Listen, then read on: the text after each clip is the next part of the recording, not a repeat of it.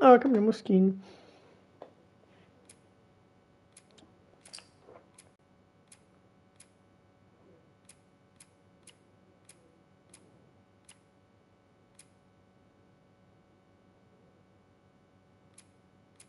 Santa Barbara. Questa è carina. Facciamo fatto questa.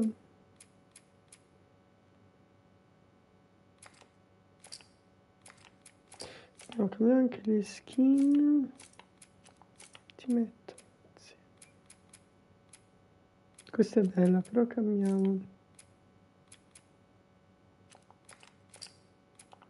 Ok.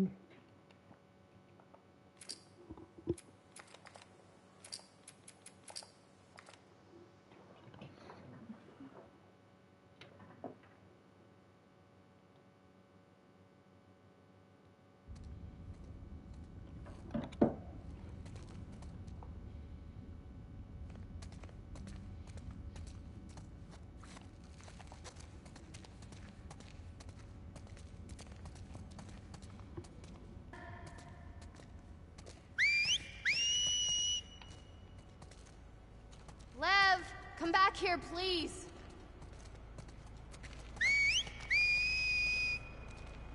Why doesn't Lev want to go to Santa Barbara? He's worried about our mom. About what'll happen to her because of us. Should he be worried? He needs to focus on his own safety right now. What could happen to her?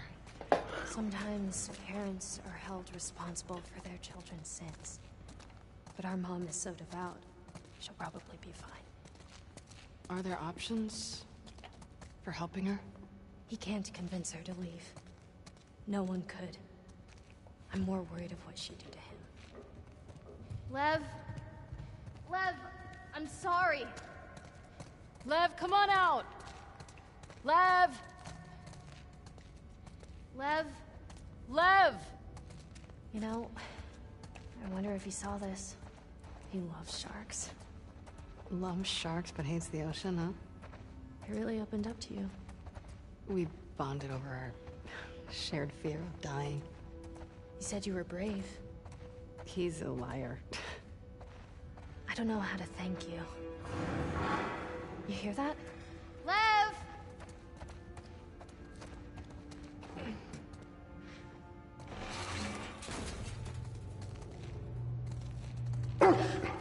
Hey, it's okay. It's okay. She just wants to play. Hey, girl. What you got there? She won't hurt you. Okay, watch. Go get it, girl.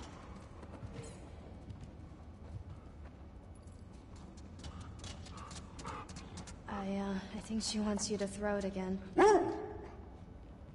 Okay, one more time.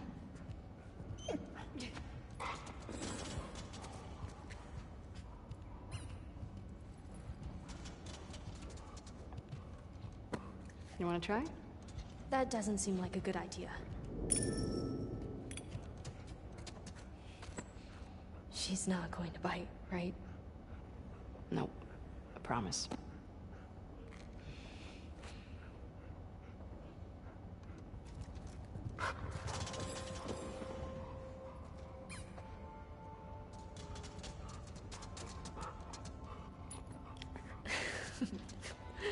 Can I do it again? I think she would love that.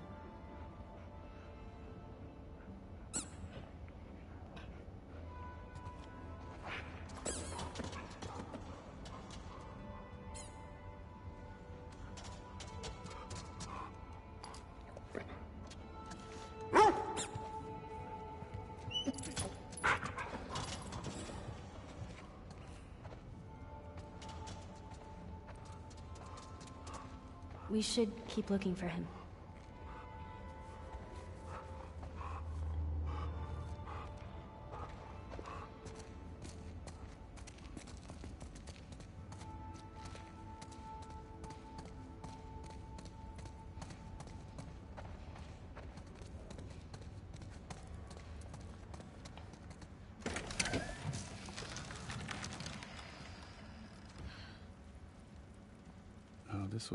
This was a tough one to write.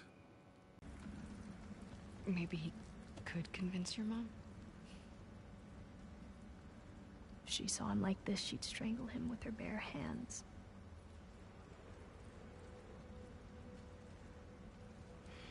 The conflict between love and duty, of like the love a mom should have for her kids and the duty she has for her religion. I heard some of your people calling him Lily. I like here that Yara is the practical one. She sees the world as it is, and she sees the consequences as they are. And in some way, in another universe, she and Abby would be wonderful enemies because they are both strong, myopic soldiers, right? But for Yara, the risk to Lev's life is worth giving everything up. I told him he had to keep it to himself. And the guilt, right? This guilt here. I was hoping. Well, it's that it's also Yara has greater love for Lev than their mom had for Lev. That this moment that she's describing here is what made her lose faith.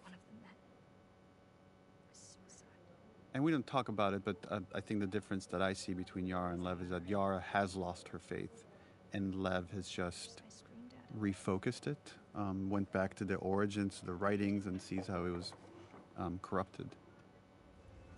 So stupid. This is another one of those scenes. I thought Victoria here just knocked it out of the park. Yeah. Yeah. Find something to cheer him up. I like these in these action games sometimes having a goal of like, oh, let's find a toy to cheer up a kid, and that becomes your gameplay objective. Well, why do you think he did it now? Shaved his head, I mean. Last week, he got assigned his role in the community. He wanted to be a soldier like me, but they decided he was to be a wife to one of the elders. It's tradition. Poor kid.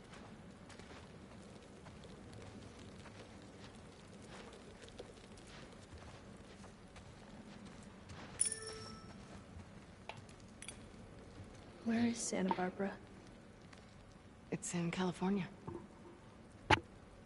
Where's California? Okay, so look, this is Seattle, and this is Santa Barbara.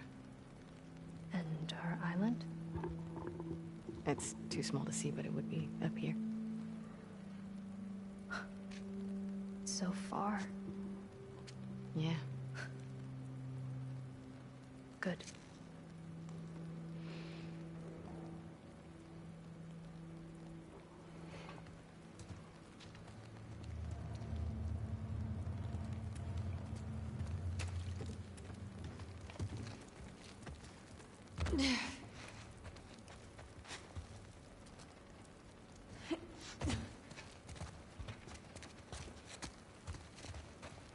There's gotta be something left around here.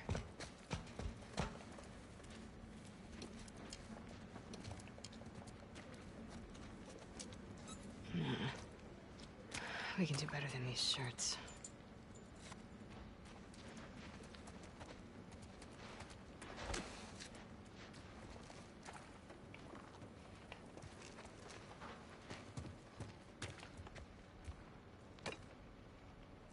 This is cute. See anything worthwhile? No. Keep looking.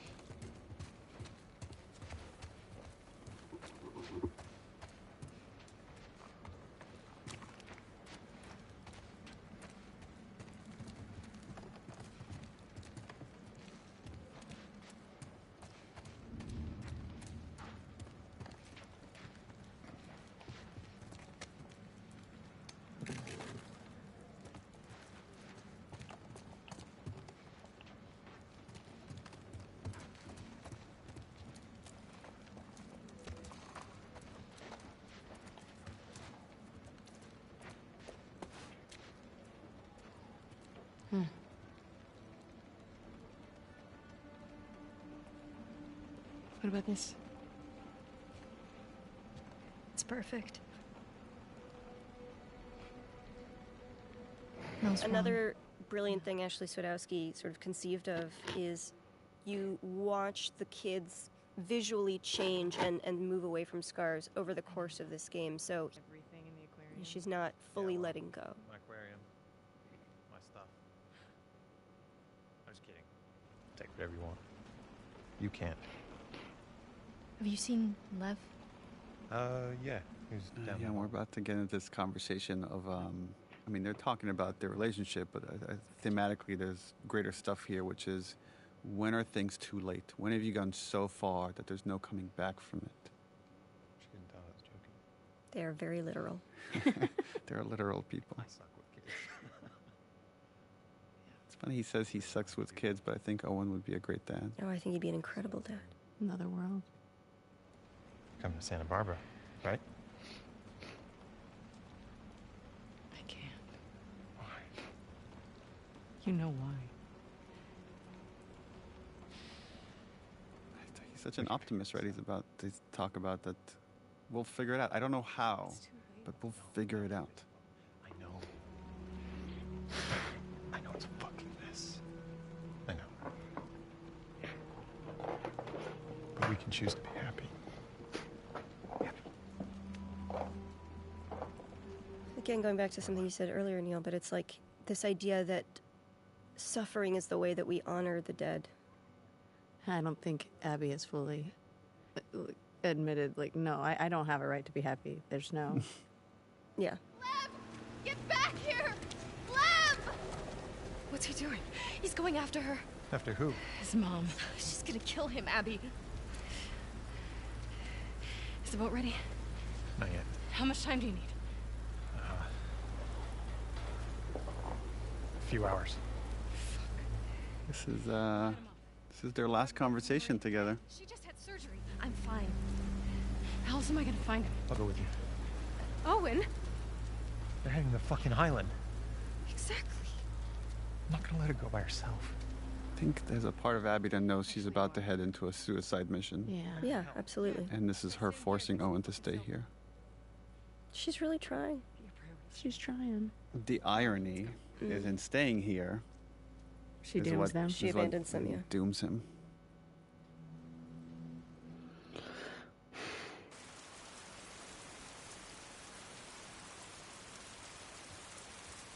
I don't know when it is in gameplay that you realize, like, oh God, I killed them all as Ellie. You know what I mean? What did I do?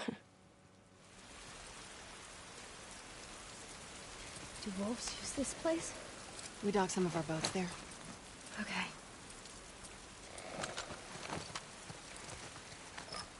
Non so che è tutto buggato.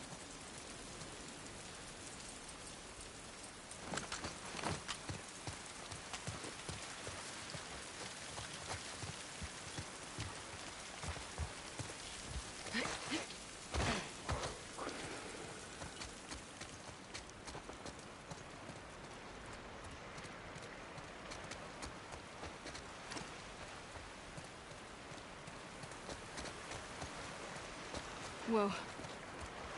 Not making that.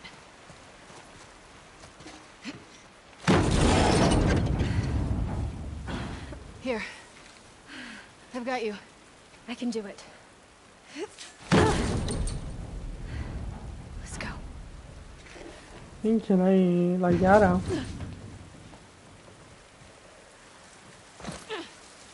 Careful.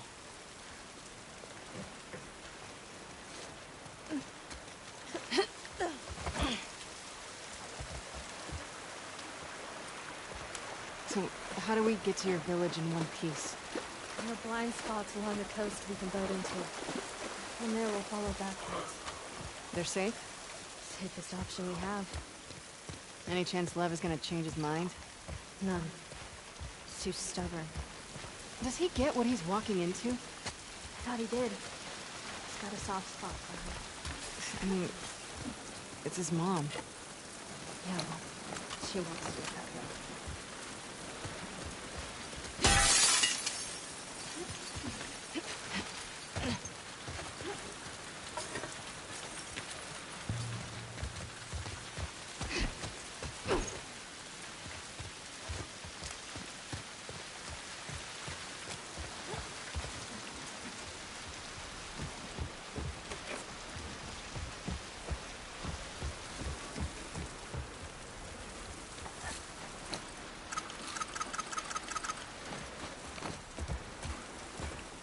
do we get to the marina from here?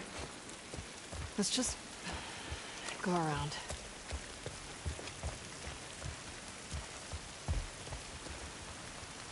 Down this way.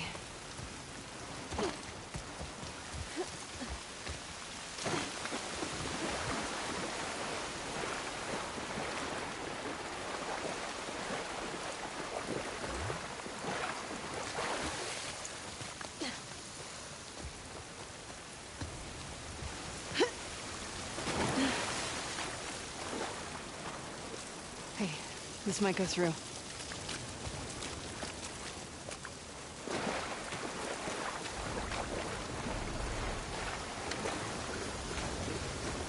Try and keep your arm dry. Too late for that. That fucking man.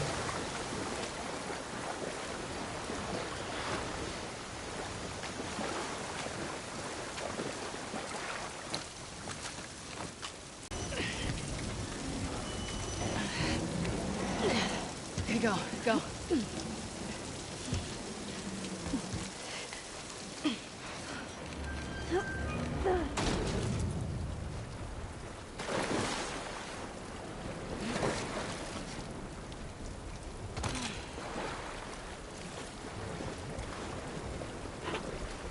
There's a way through here. Come on.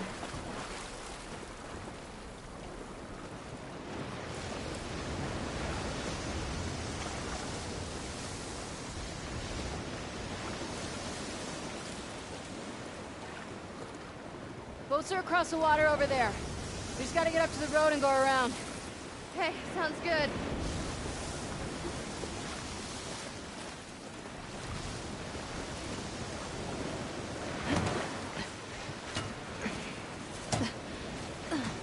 Here.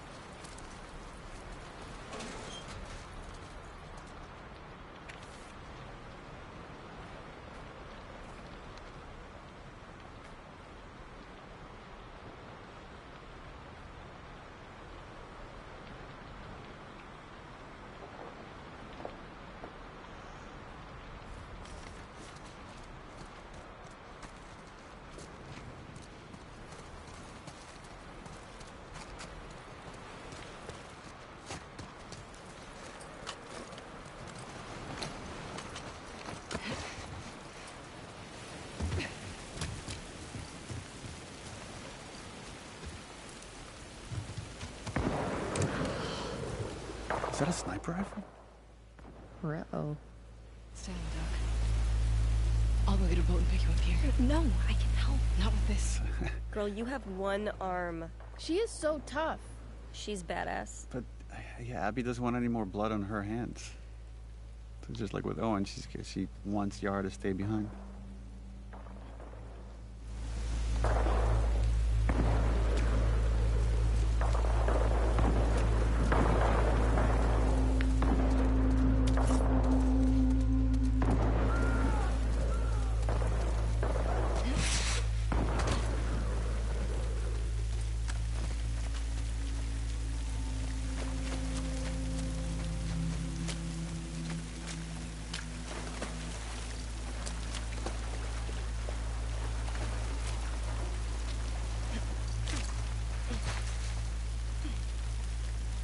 Get down! Abby, what the fuck? Manny? You by yourself? Yeah. I really like the dynamic between Abby and Manny. This sniper's a fucking bro. Just a couple of bros. A couple of bros. We were supposed to hit the island tonight. Then this pendejo showed up. Tommy's so I sent the cool. guy to call for help. It's so interesting how very few players guessed that this was Tommy right Oh, here. really? Yeah. I need one of those boats. Now. Just because it's been so long and you forget forget, about there's yeah. a whole other cast of characters that are on this island, and now Let's do it. these two stories are starting to merge. Right, at first it feels coincidental, like, oh, she just happens on Manny. It's like, no, Manny was targeted. Stay low. He killed my whole fucking team. Don't worry. We'll get him. Fuck these trespassers. What trespassers? The last few days, they came out of nowhere. They're hitting us hard. Why? Don't know.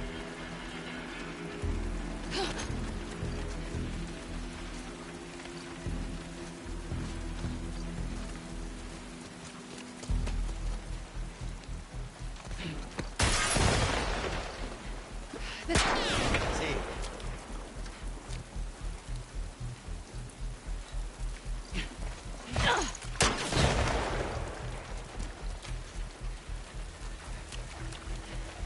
Through here.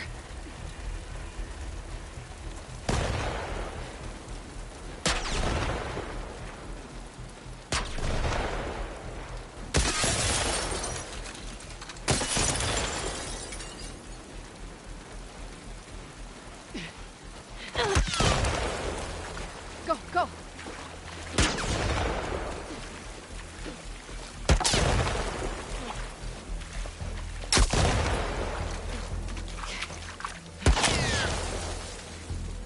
Fuck. What next?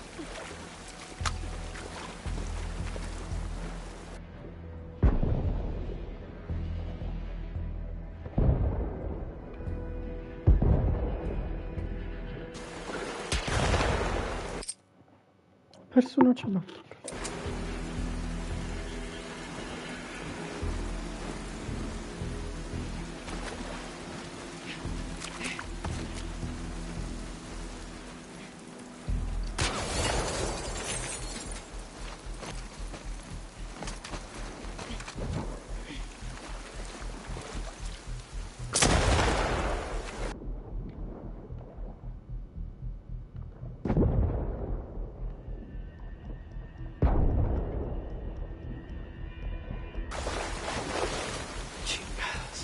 Straight as fuck.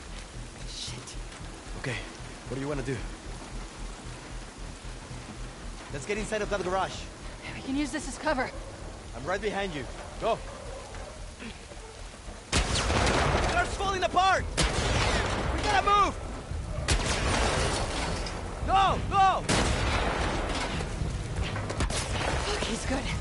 No shit. We should be going after them. Take the goddamn hand. How is that still on?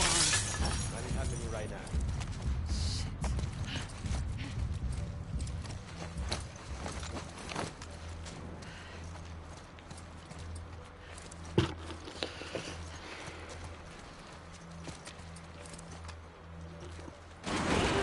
Manny.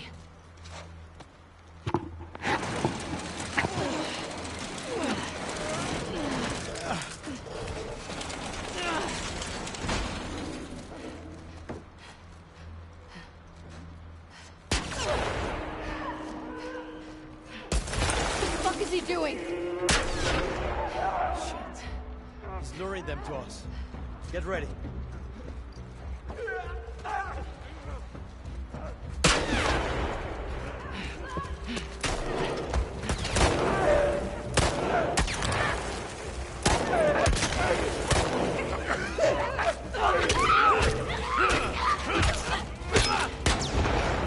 Let's get up to the bridge.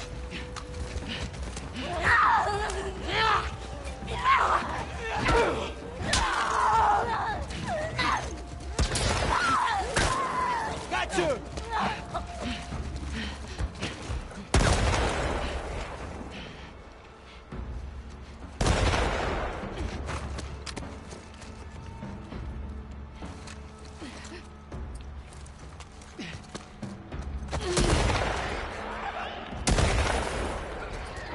Fuck, he's doing it again.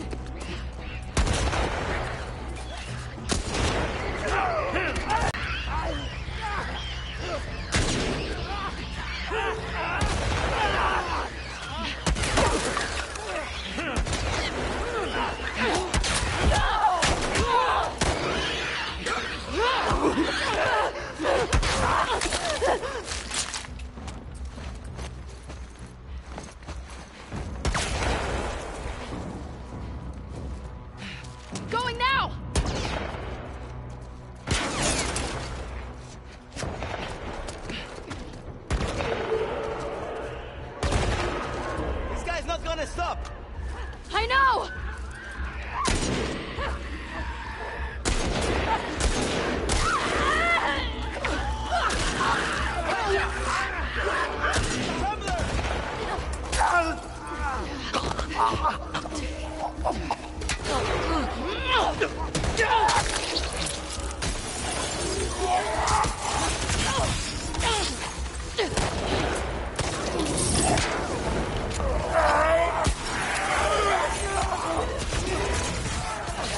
Come on, quick!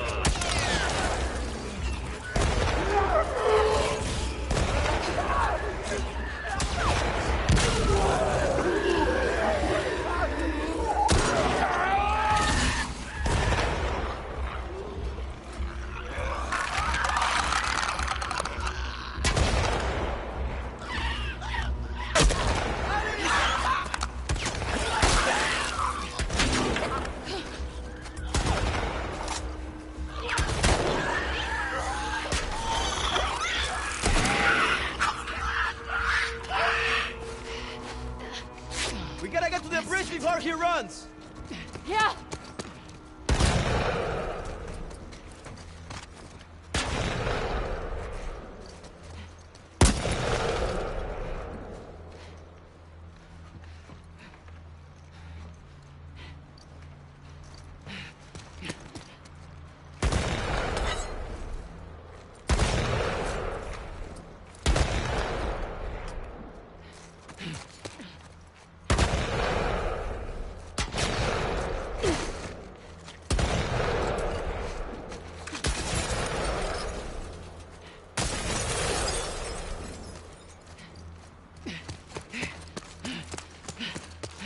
I can't wait to get my hands on this guy.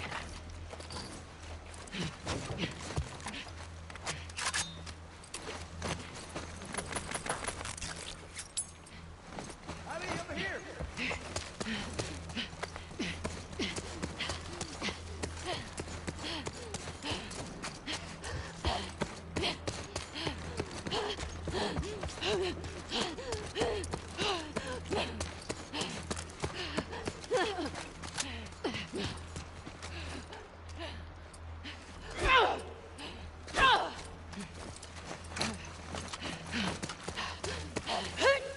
Oh, shit.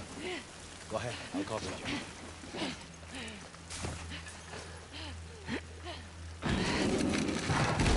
Go.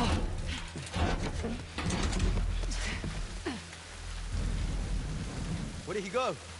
He couldn't have gone far.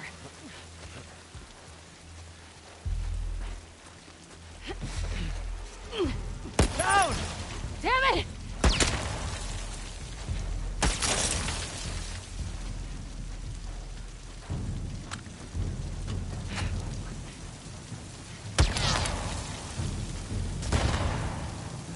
Fuck it. Hey! ¡Pinche muerto! It's right there! Go, go, go, go, go! Keep the pressure up! Shit, watch out! Down! ¡Pendejo!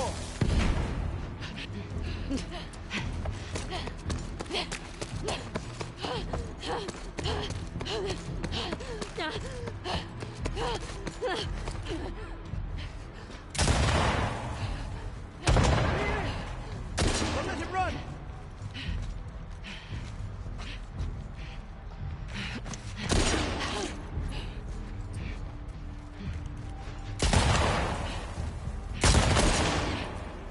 You're going down, puto! Flank him! You see him? There! There!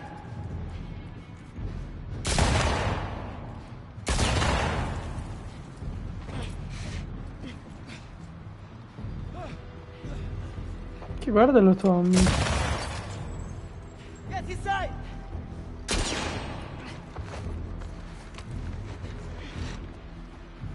Move up!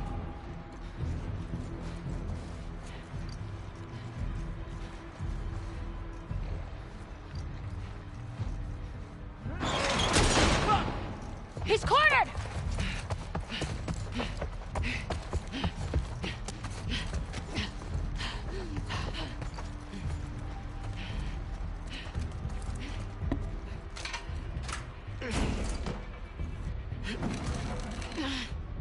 Manny.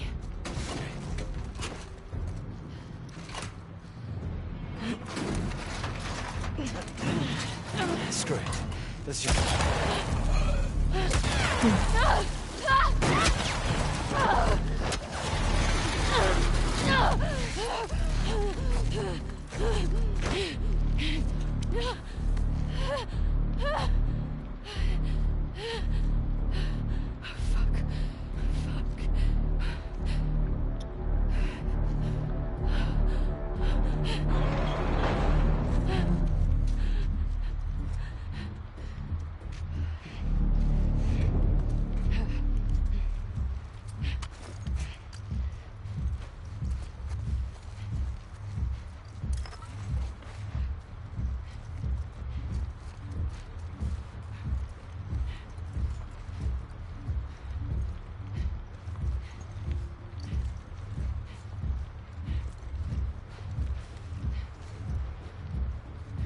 Motherfucker.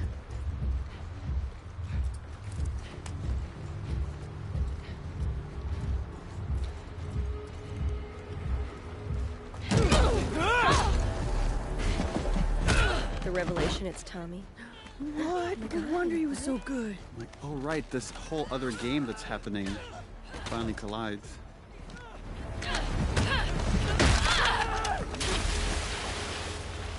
If you don't see a character die on screen, you should always question their death. That music is so ominous. Yeah. I like how she's just burying the death of her friend. Yeah. Just stay again. She has this very narrow, focused mind. And the realization that it's all gonna come crashing down. And the guilt, I would imagine, right? Like, the thing I would be burying in that moment is, oh, that's that guy? Oh, I'm complicit in the death of my friend. It's another one of those that's, if you were to see the making of it, it'd be so funny because they're like, okay, and wave.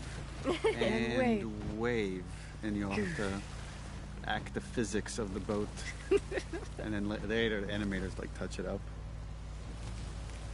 In the earlier days of this game, there were 5 days that the girls were sort of doing their thing in Seattle. And now we're on their territory.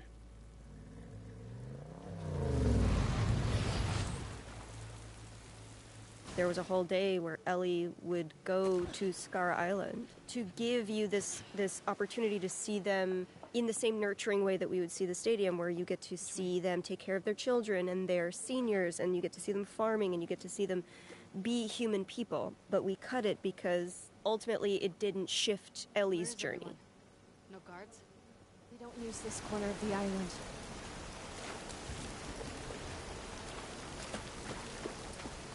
Però io e Ellie a Scar Island la volevo vedere. Guarda qua.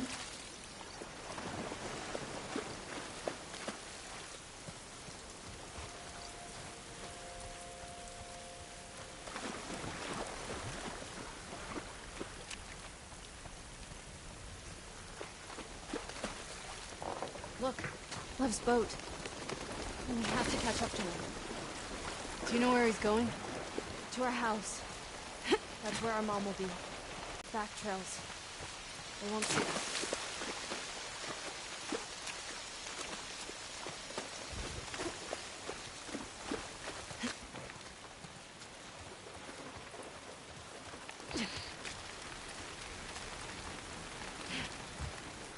Are you sure the wolves are attacking tonight?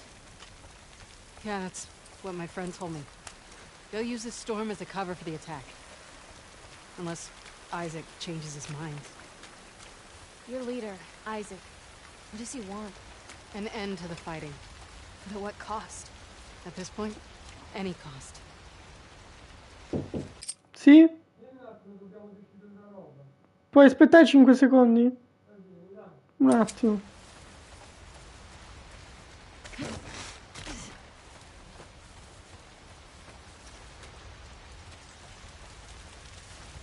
Up here.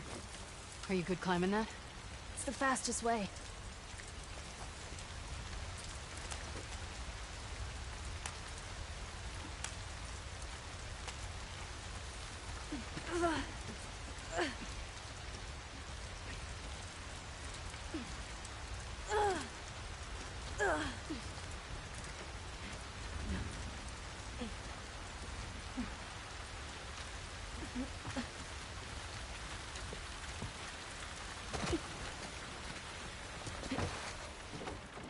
Abby! Grabbing supplies. Just in case.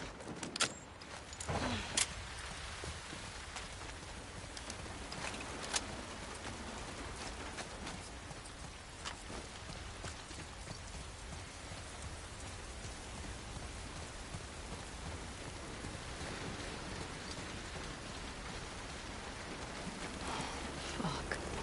You know them? I've seen him around. I'm sorry about your friends. It is what it is.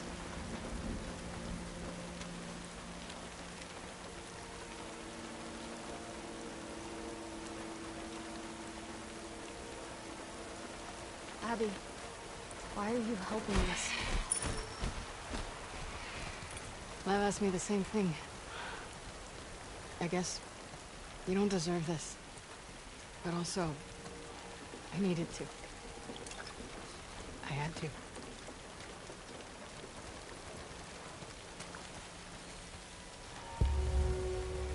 Whoa.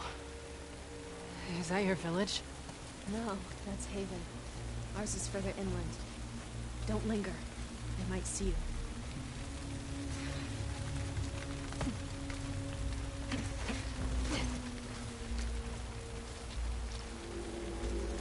Oh no. What is that? It's our warning signal. Your people are here. The whole island is on alert now. We need to hurry. God damn it, Isaac.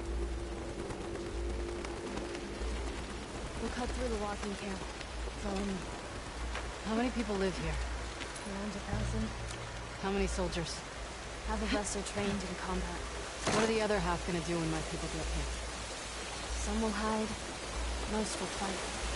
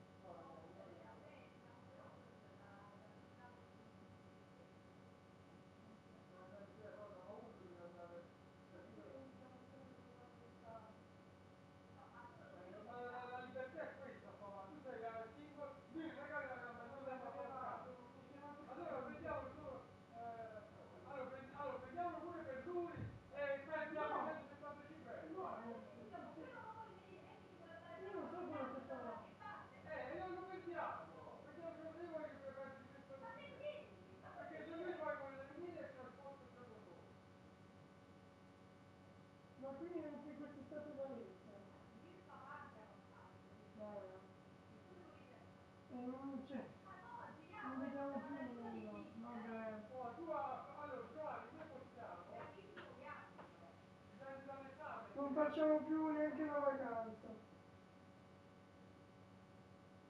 Prima andavo sempre in posti nuovi, ora zero.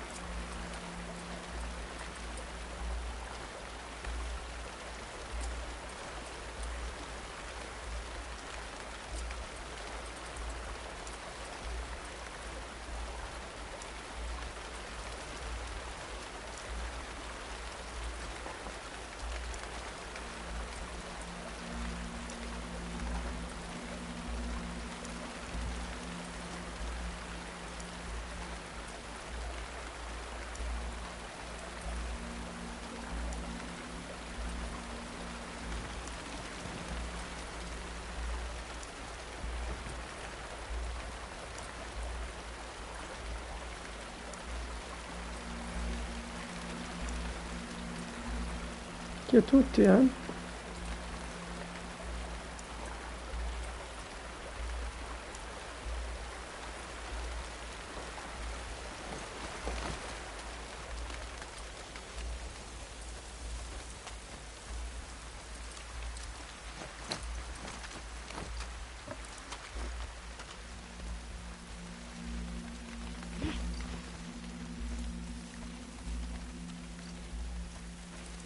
Okay.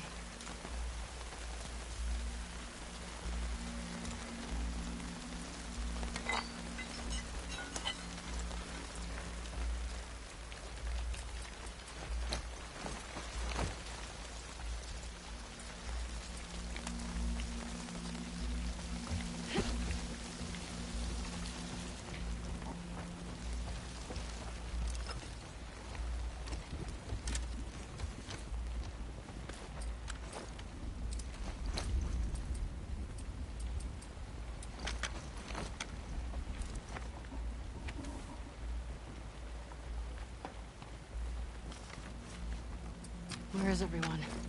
I'll find it.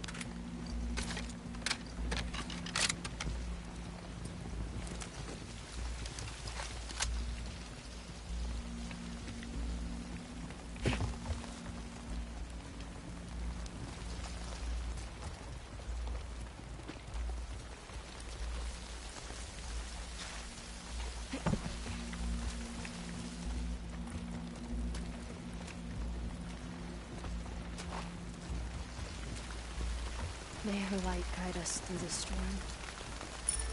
When you're lost in the darkness, look for the light. What's that? Something my dad used to say.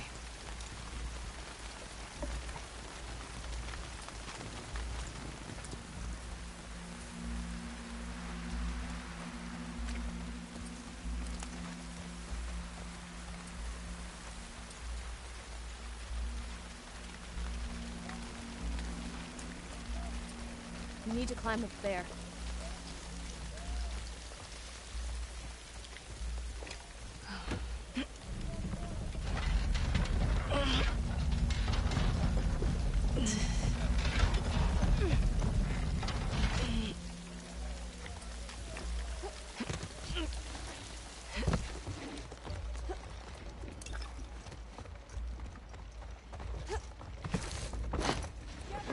Get down. Get them to the shelter! Go! This is bad. How do we get through this? The gate will be locked. The lumber mill. The big building on the right with the torches. That gets us out of here? Yeah, we can cut through it. Perfect. Come on.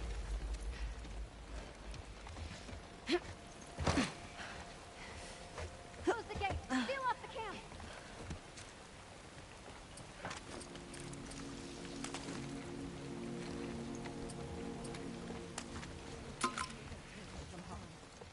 Clear your mind. This is going to be a long night. Remember, only feel and find out who's first. I'm not ready.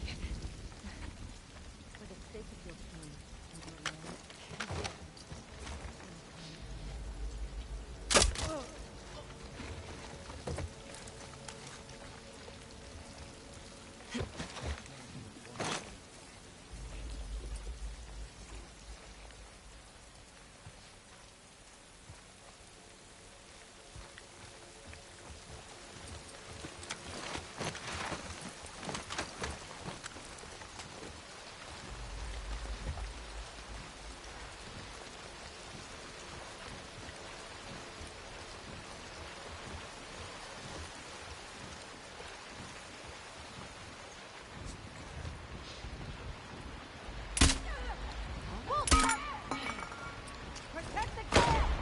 Get to the lumber mill!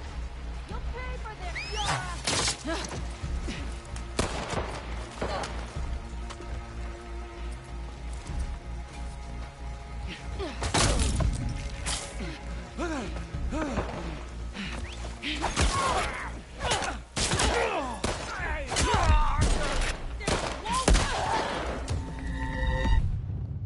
non si è capito nulla perché...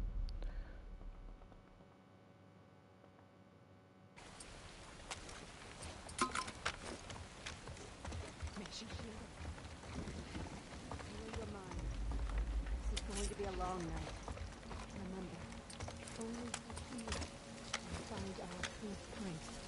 I'm not ready. For the sake of your king and your land, you will be.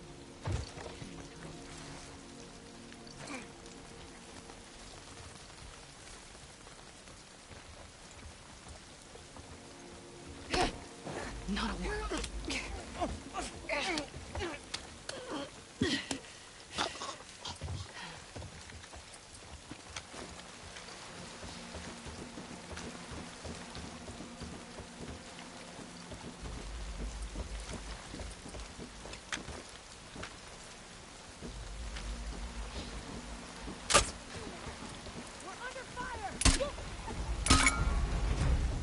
Vabbè, c'è da avvicinare.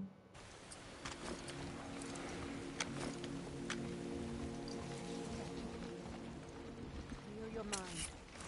This is going to be a long night. Remember, only through fear can we find our true strength. I'm not ready. For the sake of your king and your land, you will be. In time to come.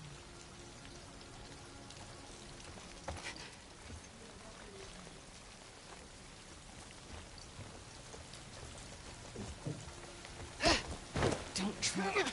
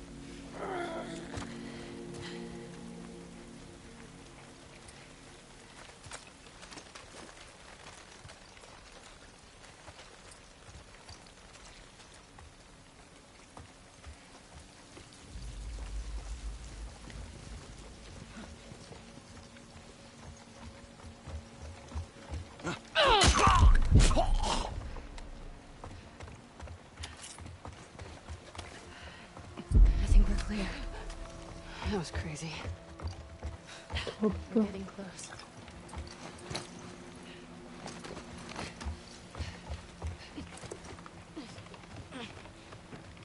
Che combat, madonna. È stato un drago.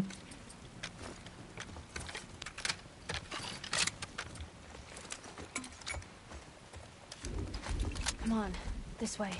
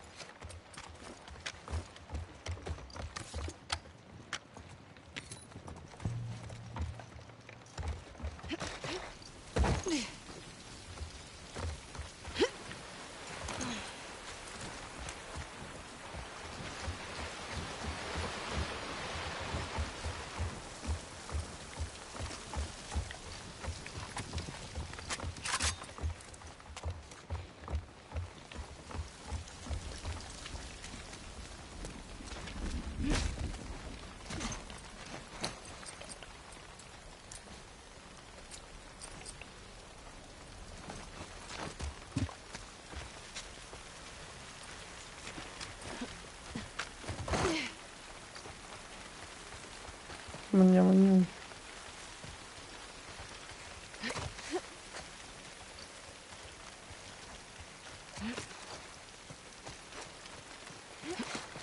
Holy shit. At least you protect us. Yara, we need to move.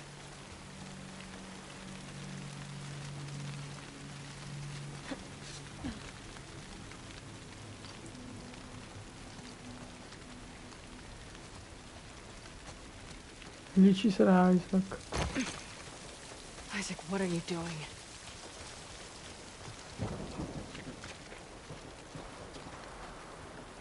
Get down. This is a gift. They're on our territory now. Let's show them what they deserve. Through her love, we will survive this.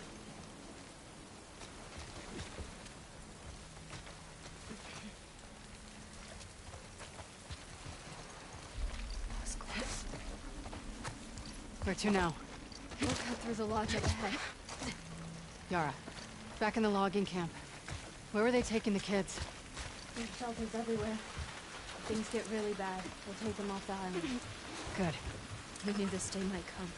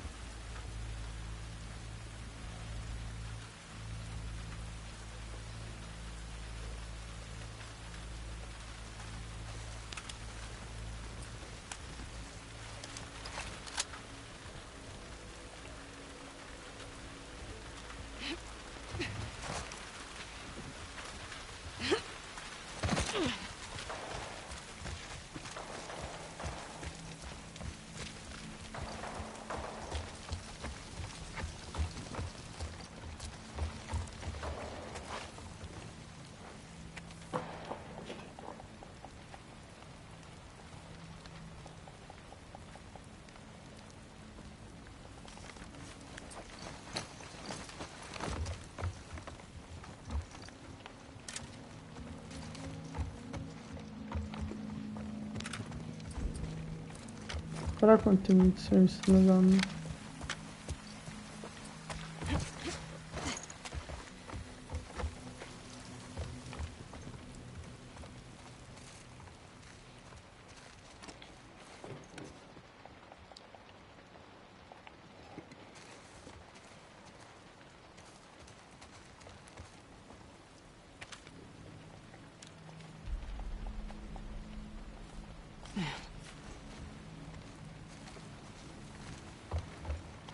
Please protect him.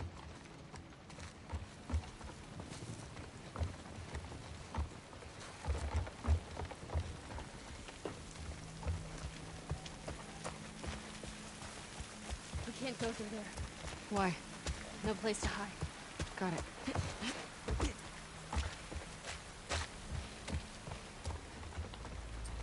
Our village is just on the other side of the farmlands. Great.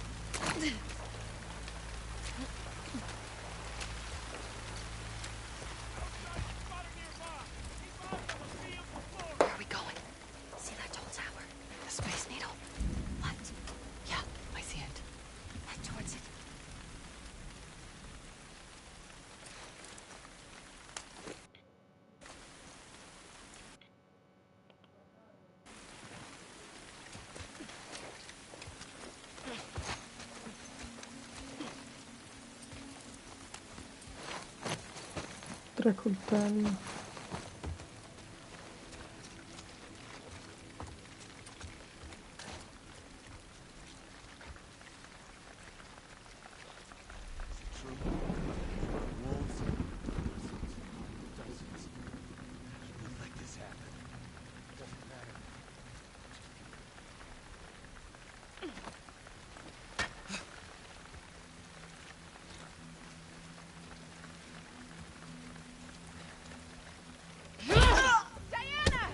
Perché?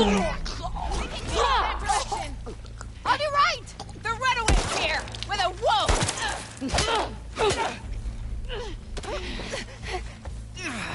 Hands off!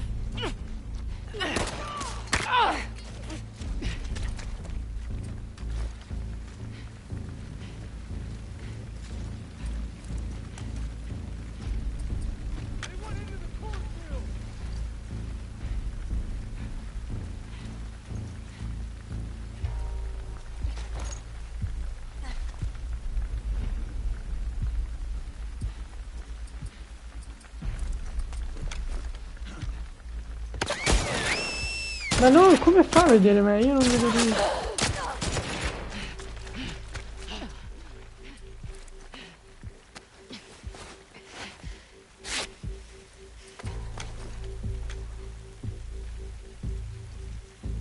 Where'd they go? Start the hunt. They must be... On me!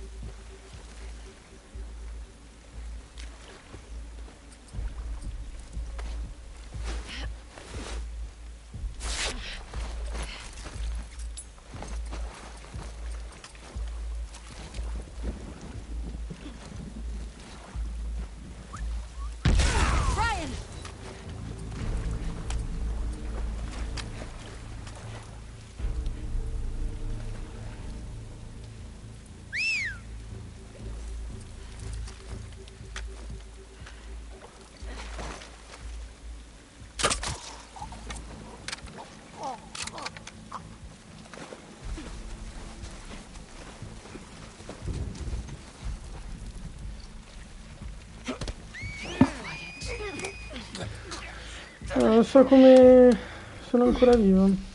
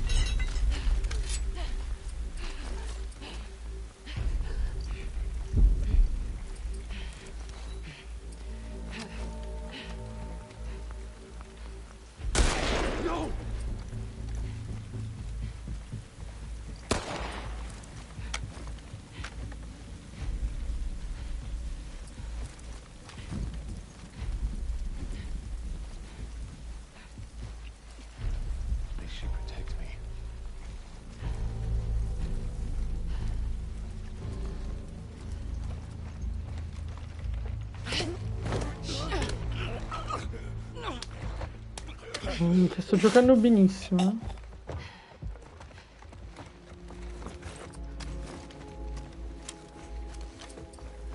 Fuck.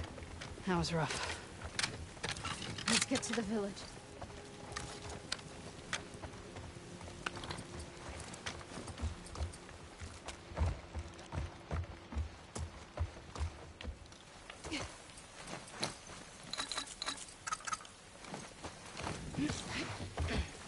Beh, ora me lo luto. Mi luto tutto.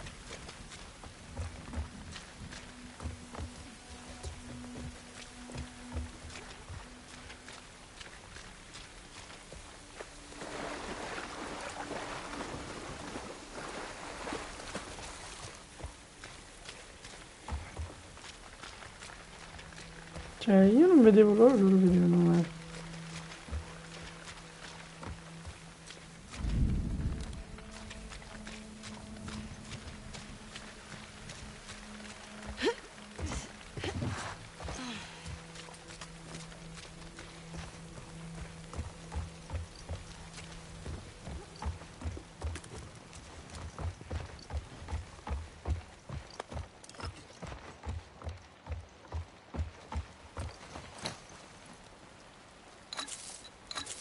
Ah, queste bombe me le cacco.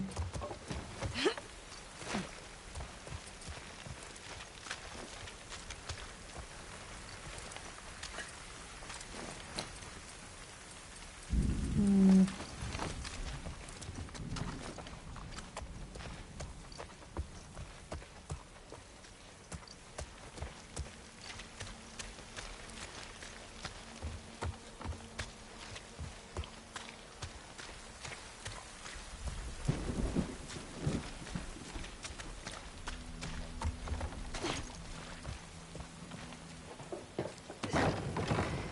Not that way. They'll see us.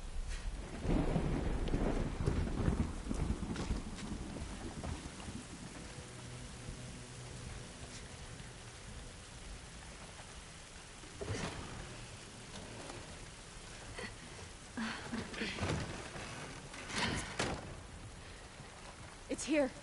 Come on. How's the arm? Hurts.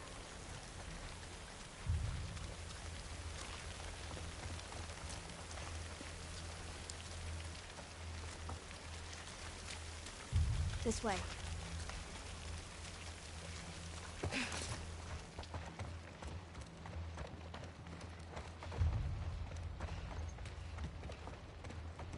Ho sbagliato a usare 2 medikit perché questi medikit sono potentissimi.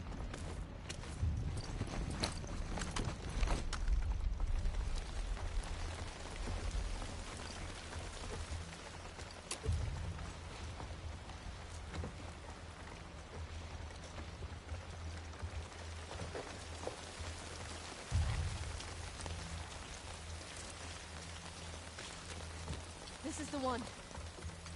Abby, help me.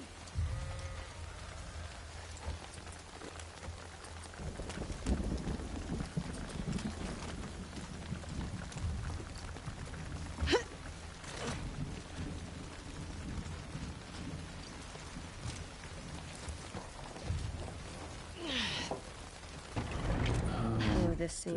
This is a heavy scene. Unlike the rest of the game, which is just A comedy.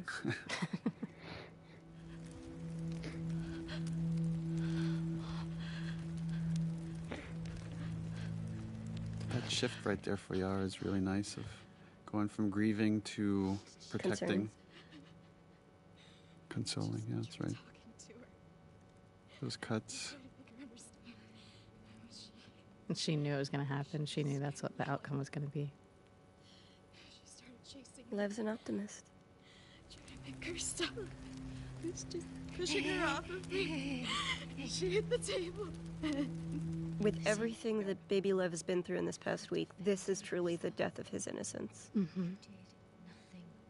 Now these three have become the us, and the WLF is about to become the them.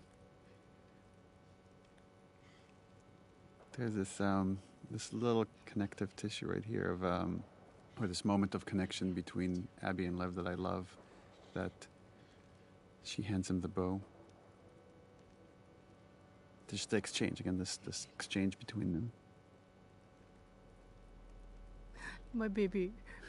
Sweet baby. All she can do is arm him. Yara, I never should have. It's okay. I'm glad we found you.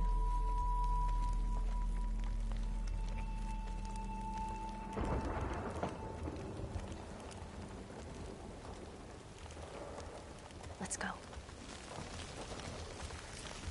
What's happening? Wolves? Looking for the island. We'll be okay. She protects us.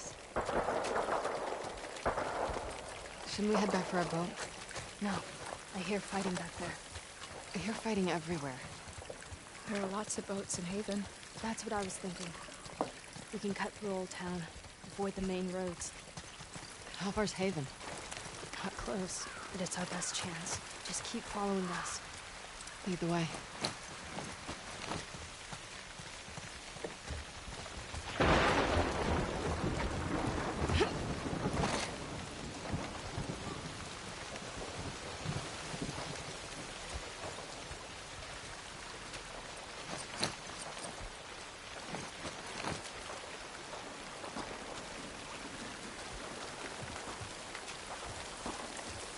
Everyone's left to fight the wolves.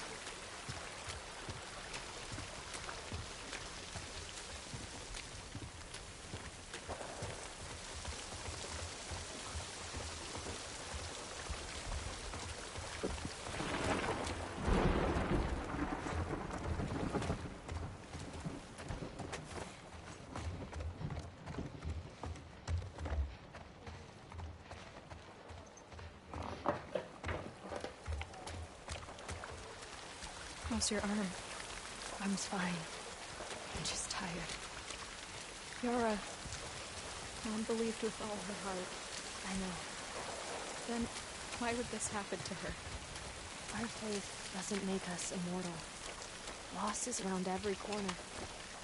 But our faith guides us to find the strength to rise above that loss. She guides us.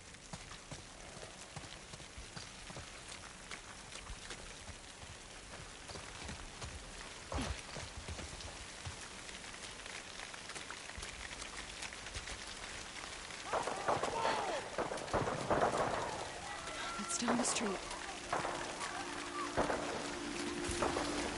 Get inside, quickly.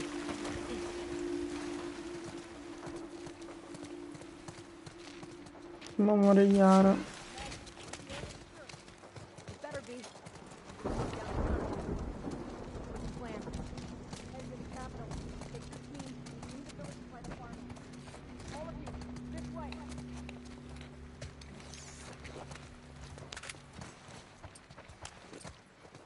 Under the door, quickly.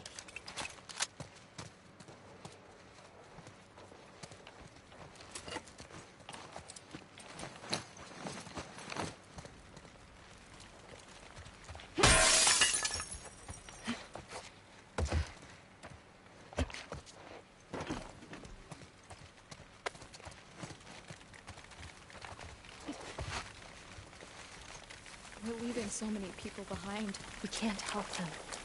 I know. Stay close to me. Okay. Oh, God. We need to get off the street.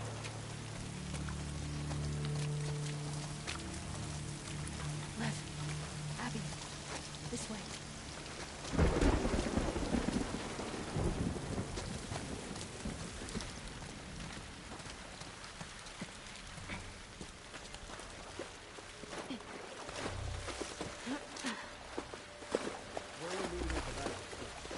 Over by the old radio tower. Just a little way from here. Any word from the capital? I'll stop them on the street. I thought they told me that.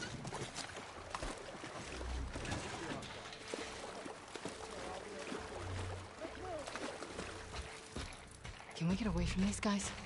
Yeah, we're going a different way. The alley across the street. Go.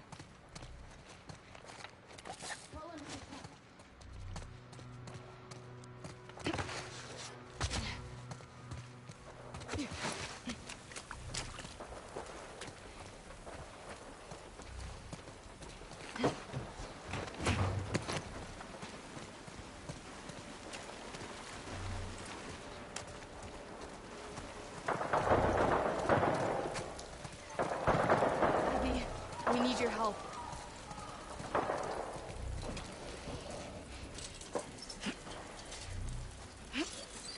Come on.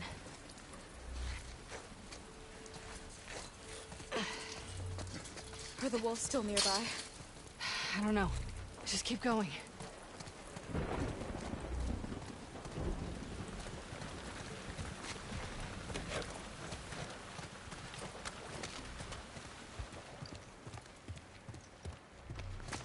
Yara.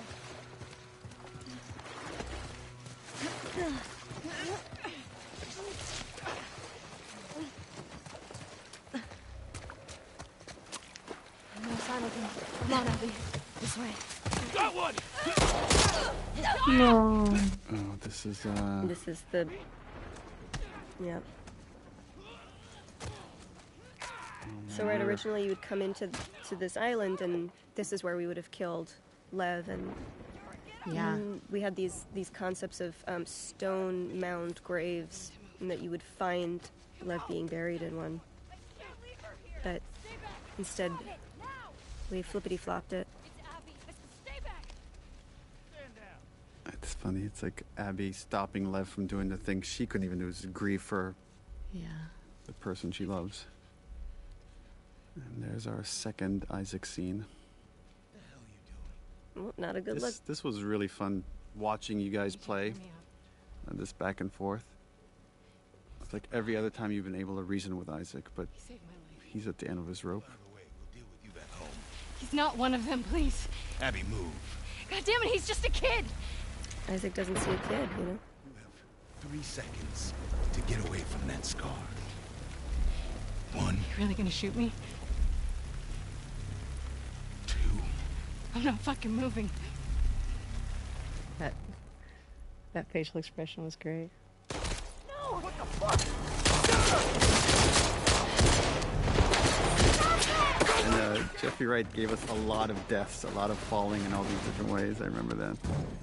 This was another one of those where we wanted to make the volume feel bigger and run with the characters.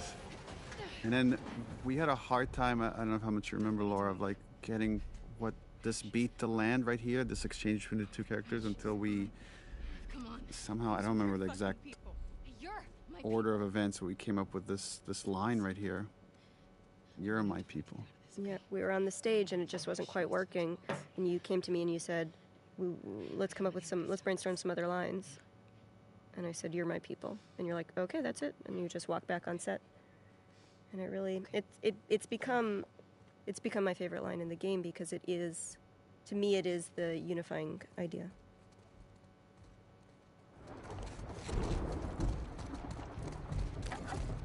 Grab what you can. I have everything I need.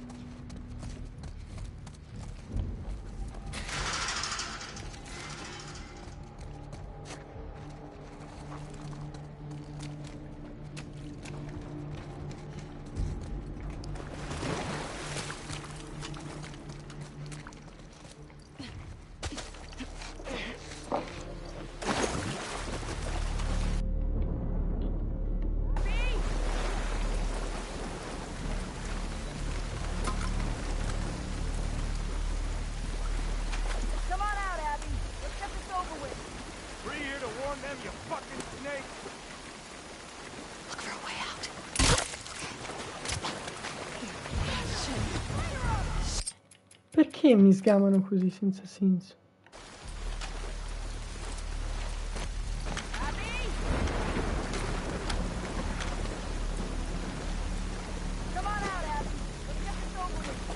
We're here to warn them, you fucking snake!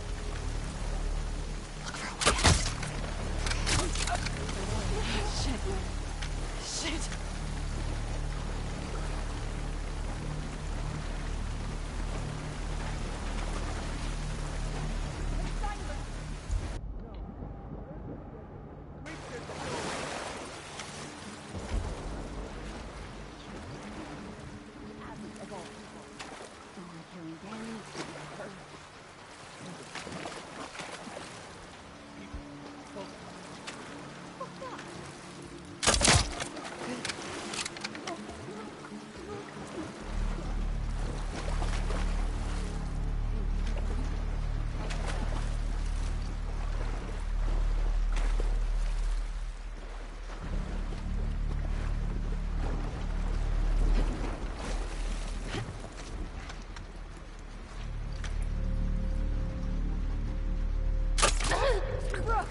That way! It can...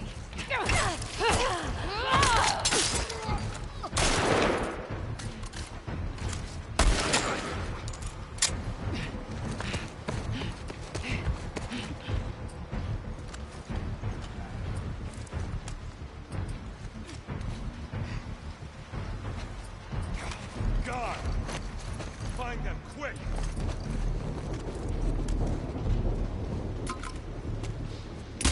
Ashley! I think it came from back there!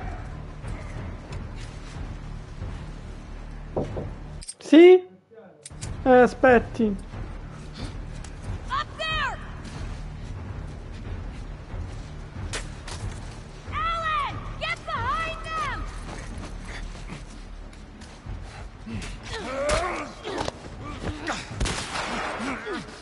Traitor!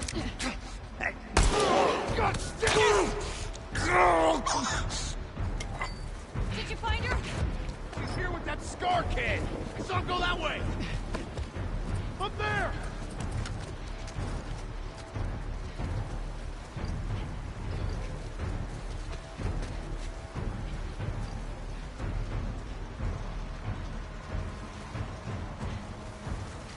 Saw them heading upstairs!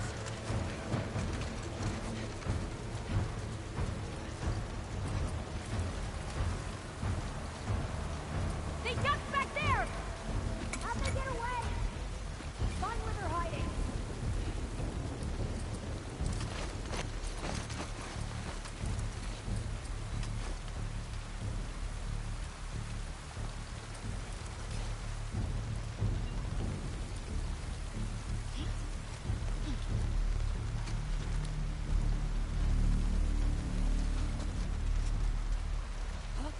That could be them. I got it!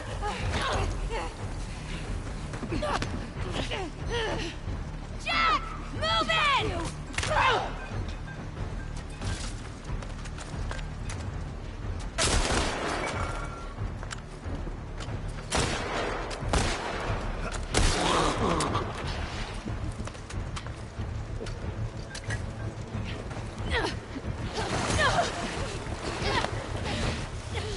Let them go now!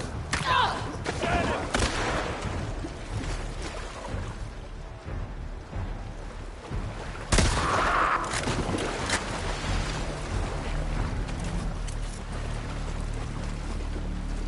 Lev, you still with me?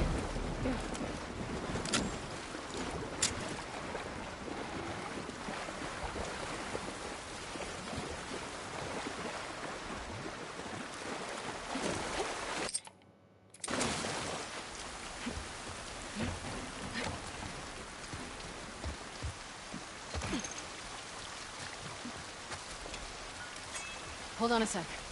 I'll keep eyes.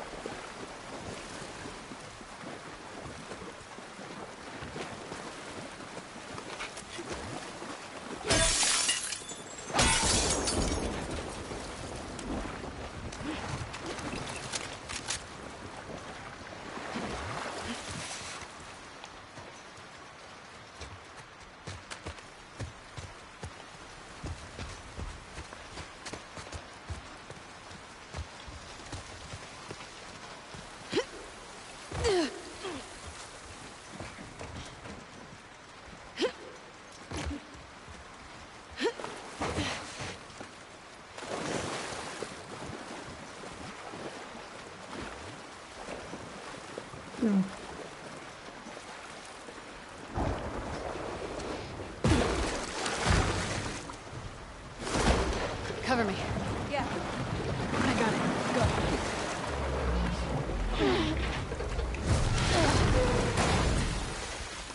Abby, you killed those wolves. Doesn't matter. I'm getting off this island. Which way? There's a radio station up ahead. We're gonna cut through. How far is this gate? Still got a ways to go.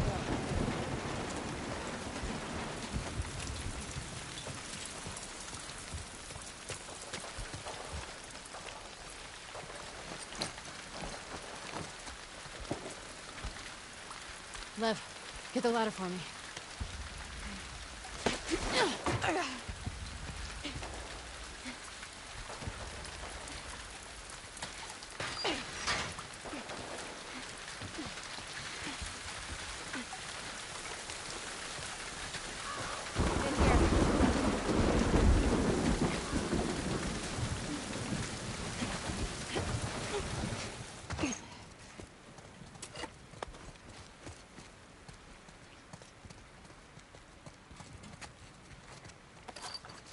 Through here.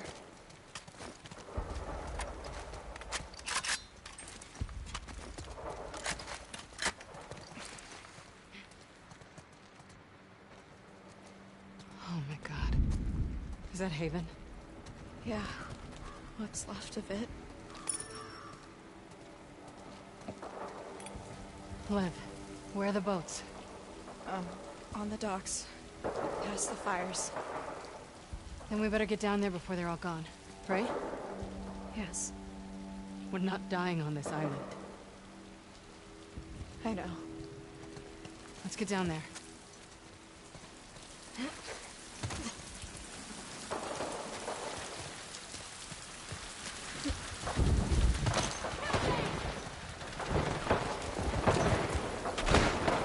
Where do we go? Follow the stone bridges. Okay. Follow my lead.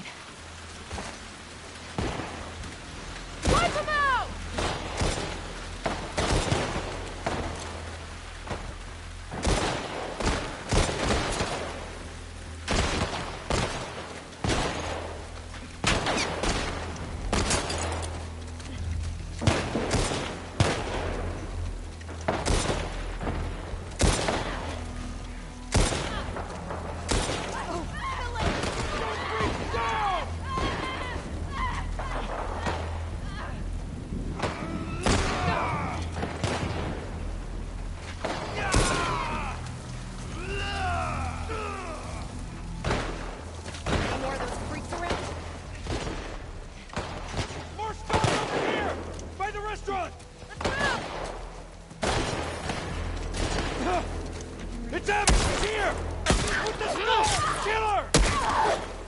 Ma questo è dove è uscito?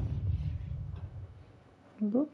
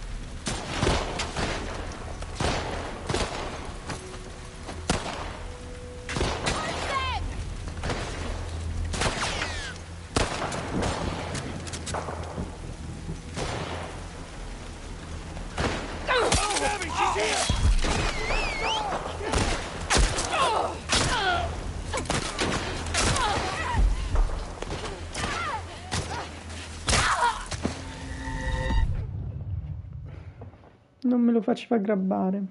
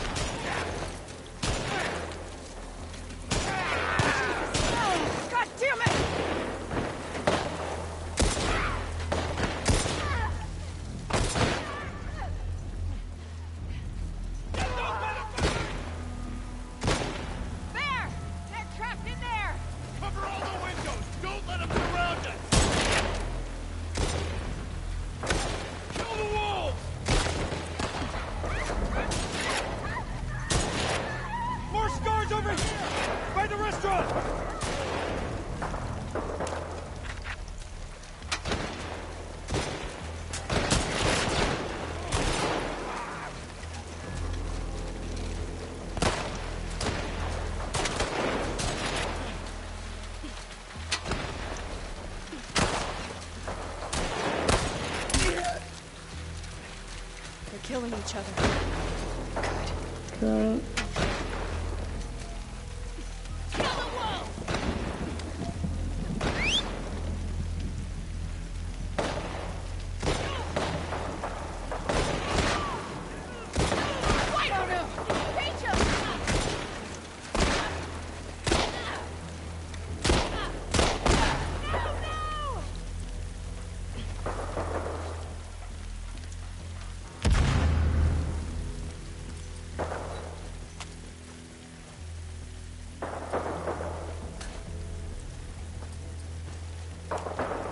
Devo entrare lì dentro.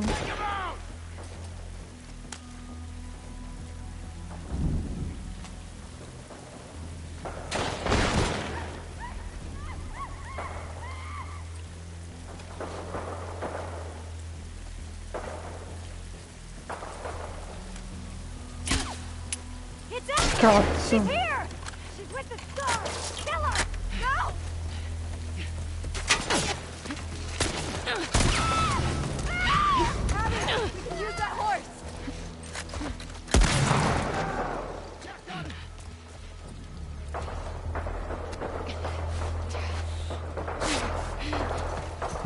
Vai. Lev, come on! You know how to ride? More or less. Hang on. Ok.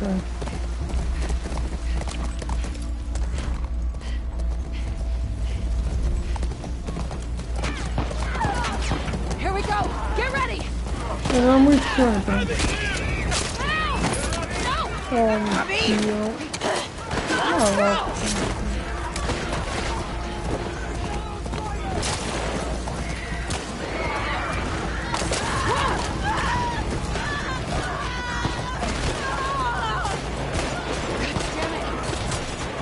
Hold on tight. Oh God! Haven. Should we still go there? I don't know. The boats are there. Fuck it. Nothing is stopping us.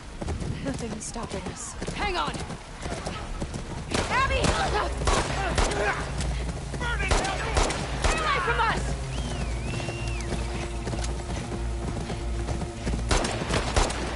Hang on, we're going through! Shit!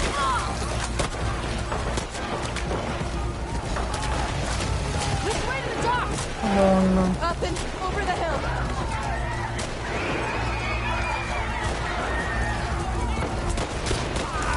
Abby, later! Oh God!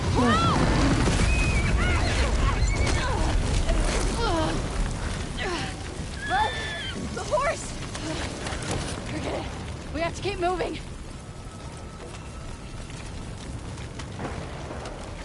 Right there! The docks!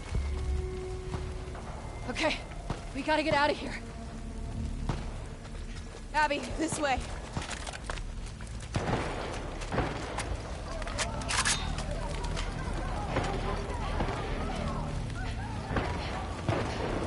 Come on.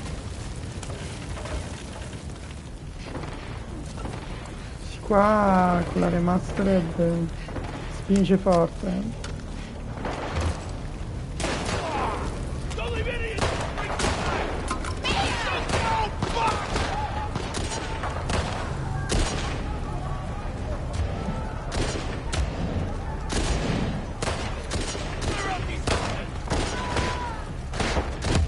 Minchia.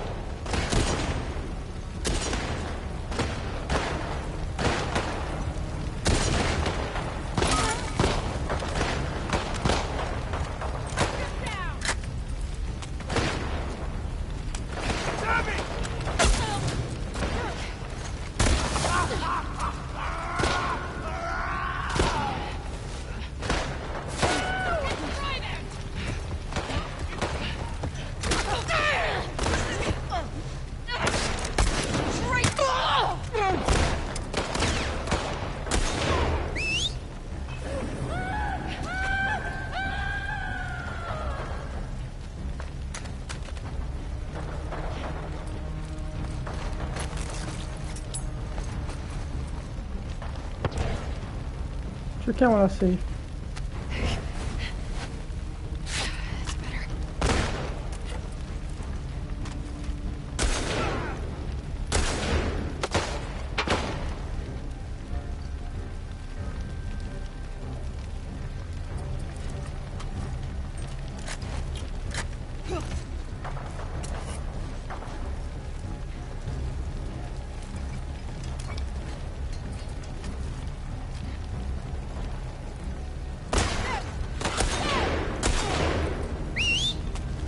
Minchia, merda.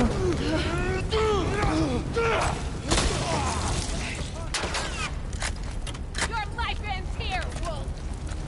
Take them down!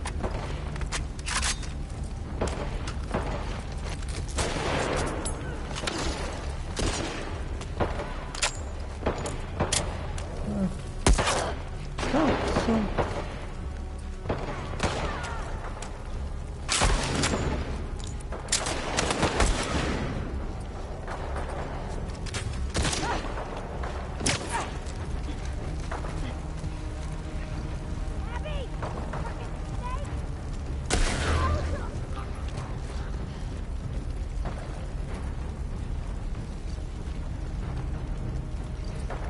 Quella non la vedo lì.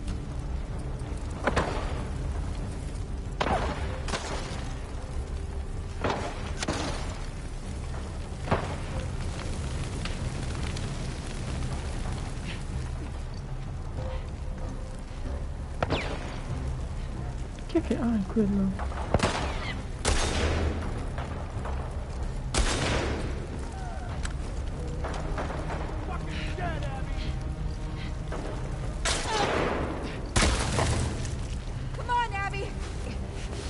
Cazzo. Dogs are just over this hill! Andiamo.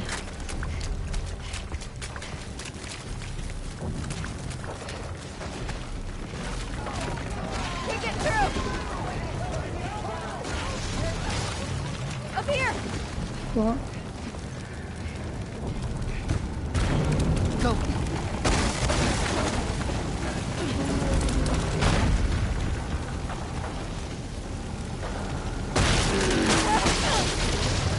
We gotta get out of here fast! Come on. Qua. Come on! Support, Darkwood!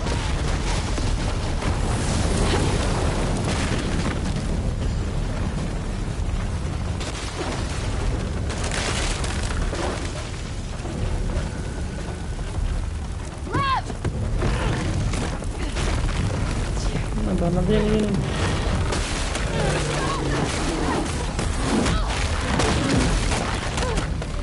Abby! I'm okay! Come on! You stupid even back here! Fuck you!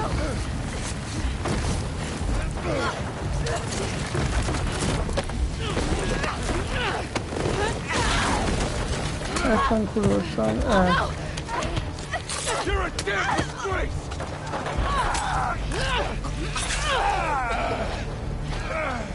Damn you!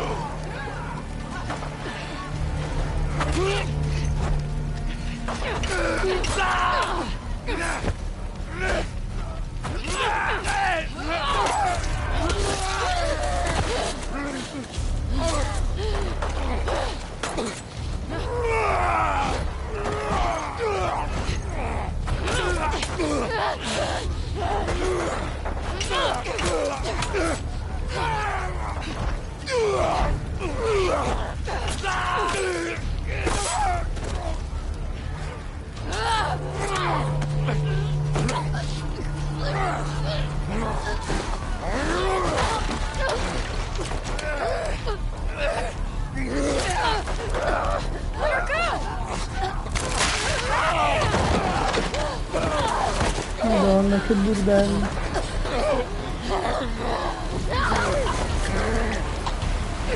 Vaffanculo.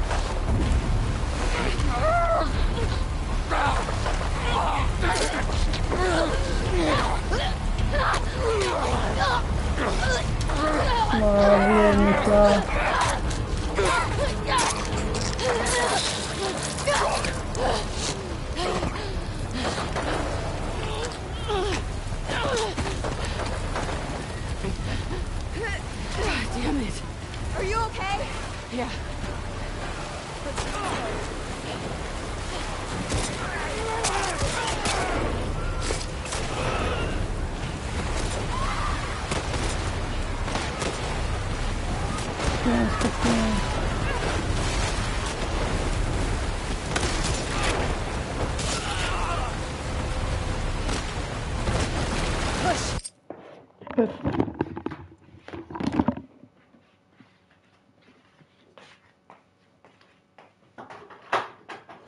Vieni papà.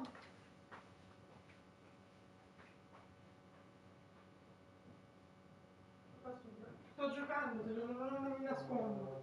Tutto il giorno a giocare, mamma mia, giornate belle. A giocare. Tutto il giorno. Ma bevuto acqua, bevi acqua, almeno la salute. L'unica cosa che puoi fare di buono adesso qui dentro è bere.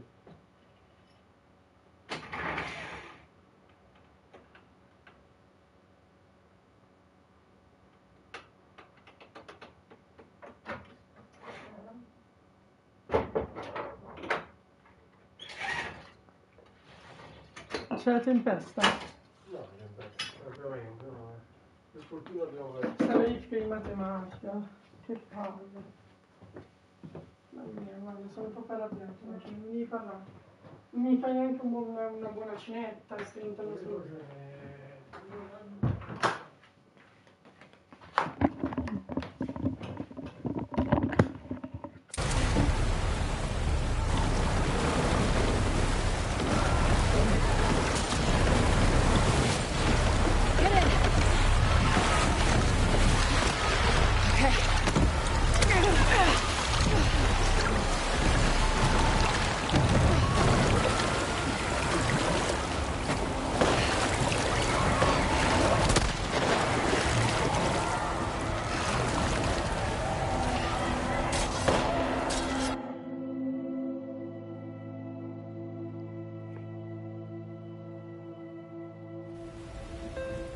This one here is actually one of my favorite scenes in this game. I agree. This one's really great. It's just the visuals, the tragedy. exchange, how far we've come.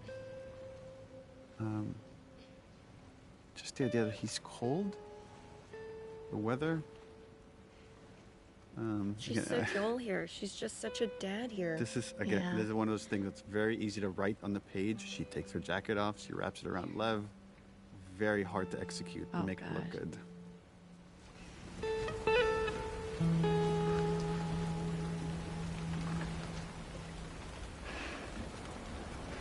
Look how she's looking at him. Well, it's like now she's looking at a small version of herself, right? Yeah. She knows what it is to see your parent dead, to see your world burn, and now she's just got to helplessly watch another person do it.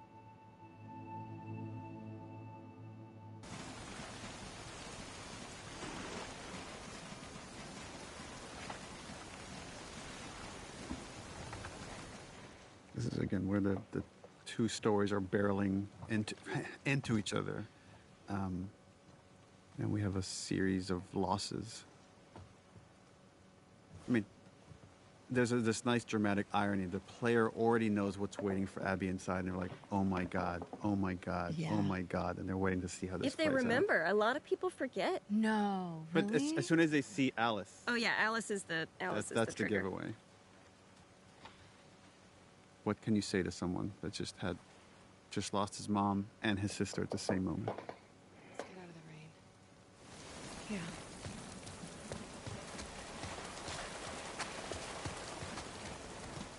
Guarda che figo il cielo.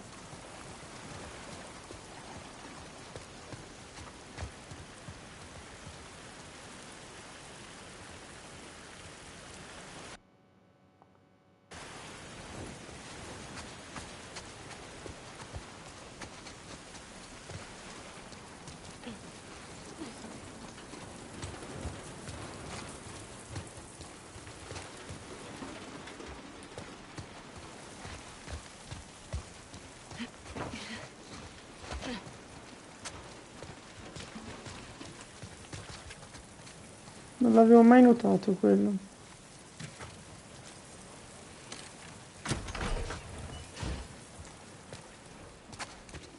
The hell?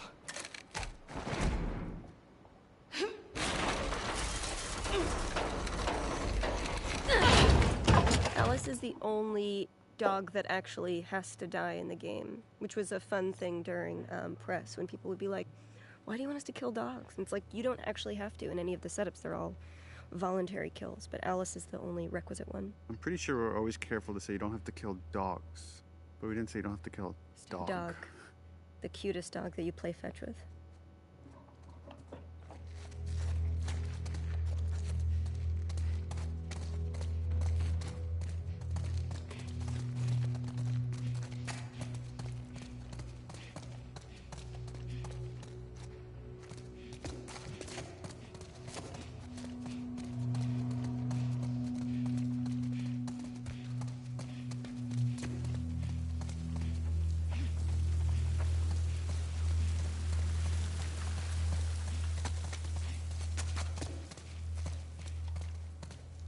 Il sangue. Be careful.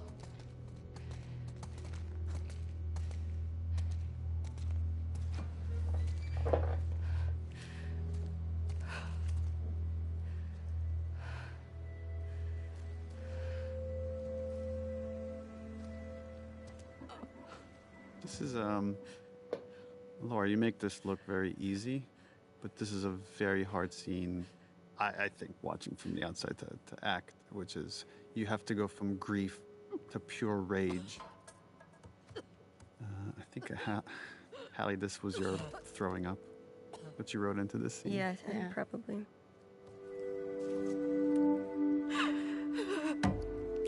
It's such a great visual of how much grief somebody can take before your body just rebels against it. Yeah.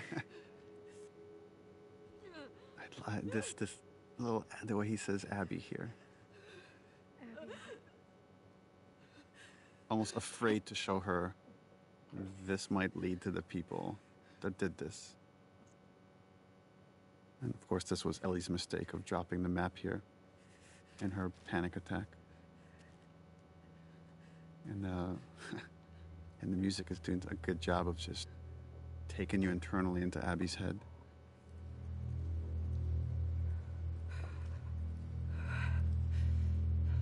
Now she's regressing back to the vengeful spirit she was before.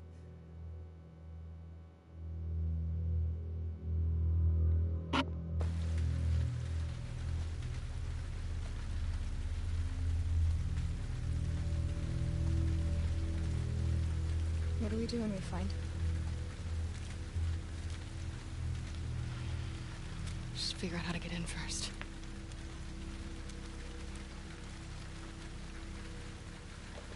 Ora cambiamo skin.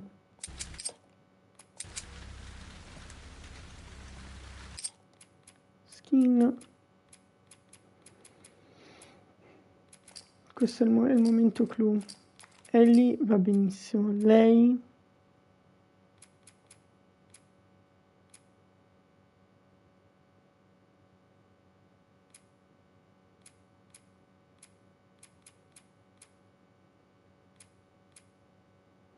O metto Jackson.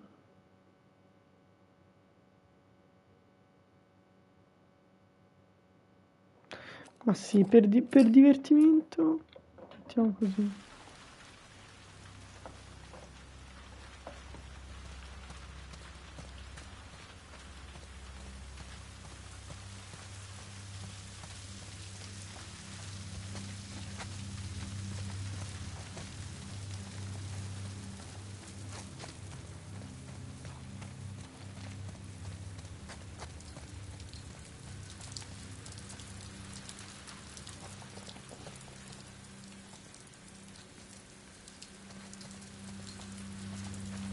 Okay.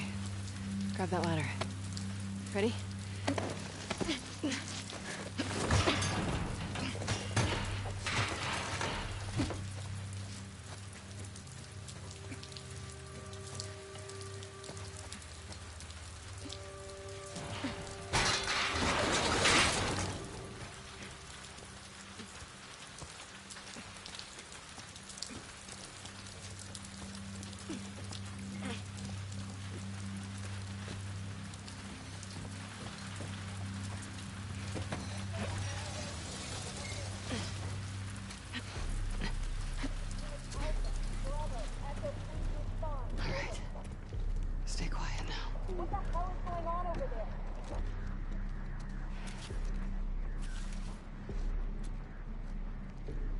absolutely is.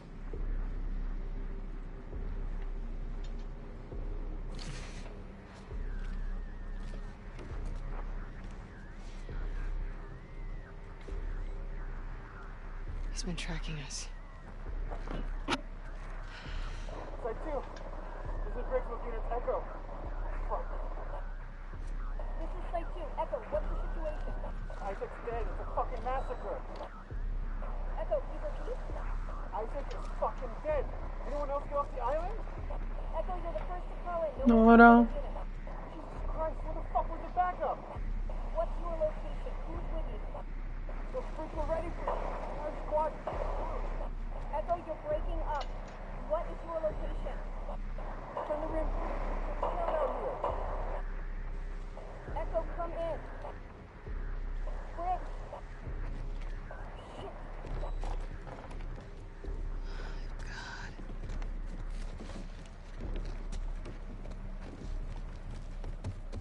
Momentum. Careful. Stay close.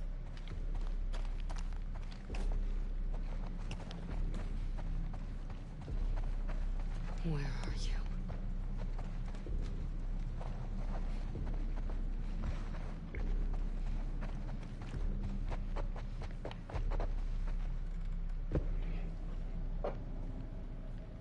Our main characters collide. Or about to collide. I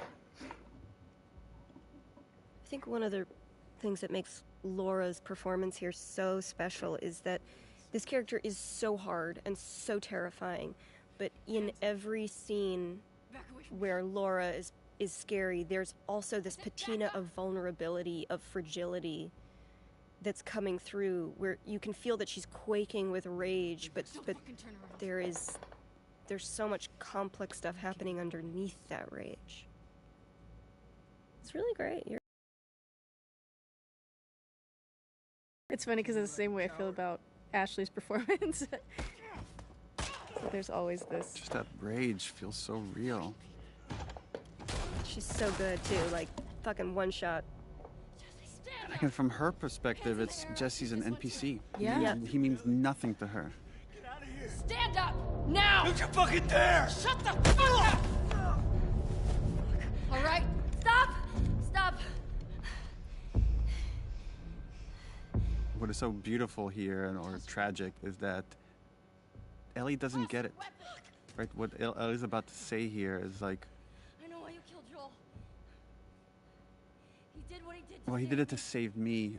There's no cure because of me. And Abby's like, what? Not It's about that.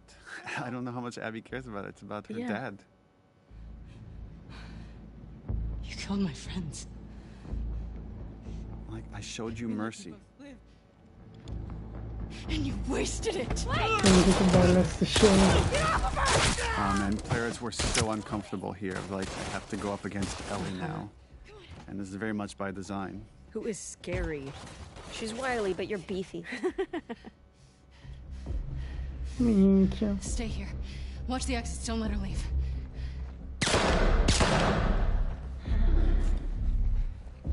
Just fucking run!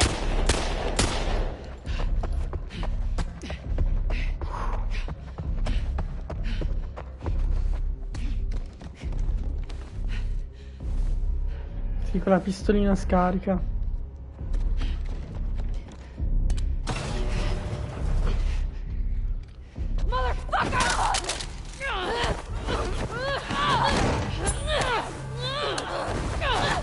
Minchia.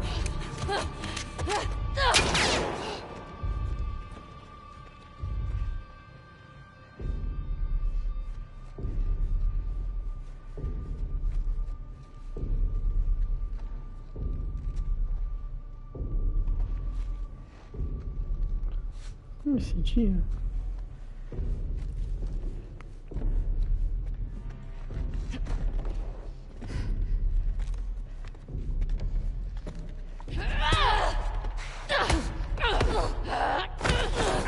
Scusami Ellie.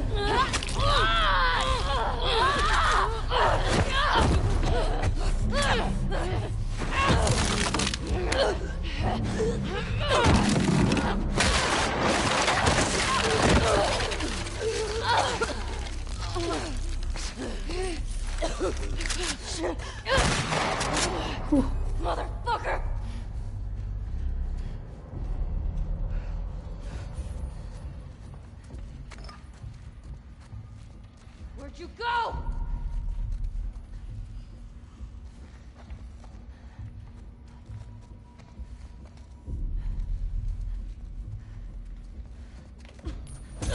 Fuck! Bing, bang, boom.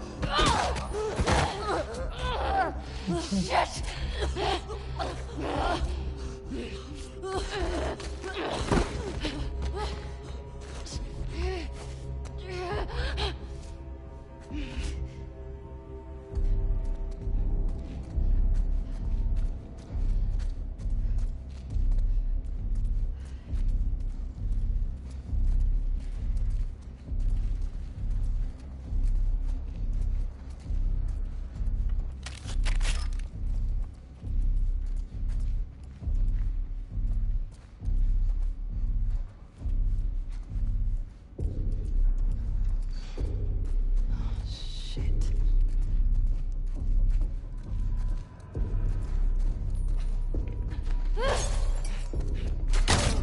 Ma che puttana.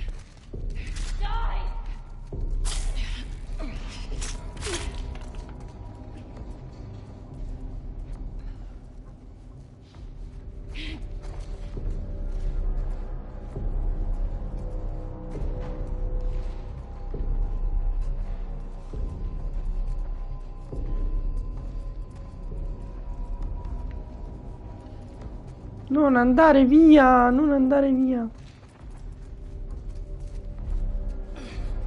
Vabbè, c'è.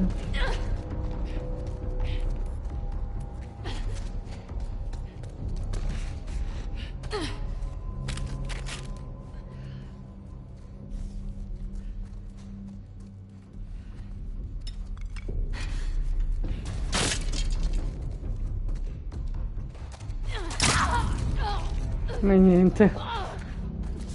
C'è la Ellie. La seconda fase. Tosta.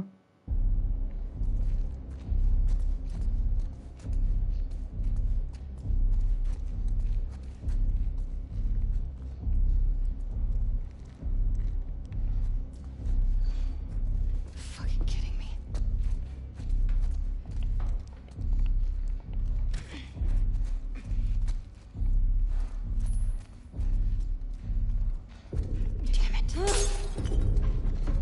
Come fa a schivarle così?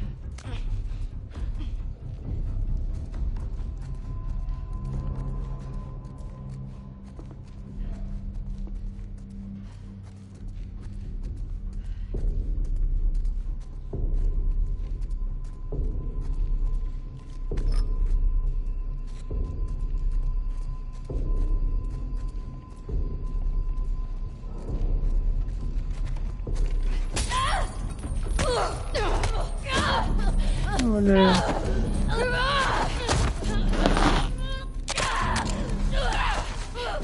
If I remember correctly, Ashley, we had you like have water in your mouth when you delivered some of the lines here, because your mouth is meant to be filled with blood.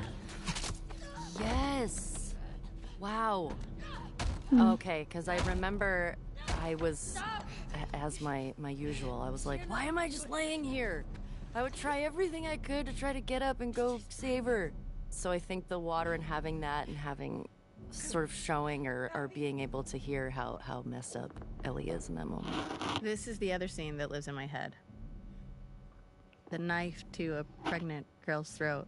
It's so terrible, but in her mind, like, Ellie just intentionally killed her pregnant friend, and Mel is so visibly pregnant.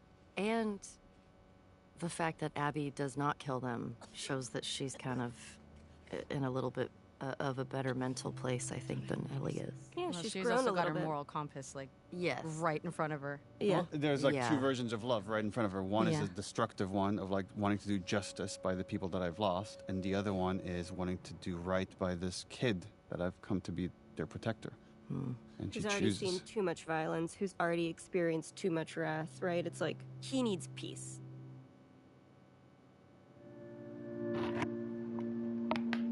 Infatti questa cosa qua mi è piaciuto, con quell'Abby.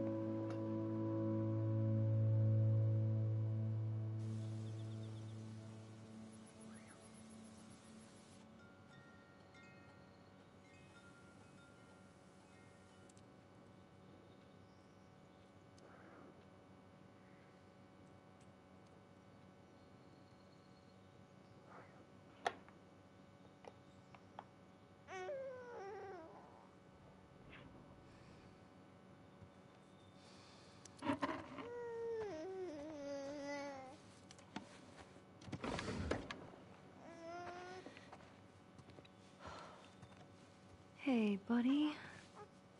What's wrong? I got you. Yeah, it's okay. We're good.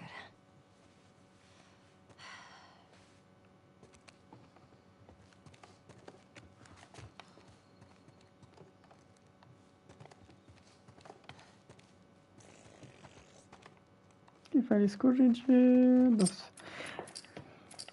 Allora, vorrei vedere Seattle Ellie.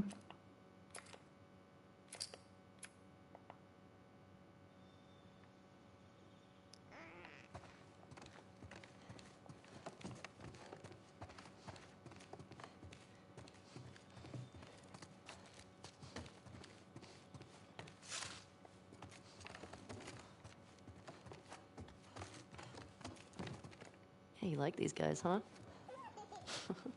They got some crazy hair.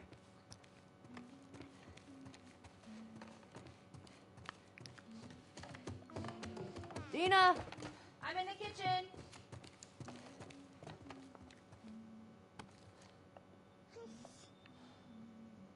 Say hi to your Auntie Talia. Hi, Auntie Talia. Sa pure parlare.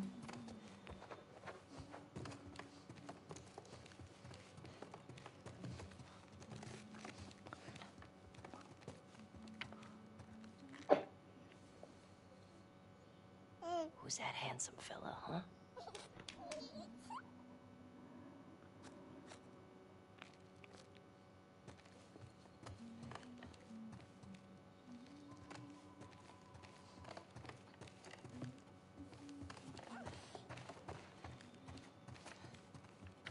Oh, what's up, you little goobers?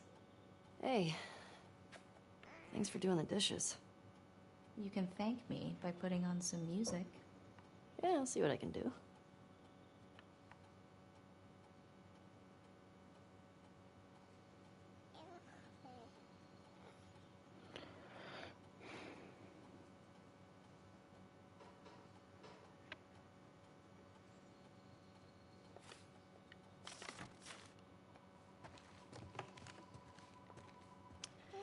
How about some tunes?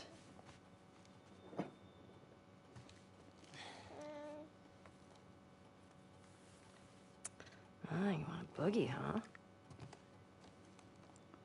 All right.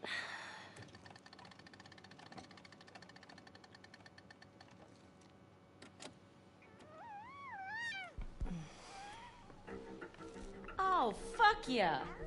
I love this song. Your mom is very easy to please. I'm with you. My bar is very low.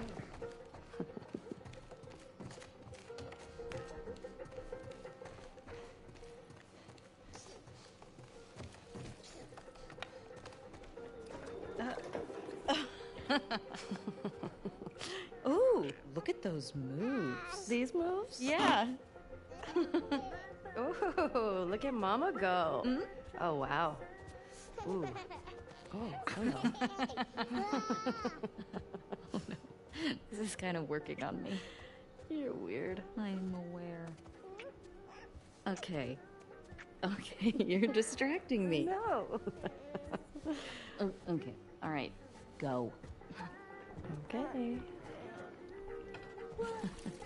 Oh, hey, I think I left Ollie outside. You mind bringing him back in?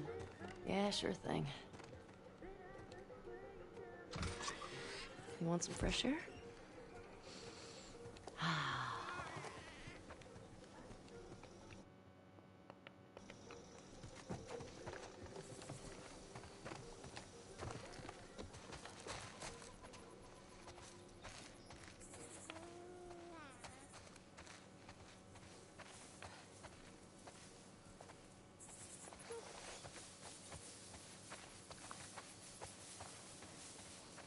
Che vista.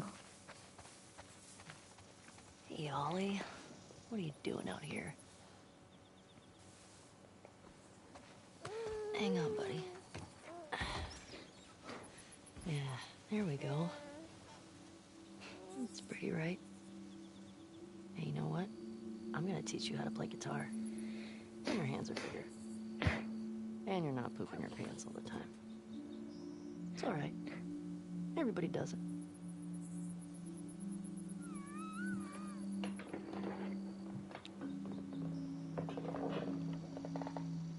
Got a lot of stories to tell you.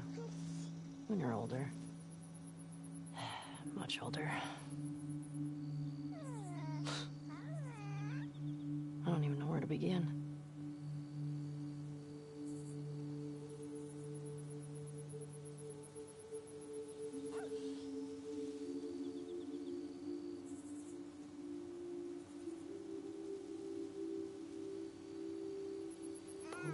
Potato, potato, my little big potato. My potato, my potato, my little buddy potato. What a big boy. Yeah, that's my buddy.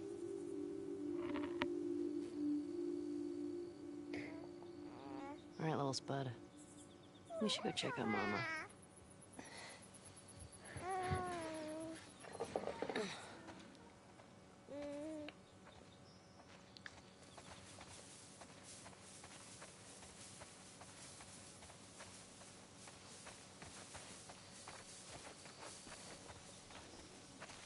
Hey, let's get you on here.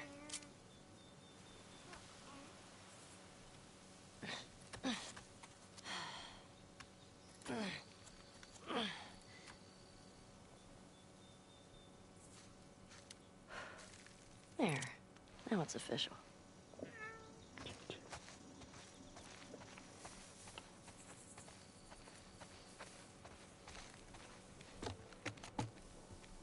I'm gonna go hang up the laundry.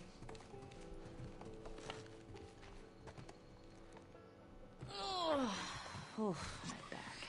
You got that? Yeah, I got it. Does he need his jacket? No, he's fine.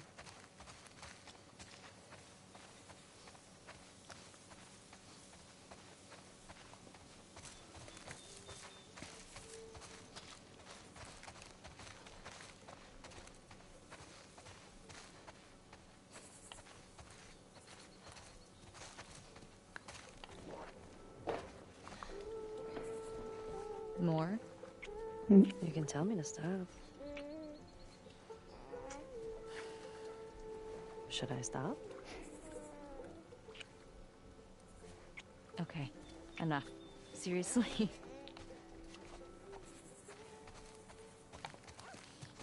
You want to pet him? Here. All right, there you go. Oh, oh, oh, gentle, gentle, gentle. Just like that. There you go. Yeah. Hey, Hey. I'll take him. Can you get the sheep into the barn? Oh, I got him. I can do it. Yeah? Yeah. Once you rest it up. Okay, here.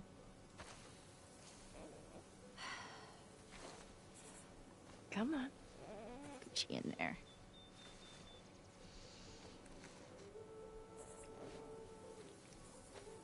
Don't stay out too long. He still needs a bath. Shh. I'm like the herding master. Listen up, sheep. Your dinner awaits you in the barn, so come on. Snowy, barn time. Daisy, head on in.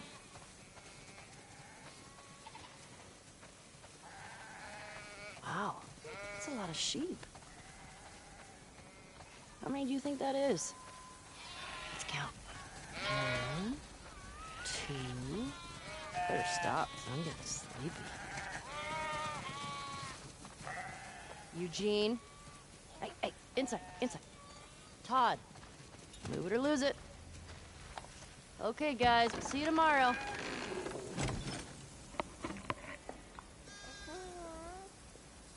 Hey, how'd you get out?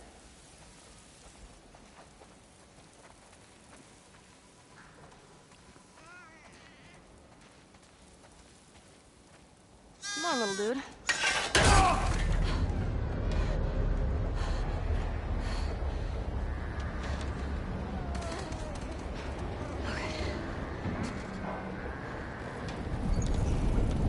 Come on, little guy. Do you want to eat?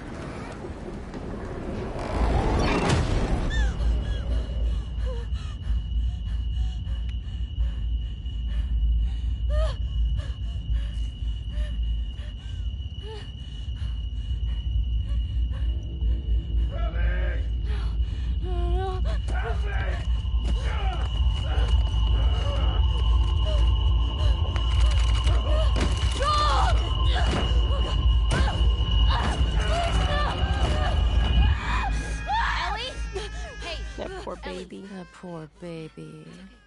Yeah. We had a lot of conversations here about Ellie's thought process, the things she's not expressing, but she put the baby's life at risk right now, right? It's like, who knows what, and when she's in this fog of PTSD, what she could have done. This is the moment for Ellie where she's... It's never going to get better. It's not going to get better, and she's put her family in danger, so it's probably better to just go. Well, Dina is also trying to sweep it under the rug, and this is what's going to happen in the next scene. Like, let's just go back to bed. Everything's fine. If I could buy another week, maybe she'll get a little bit better.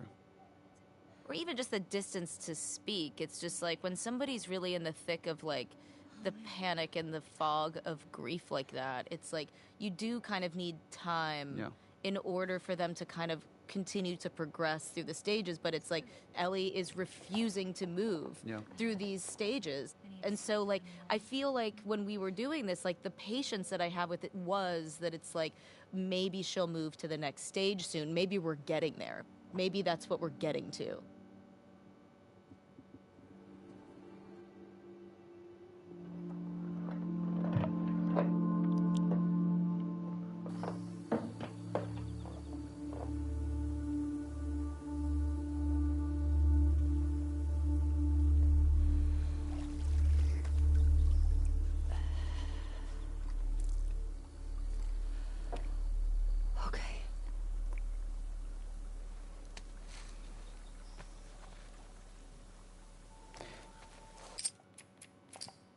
Per Abby, che ora ci sarà la cinematica con Abby.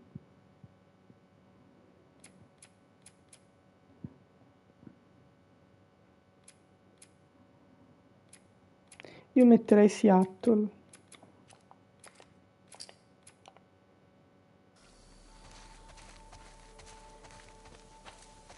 Qua ci sarebbe stato il Borsini.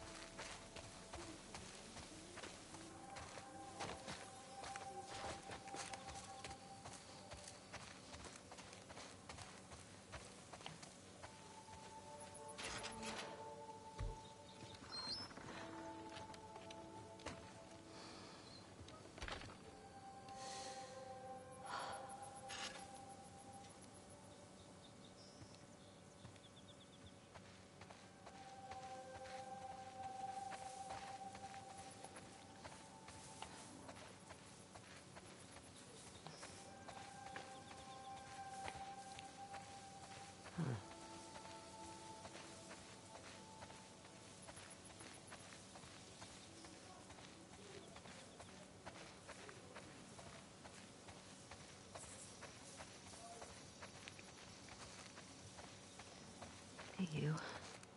Who are you here with? I don't know if we ever talked about this, but we had a whole different version of this part of the game where it was Maria that showed up. Yeah, but we felt it would be more intimate if it were seeing how broken Tommy was. Well, it should be like feel more the guilt of like seeing the damage on Tommy and having Tommy been changed over this year since he got back to Jackson, of like the guy that wanted to protect Ellie and not go on this quest for revenge is now guilting her into it. I like that you're coming in late and you're seeing that this man has been very broken, and we're getting a sliver of how the abuse he experienced and the things that he did in Seattle have irreparably damaged him. And he's standing right in front of Ellie, and Ellie is looking at how irreparably damaged this man is, and she's like, yep, let's do that to me too. I'm willing to see the ghost of my future. That's the fate I deserve. Sorry. Nah. We talked about it a lot, and yeah, it's what we both want, so. Well, the other thing we were talking about is the other big Ellie Tommy scene is after Joel's death and how they can't look at each other. And then this happens again here. Once he asks her to go, she can't look at him.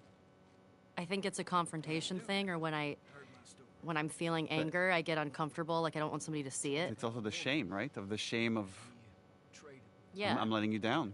I'm letting Joel down. I'm letting myself down. Yeah. Described her as built like an ox, traveling with a kid with scars across his face. He said they're living. I also think that there's something important in the scene for Dina, right? Because Dina has been such an amenable partner through so much of this game and their journey, and even when Ellie's off the deep end, Dina is a nurturing force. And here she's finally drawing the line. We're done with that. She's finally like, we're done with that. I'm speaking for Ellie now. There's a line here, and you've crossed it. And like the rage I felt too when he keeps going, I was like, it's insidious. You know, it's like he came and brought the virus back into the house, and now she's sick again. Think of all the guilt he's carrying. He failed to save Joel. He failed to save Jesse. He failed to get Abby. He's fucked up. His marriage has fallen apart. All he has left now is this revenge. That's it. Well, it also it goes back again to that ego thing where it's like, you asked me to do this and I did it. I went to Seattle. Now I'm coming back for you to pay up, and you're going to be a little bitch about it? Well, and again, he's too blind to see the suffering that she's going through. All he could see is like how damaged he is. But what he's say is like, oh, you live out here, and you got your family, and everything's cushy, and everything's fine, and I'm the one suffering. But he doesn't see that he's not the only one suffering. And I love that Jeffrey, when Dina walks over and Ellie's sitting there at the table, and Jeffrey is not even acknowledging Dina. In a way, Tommy might feel like, I'm more family to you than Dina is. I've known you longer. That's exactly think what of everything it felt, we've been through. And it's the only time there's really personal conflict between Ellie and Tommy. That's one of my favorite Dina moments. Yeah. Because it felt so real. I was so mad. Yeah. Just like flying out the screen door and being like, listen, motherfucker, get off of our property. I love it.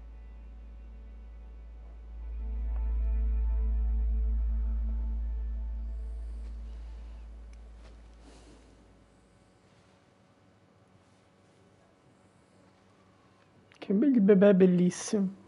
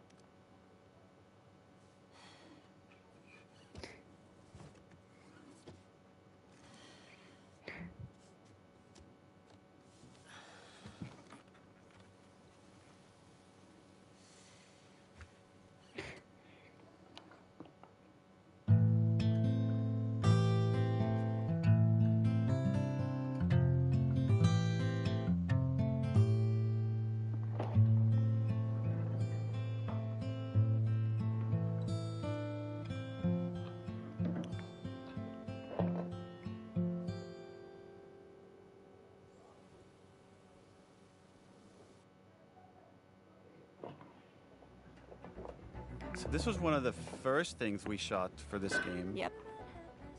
There's so many characters here.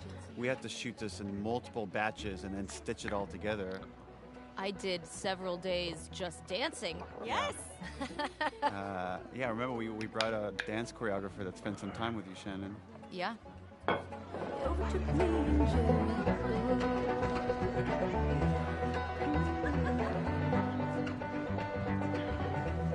This was the demo, and so we had to. This was tricky because we're introducing to the world a lot of new characters with a lot of interesting dynamics, and trying to do that through exposition, but as thin.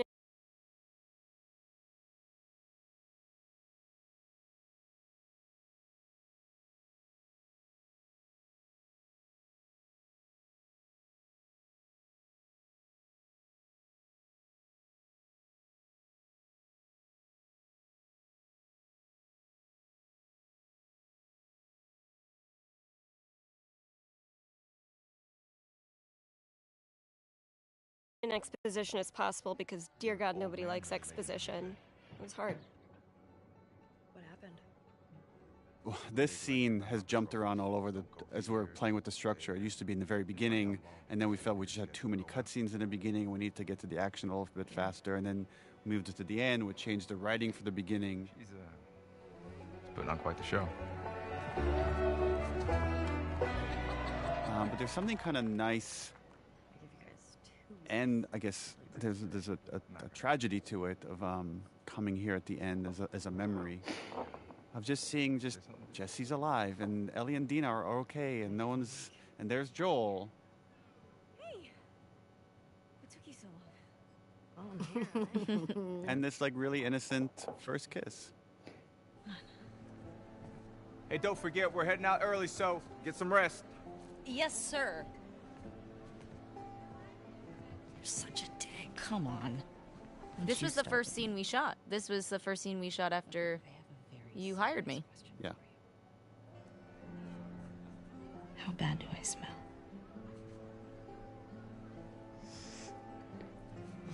I look at this and I'm just overwhelmed with all the details of the shirt, of sweat stains, of little hairs on the neck, little dimples on the smile, and just this is hundreds of people of work for months to get this little moment. Sweat and trying to capture. The hair that I put behind her ear is crazy. Yeah. Mm-hmm. And that has to switch from being physics hair to being hand animated hair It's as soon as crazy. you make contact with it. Whoa.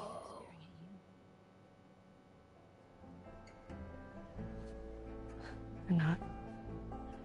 And even just the kissing, like, I mean, it's just, it looks so realistic. Yeah, and it's actually a combination of several performances all stitched together right here. And then the lighting has to change from shot to shot. It's interesting highlighting the bracelet that's back on Dina's hand.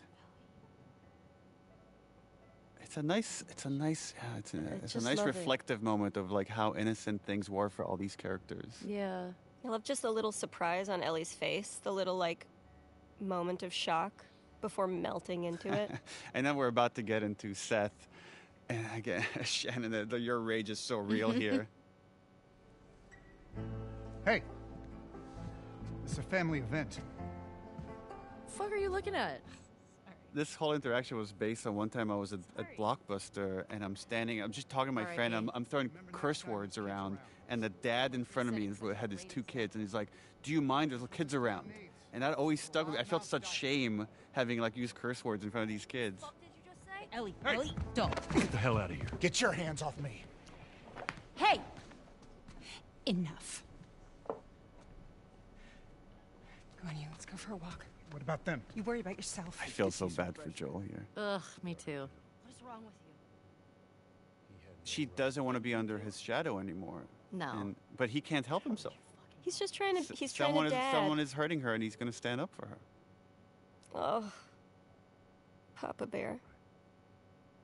Yeah, you know you were an asshole. Yeah. Yeah.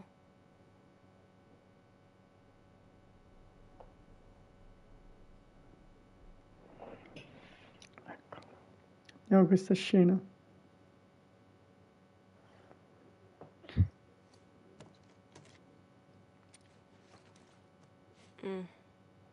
saddest scene.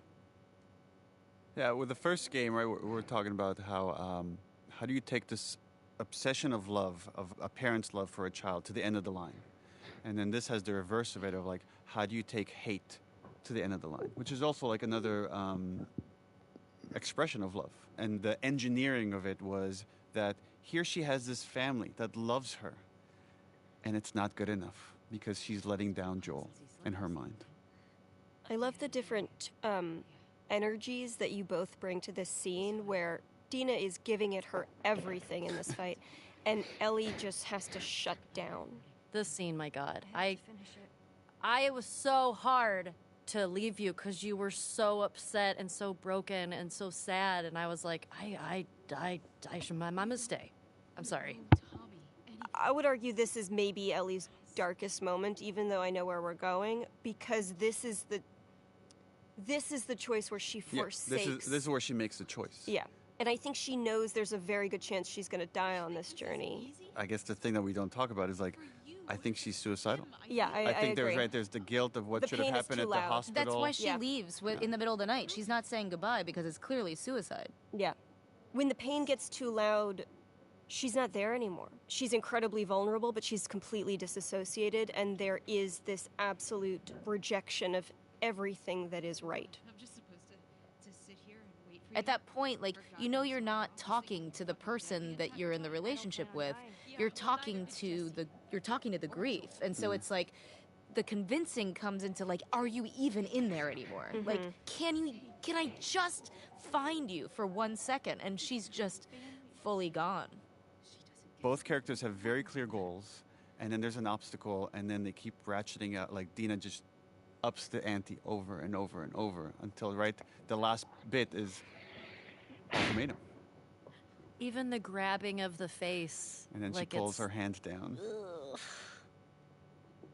And that's it, she knows. Philosophically, with this game, what we wanted to do was allow our characters to make immoral choices that the audience would not be on board with. Up until now, like, we shed some of the audience of, like, you know, the Nora torture. Some people have issues with that, or certain other kind of violent moments. But here we lose almost everybody. And it is by design in that way of, like, you're now, like, playing this thing that you are not on board with at all. You have to keep going. And in a way that does align you with Ellie.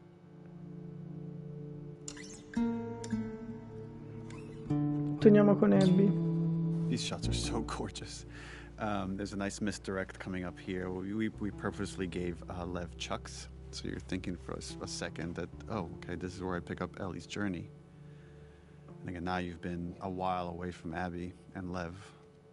And now Lev has fully shed his seraphite exterior. Has hair. I love to see their growth, their relationship in this moment. Okay, Constance. In letting go of hate, Abby has taken on Owen's optimism, Owen's hope. This thing that was just this flame that was almost completely extinguished within her. Somehow in all that tragedy and all that horror, she was able to find it again. Her face seems brighter, it seems lighter than it has been the entire game. Even in the flashbacks.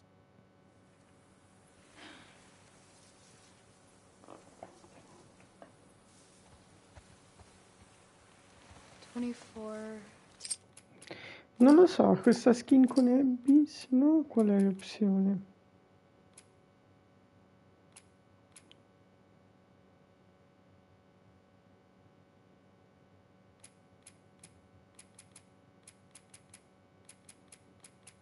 Sì, secondo me questa. 24, 10. It's not going to be on that side. It's all evens. 2409. So 24, 25 should be that way. Yeah.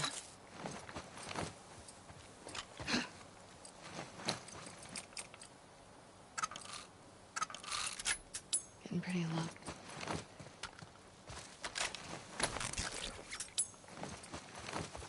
Where are you going? Just a sec.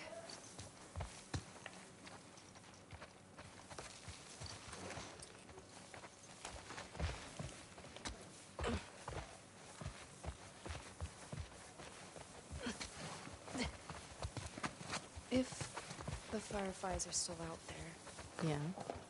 What do you think they're up to? I don't know. The goal was always to restore society. I mean, there's all sorts of ways to go about it. That one doesn't have a number. It's too close to be 2425.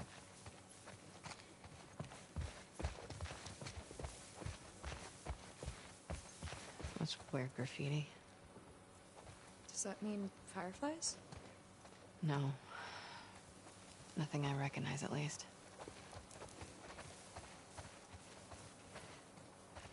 Hey, something's out there.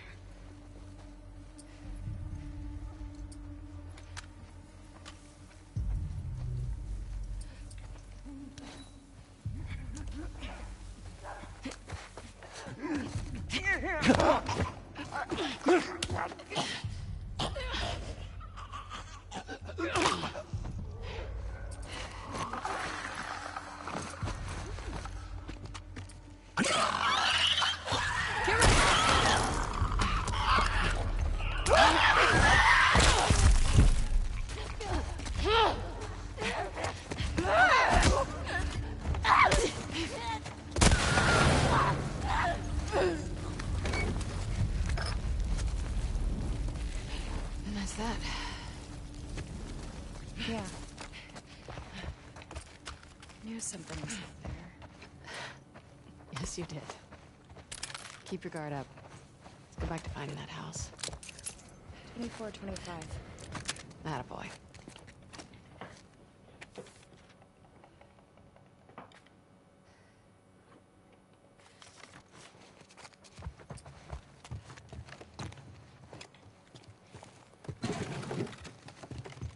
Seems like a strange place to find a resistance group. We had all sorts of outposts. Big and small. Best way to hide from the army.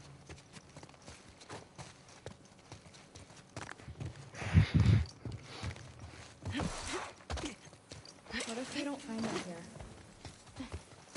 Assuming all the leads dry up, what would you like to do?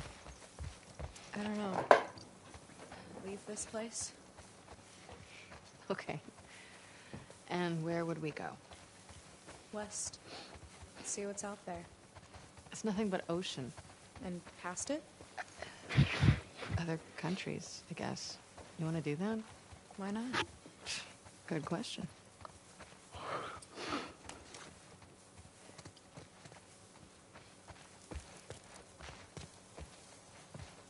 That's not it. That's 2426. Good eyes.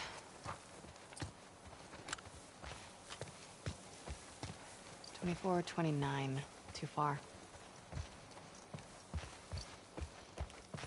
I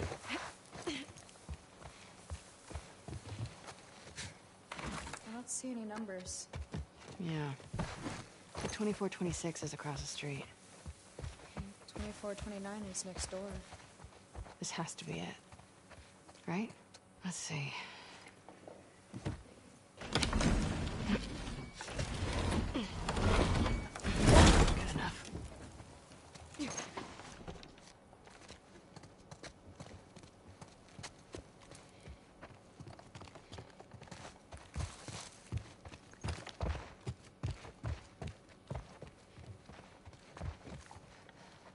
This place looks abandoned. Keep searching. They painted the indoors to look like the outdoors, but plants don't look like that. It's more like a child's dream version of the outdoors. In the old world, it'd be common for them to decorate kids' rooms like this. My dad painted a color-filled jungle for me. Oh. Yara would have loved that. I bet she would have.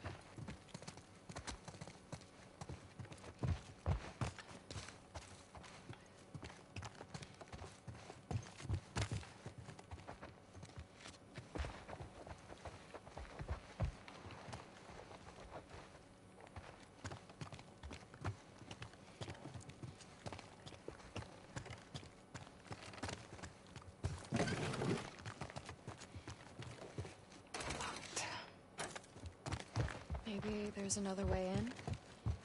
Are you being positive? I'm trying to be helpful. You're always helpful.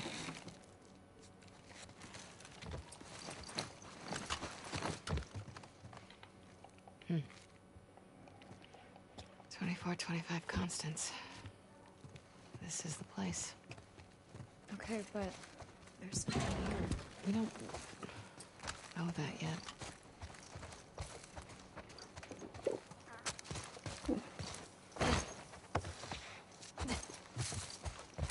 Nada. Is it really nothing? It can't be.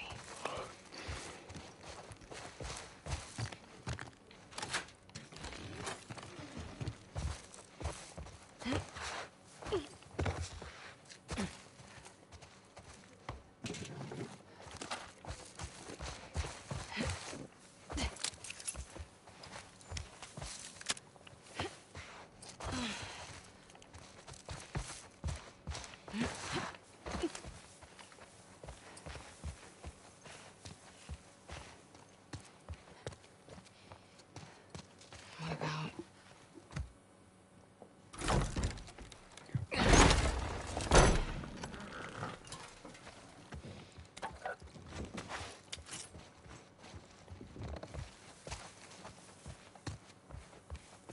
Lev, I think we're done here. No, wait. You find something?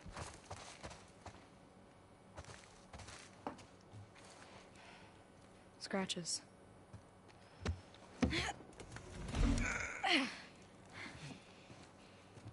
Scooch.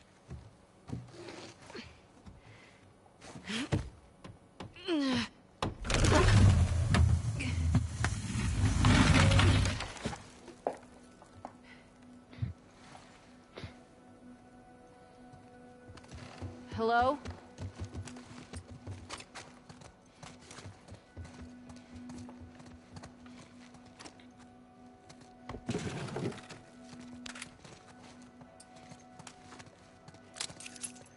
Since anyone's been here.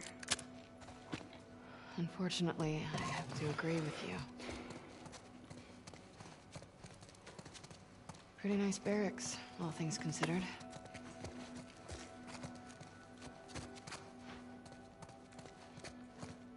They were here for a while. That's the shower, right? Mm-hmm.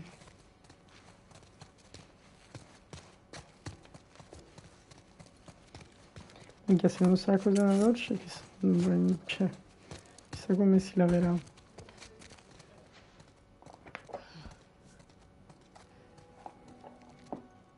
They had power down here. Look around.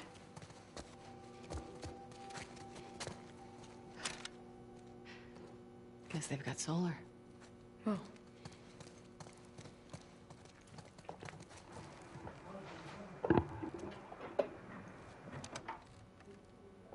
Is this frequency currently in use? This is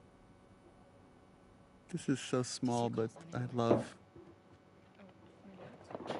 the hope. Again, it's like she has a bit of hope here, and then it's cranked up to 10 when she hears the fireflies on the other side of this radio. And isn't the firefly on the other side of this radio another Vox Machina hero? Is it really? Yeah. Who is it? Liam O'Brien. Is it? Yeah. He was my fellow nurse, wasn't he? In the He was. Yeah, we were with the two nurses. In Last of Us 1. Is this frequency currently in use? This is Abby from Santa Barbara. Is anyone out there? There's a nice reaction here that Lev has to Abby's singular obsession of now finding the fireflies, and he's ready to give up. Can anyone hear me? Hello? And she keeps going in desperation. I love artistically how the character models for Lev and Yara were kind of a blend of both of the actors' faces, because now I'm like looking at baby Lev, but I feel like you can see some spirit of Yara still. Is this frequency currently in use? Hello, this is Abby from Santa Barbara. Can anyone hear me? If anyone can hear me, please reply. Please answer. Don't give up. Like that, you know, this was perfectly shot, like we're pulling away from her, that this is how the scene's going to end. 24, 25 constants. We got a tip I about don't know, I get really emotional in this scene. fireflies. I'm a firefly. Maybe just seeing how happy she is. Where were you stationed? I was part of the Salt Lake outpost. Like that little head shake. God, I'm so awkward. I mean, I guess I'm a firefly. I kind of disavowed them, but that is who I truly am. He was my dad. How about that? We pulled everyone back Like from the satellite Liam's stations. acting right here, like in the reply. How about that? Like, holy shit. 200 strong now, with a few more every month. Owen was right. You're about to get 2 more. How do we find you? It's, Oh god, yeah, that's there it is. Approach the large domed building in Avalon. We'll find you. Okay. Look at like the way Lev looks at her. He's happy for her. Looking forward to it. Good luck, Abby from Santa Barbara. Well, it's also like Over and out. there's a possibility of community here again. Yeah. Well, I'm sure everything's going to turn out fine for these two. But it needs to, Neil.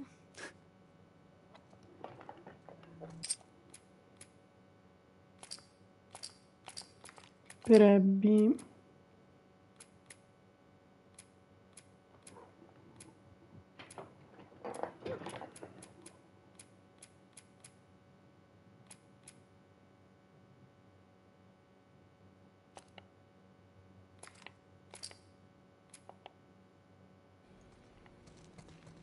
Okay, fine. You were right. What was that? Why do you make me repeat whenever I'm wrong? Because it makes me feel better. And because it happens so rarely.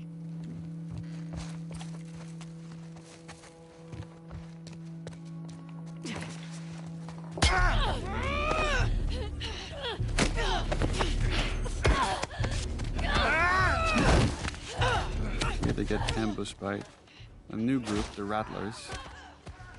The Rattlers are the worst people we've encountered in the game for both practical reasons, which were we want you to get to see Ellie at her most vicious, most violent. We want her kills to feel brutal and justified. And we want to feel like Abby and Lev, were they not saved, would have died.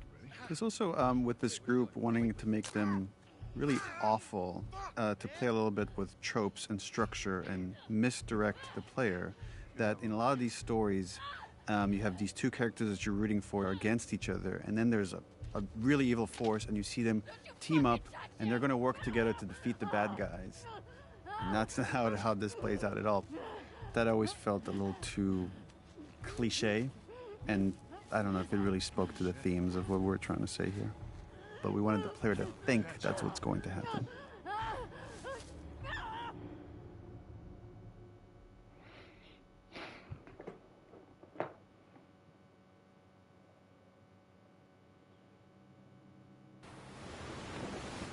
There's a nice economy here of storytelling. Like, you know, we don't show Abby arriving at Santa Barbara with this boat that has become a character of its own in the story. And we're just here with Ellie picking up the tail end of their journey. There's also like a really interesting note here from Abby.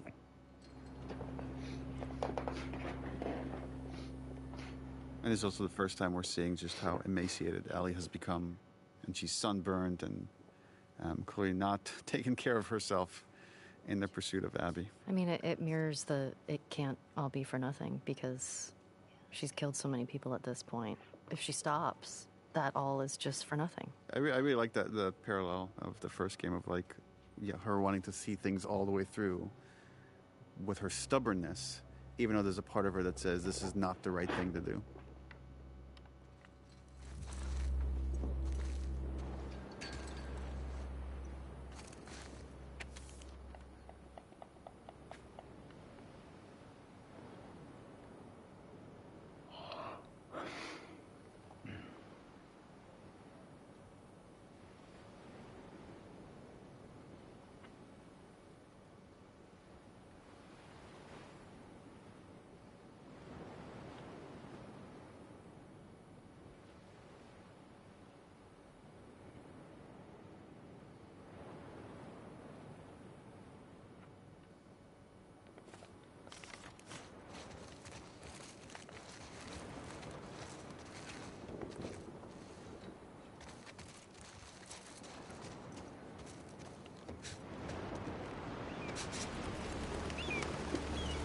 she get up to the street from here?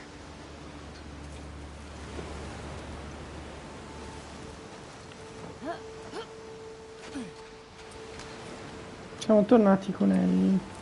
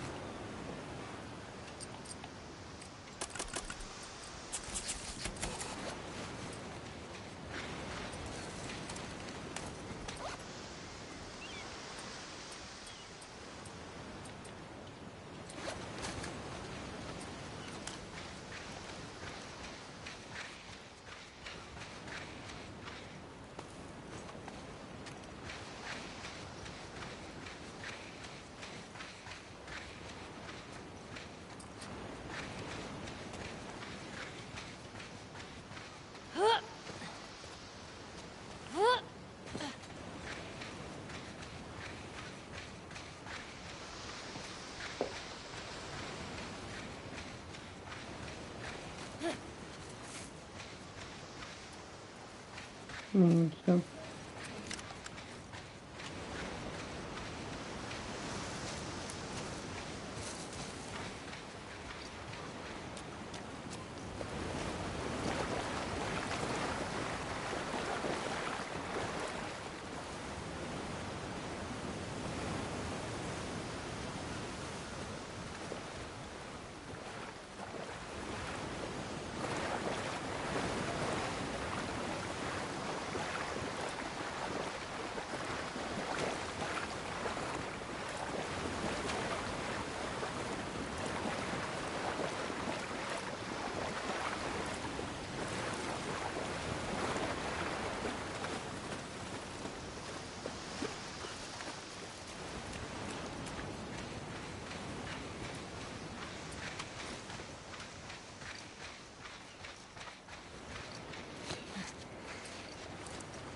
Finiamola, This looks Ellie. promising.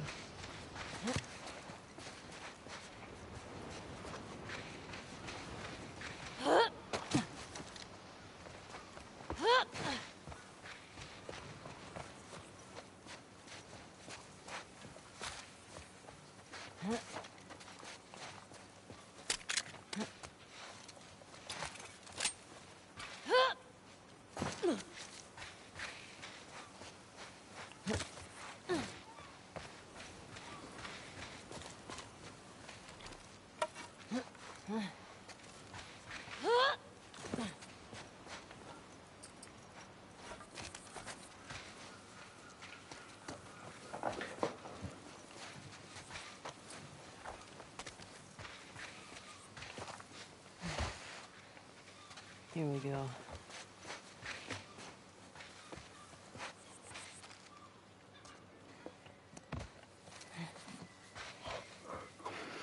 Okay.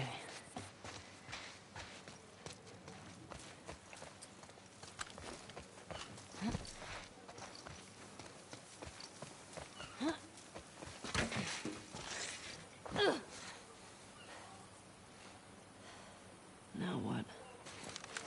Mesa Bluff. I'm here, and Santa Barbara proper is that way.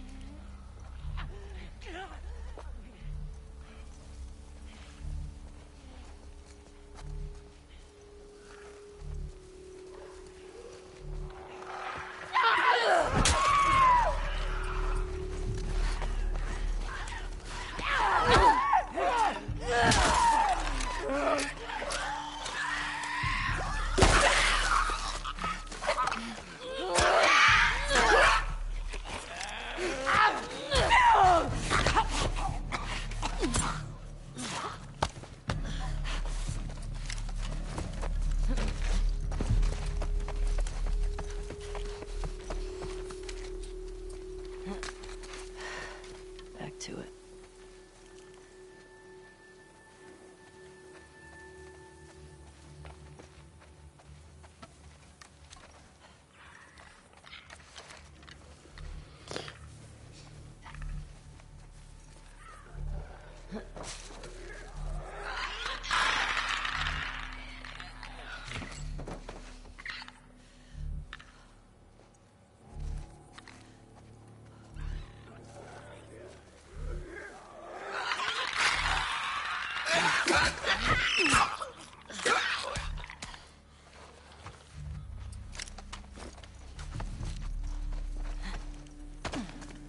Hope I can cut through here.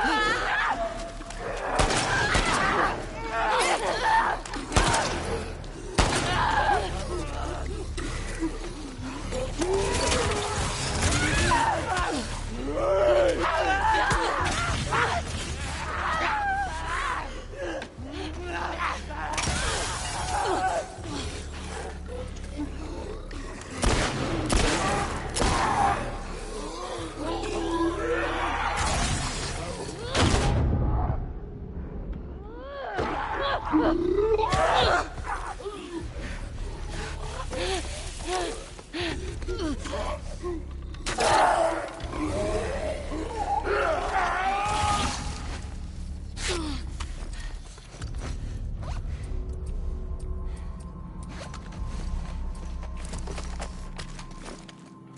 questo è stato abbastanza stupido.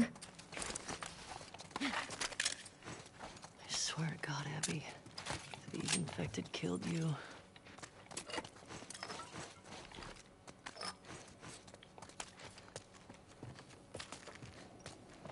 I gotta get out of here.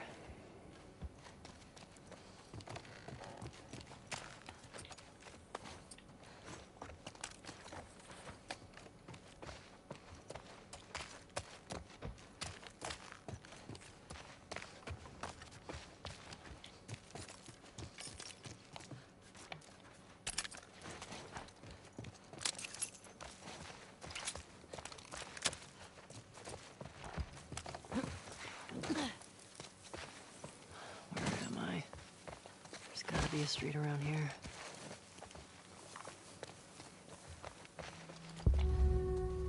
Okay. Santa Barbara's downhill. 24, 25 Constance.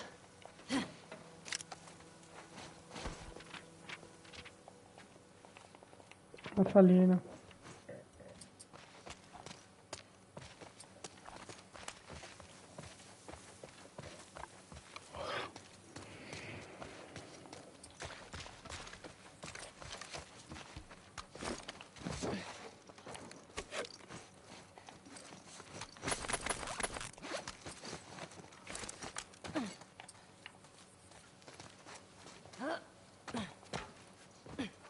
She has to be down there.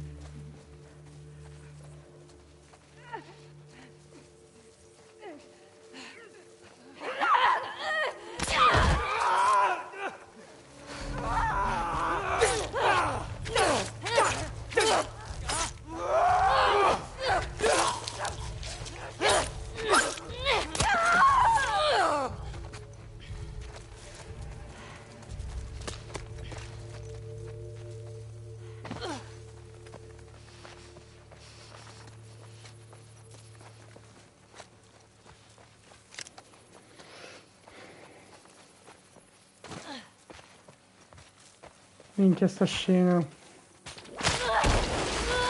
Yes. Nice mirror here of the injury Joel had. Oh, è cambiato le in the cutscene. hospital in the first game. Yeah, we're constructing this.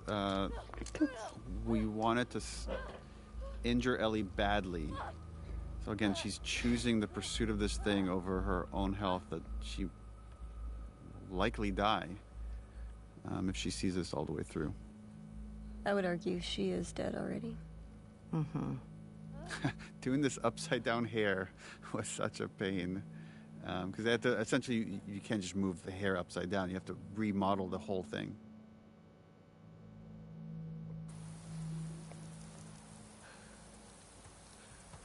And we wanted her to have lost so much blood. It's again, the whole thing is starting to feel like a fever dream, and she thinks she's seeing like Abby and Lev, and then realizes, oh no, it's very different people. Travis and Logic. This was another moment to show how far Ellie has come, and how easier it is for her to kill someone in cold blood now versus the earlier parts of the story. And one more instance where she could use her superpower of being immune to get herself out of these jams.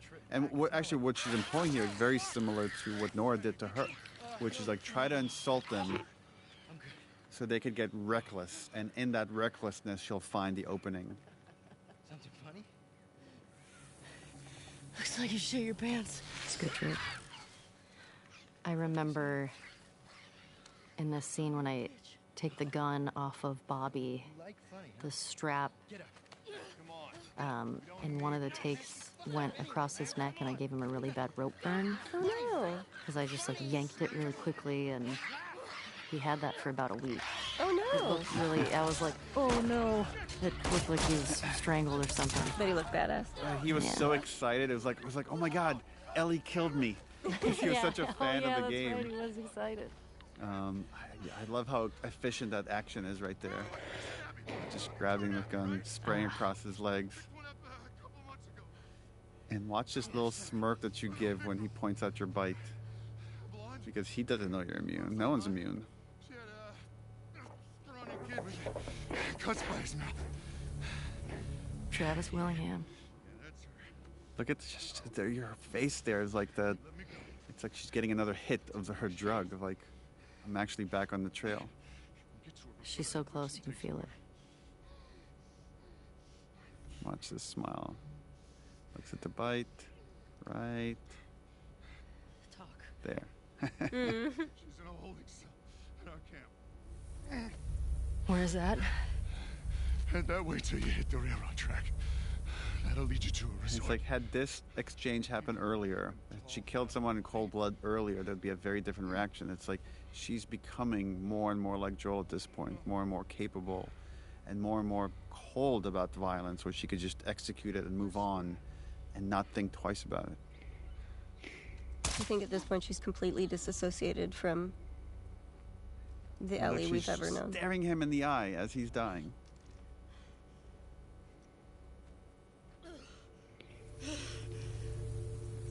Just a hint that the injury's getting worse and worse. But again, she's not going to stop. She can't. Not yet.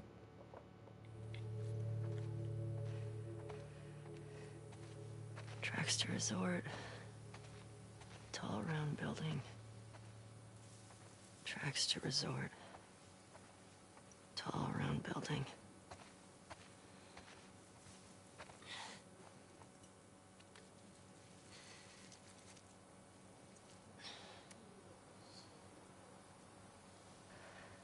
Fuck. Over here!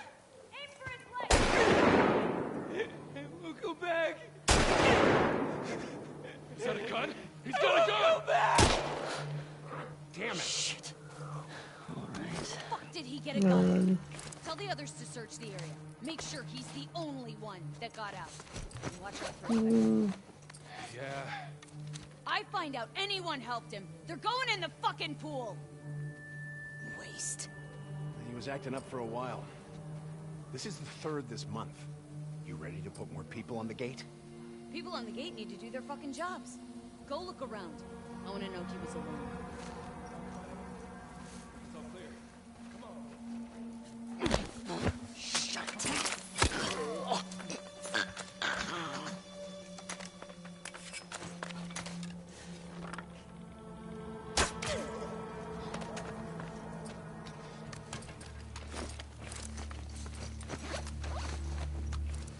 Okay.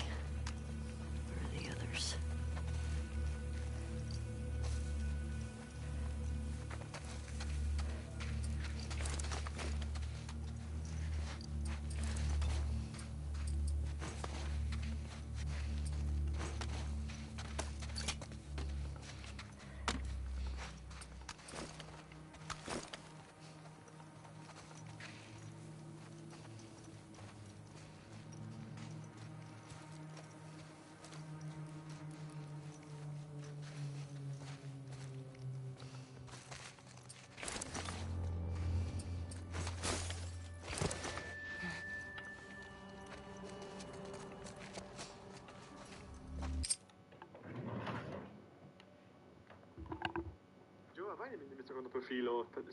Giova, vai nel mio secondo profilo, trattino basso Tony, trattino basso cosplay, vai nelle storie, vai nella storia del ragazzo, cerchi la mia storia e mi voti. Siamo sopra, per favore, mi servono voti, grazie.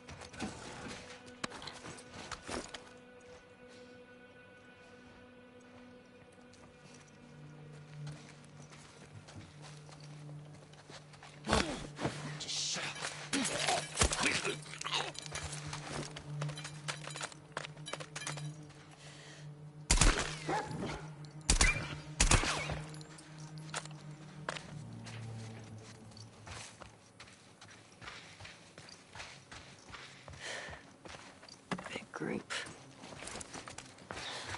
Better find her before these idiots kill her. O mi crafto le frecce o 4. No, ne ho di frecce. Molotov.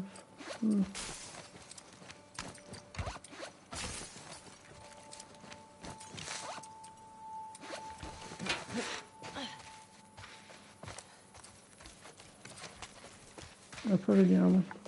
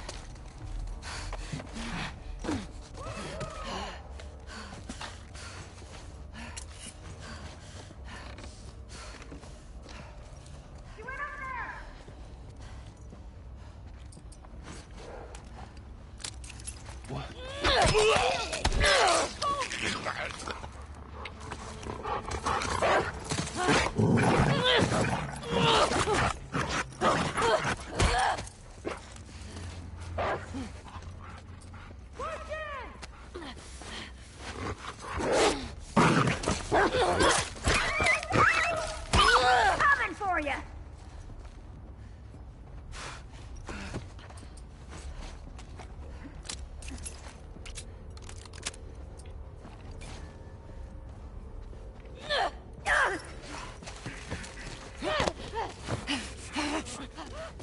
Making a big mistake. Shit.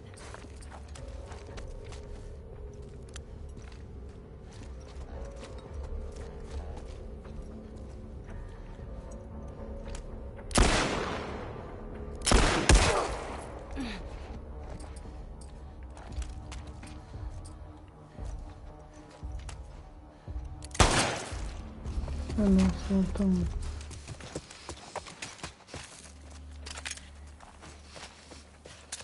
Any others? Oh, fuck. This side. Where are the tracks?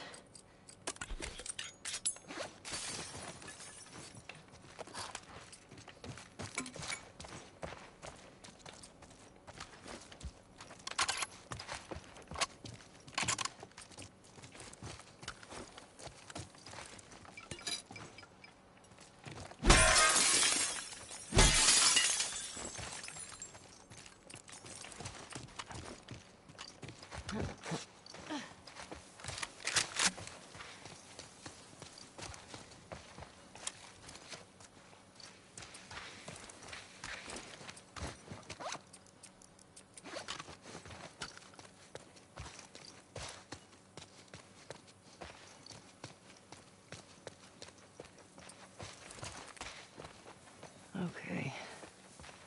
Tracks to the resort. Ok, ci sono.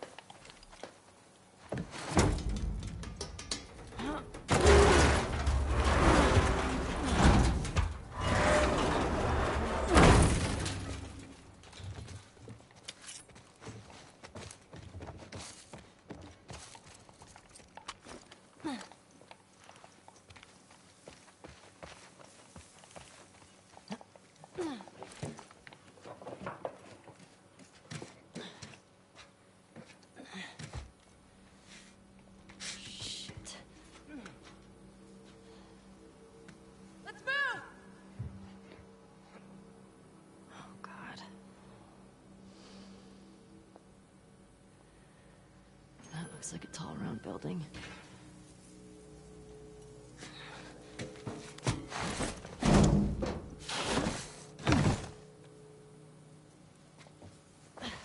How do I get in there?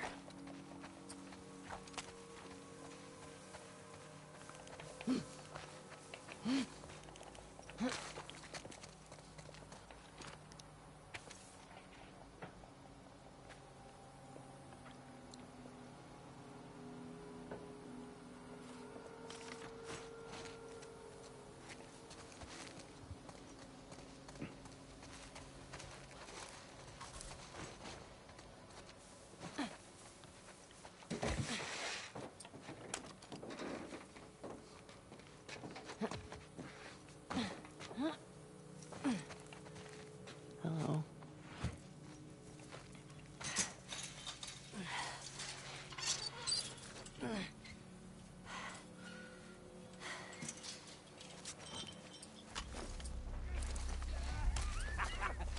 Come on, you can do it. Just a little closer, buddy. Dude, leave him alone. He can't feel anything. Oh, fuck that.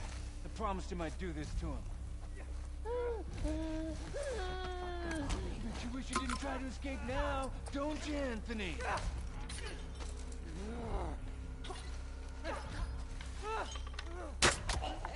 Okay.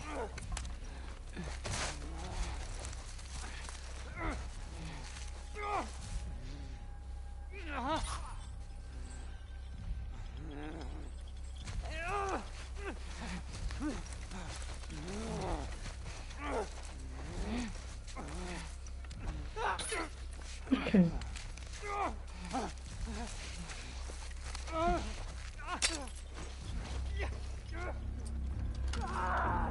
What's the infected?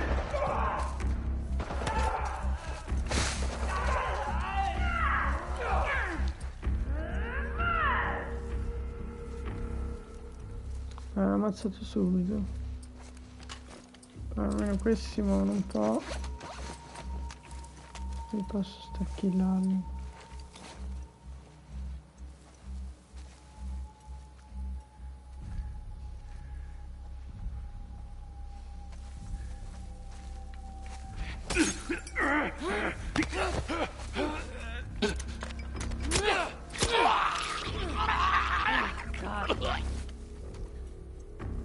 Circle behind her!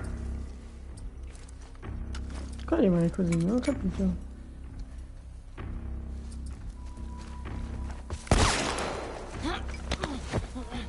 Let go now!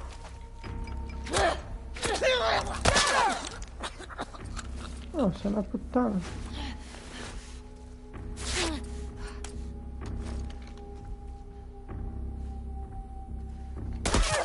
Madonna, guarda questo.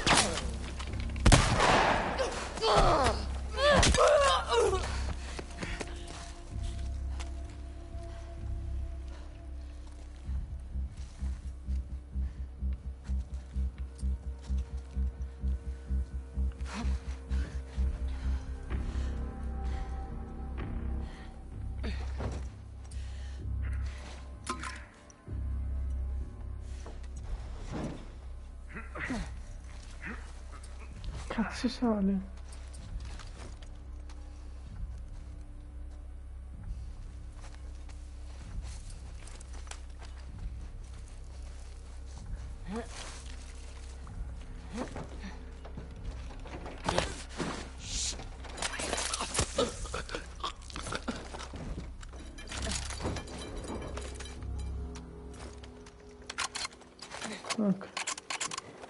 Madonna, sto letteralmente morendo.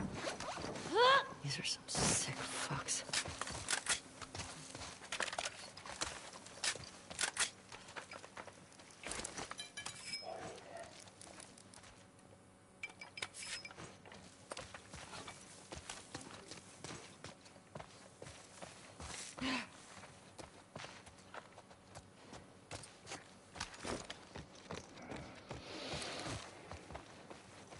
Sono tutte le mitragliatrici.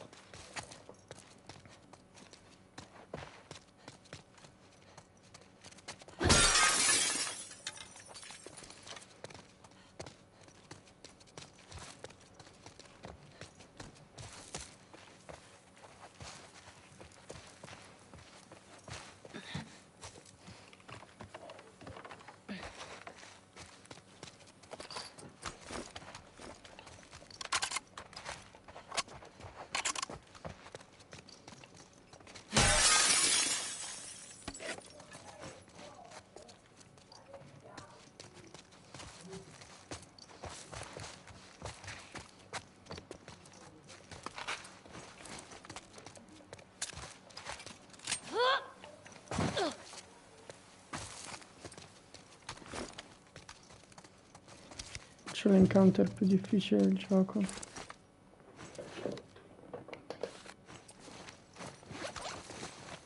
Senza medikit. Ok.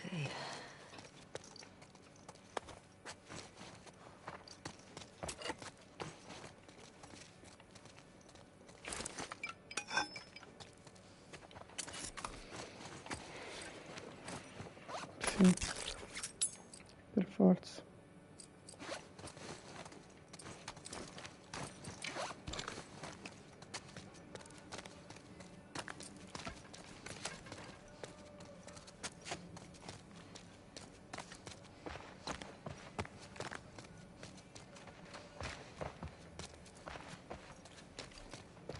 Valla a fare le stealth per spero che non... Tall round building. There it is.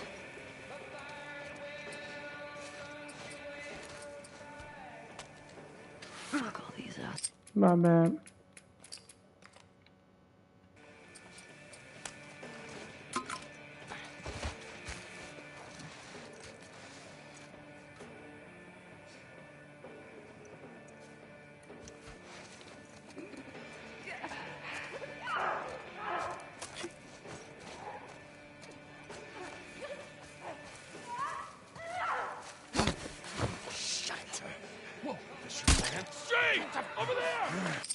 Sì, vabbè, ma scusa, cioè, ti a muoversi.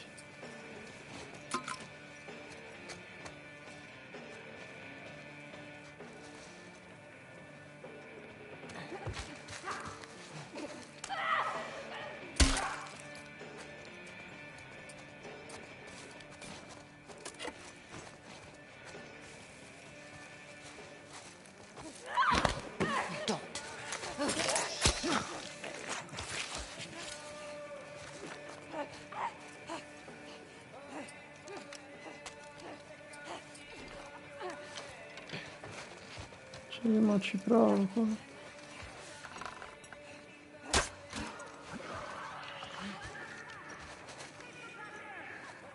Vabbè, faccio così.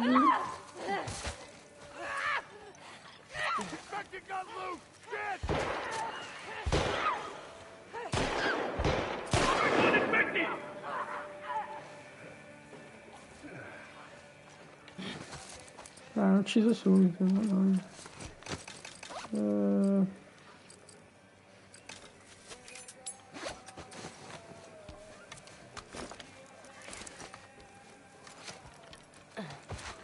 Thought I saw movement. I'll check it out. I got your back.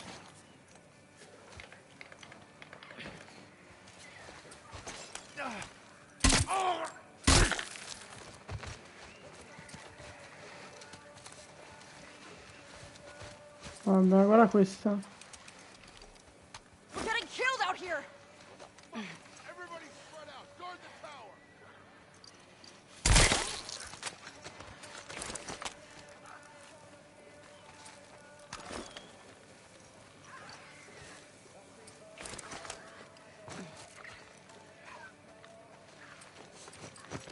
Allora, mi fatto questo.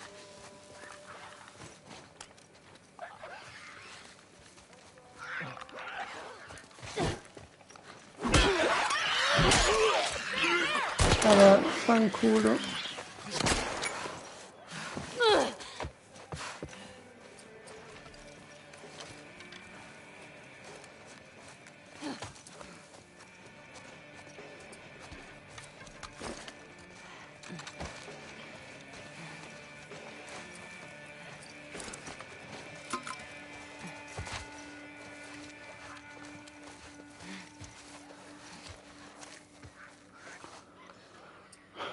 Allora,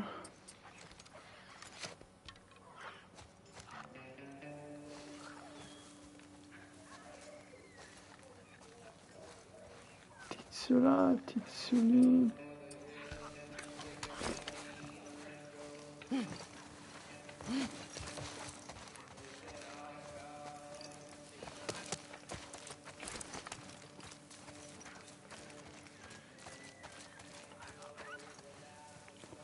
Ma voglio liberare il clicker.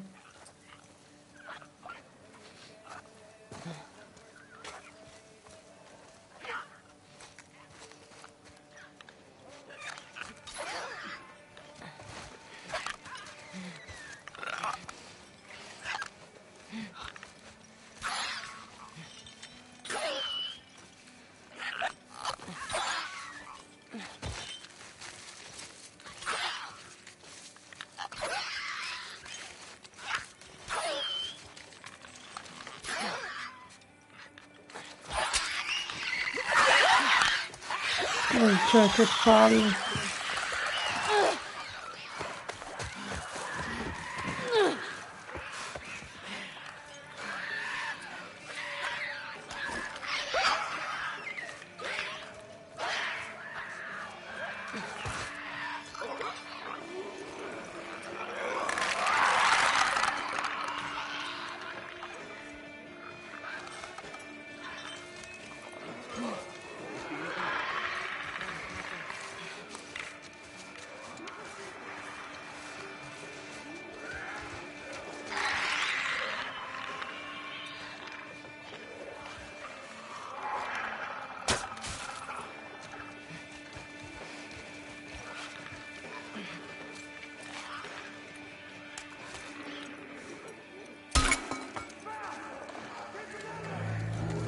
Dai, clicker però.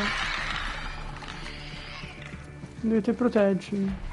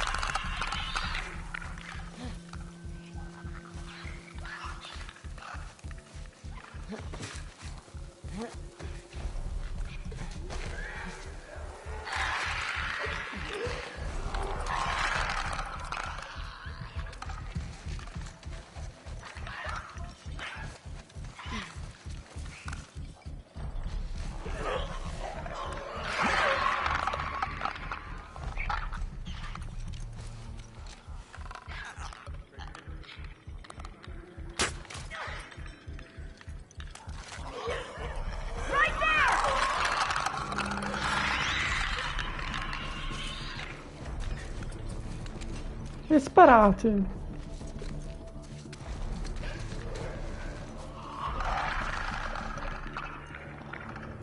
Sti clicker sono stupidi.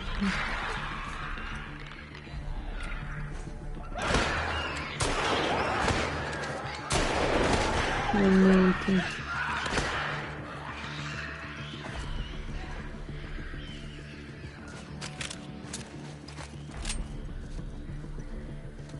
Ora posso lootare.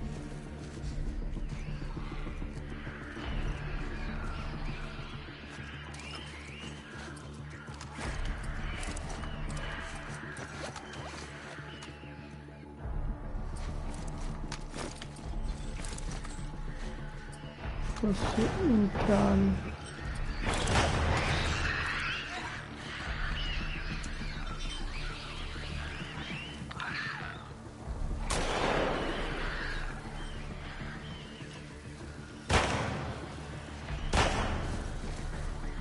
Per provare a avvicinarmi.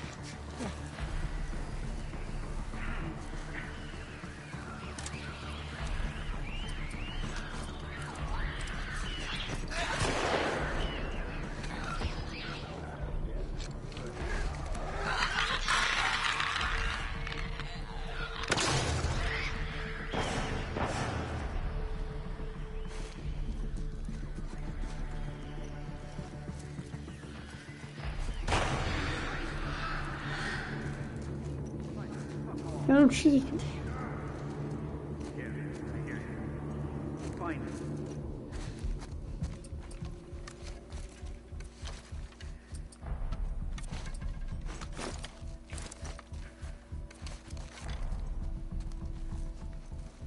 Got nothing downstairs.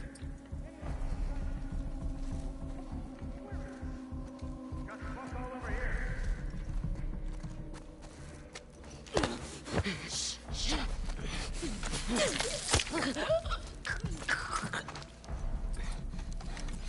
Yeah.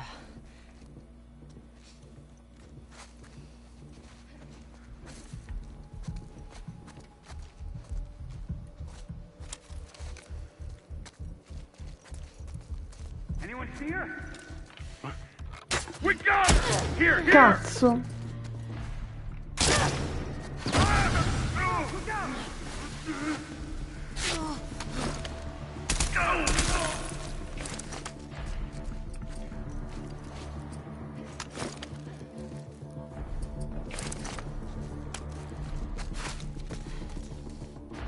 Move in! Yeah!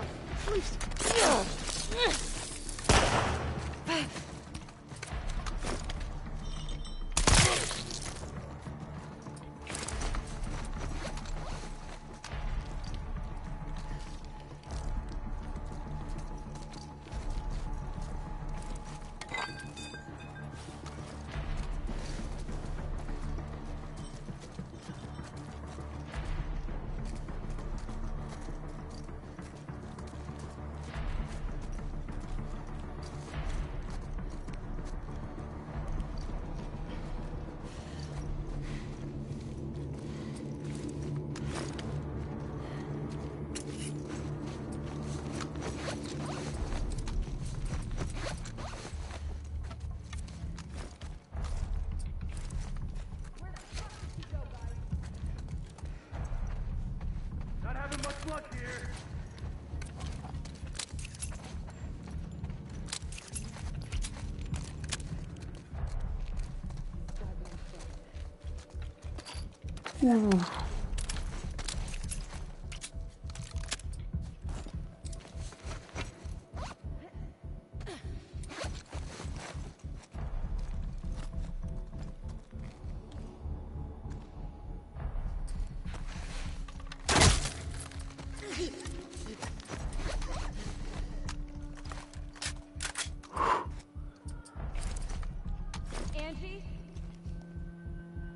Angie, vai a vedere dov'è Angie.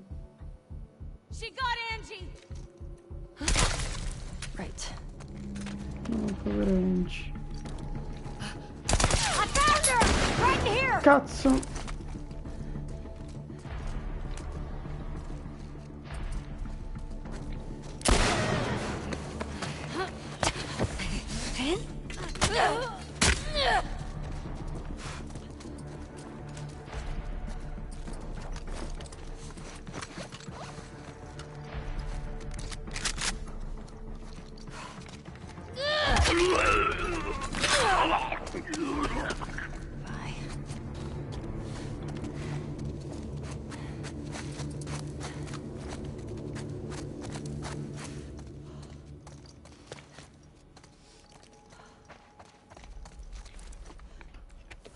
Con calma. Il nostro ultimo fight.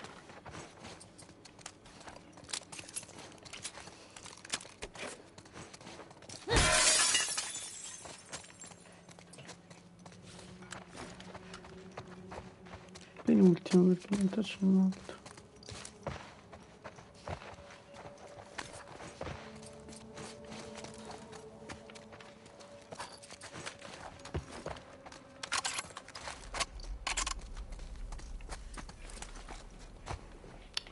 Sono completamente scarico di tutto.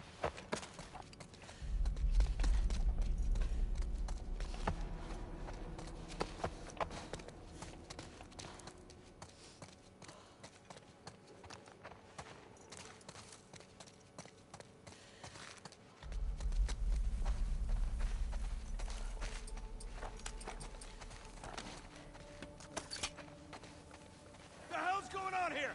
We're under attack! Come on, let's go!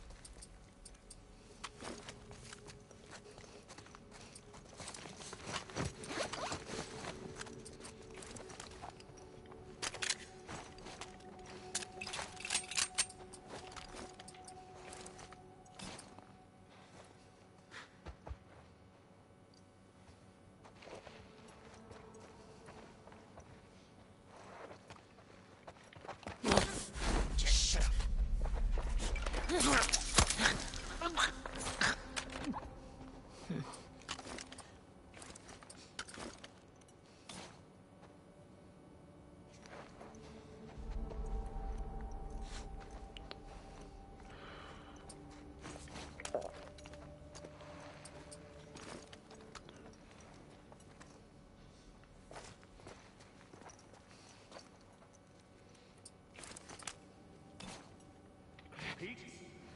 Quit fucking around! Someone's out there! Spread out, guys!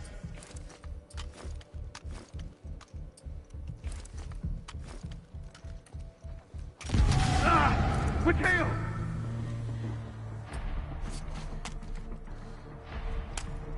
Run away! Over here!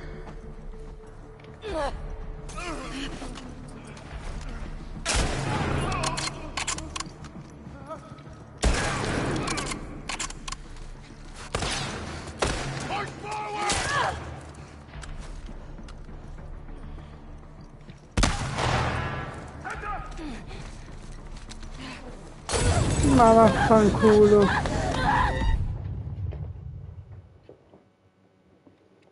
Fa una cosa figa, ma sono veramente tantissimi. We've been hit. What happened? I don't know. It's gotta be a fucking spray. Shit. Spread out. Guard the tower.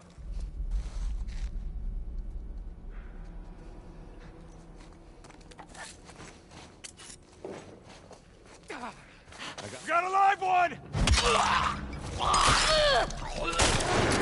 Mateo! Move up!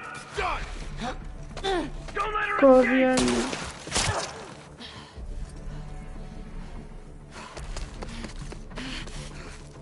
I got her!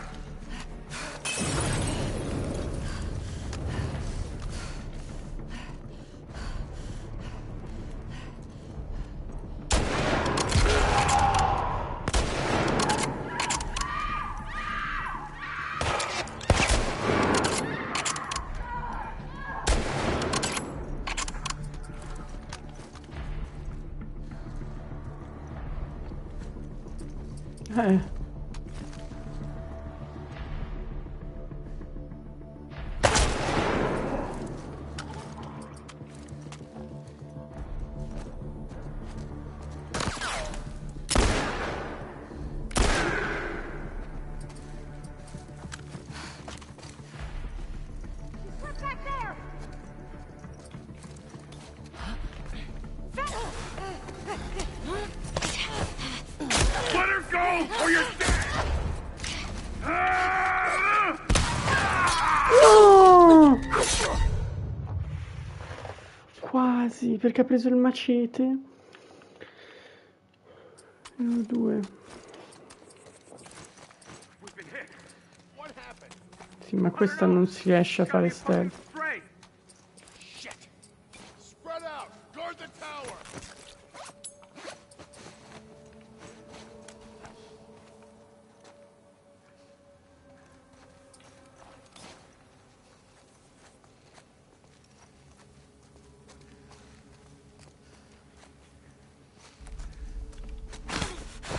Quiet. All right.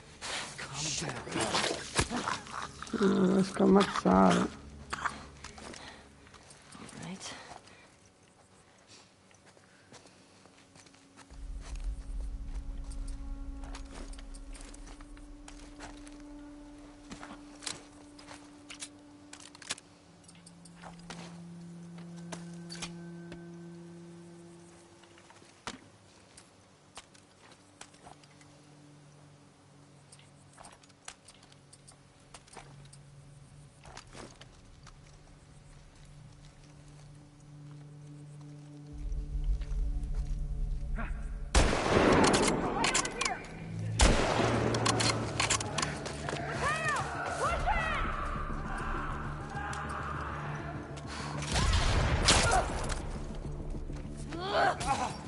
Over here! Pull! Don't let her get away!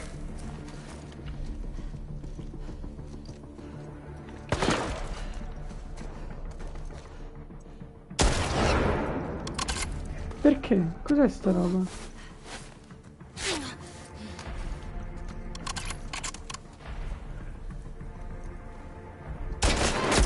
Ma che cavolo, che schifo.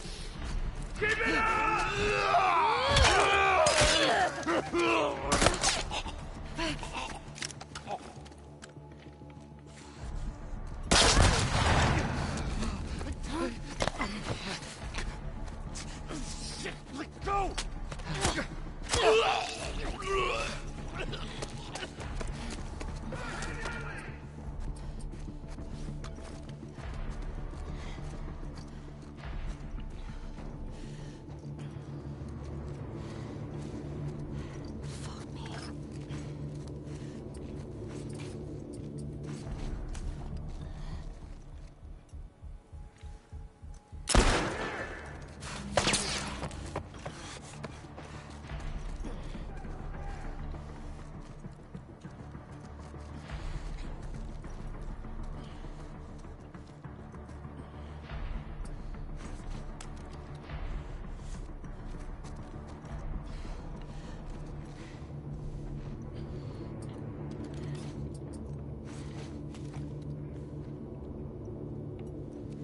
Questo no, posso venire da qua.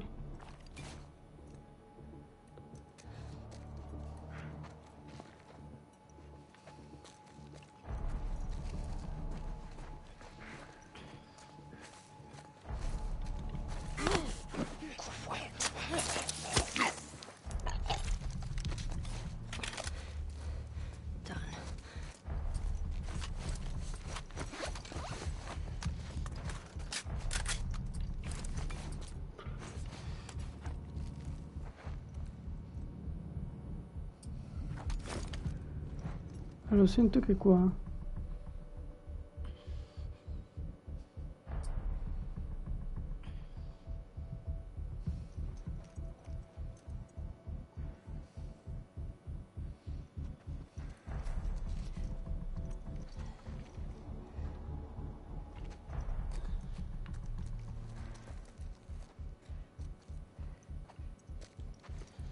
Madonna.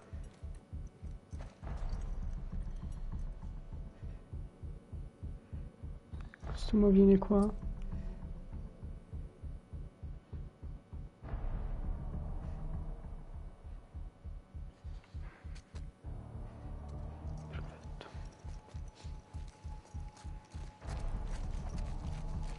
What the?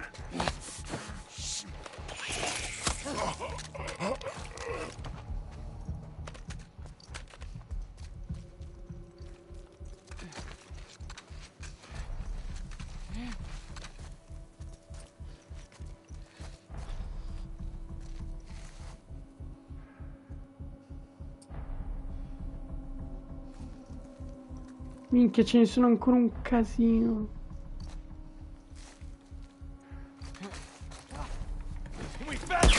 No! Che palle.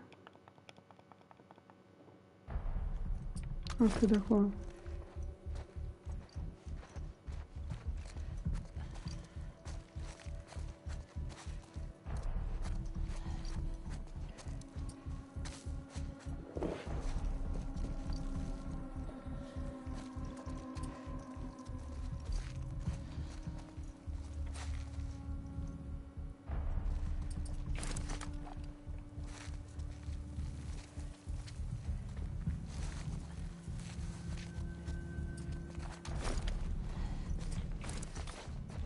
Prima devo lanciare. Vabbè, però lì volevo andare per la stealth.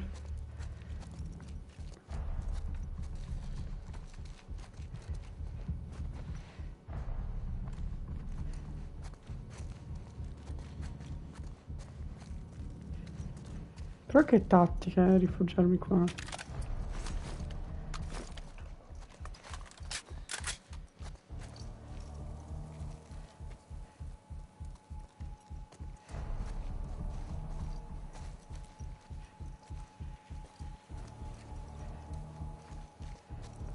Devo capire dove sono. Uno è lì. L'altro. Ma se no sai che c'è, me la snicco.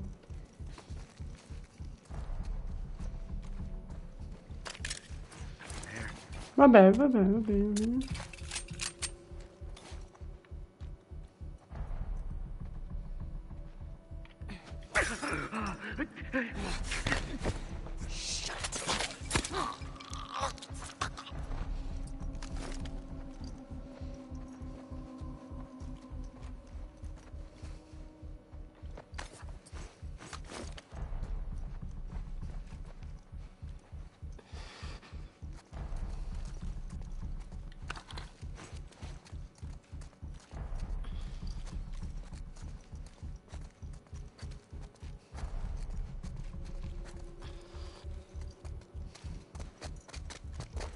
Madonna, ce l'ho fatta.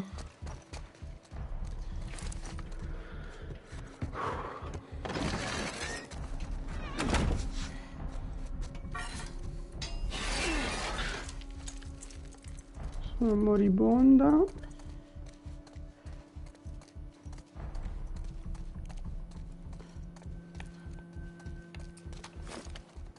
Senza nulla. Però lì ce l'ho fatta. Remember this. Yeah, so the idea, right? She gets hit right at her injury. I like how badass this scene is. And the desperation. Ugh. Remember the thumb to the eye.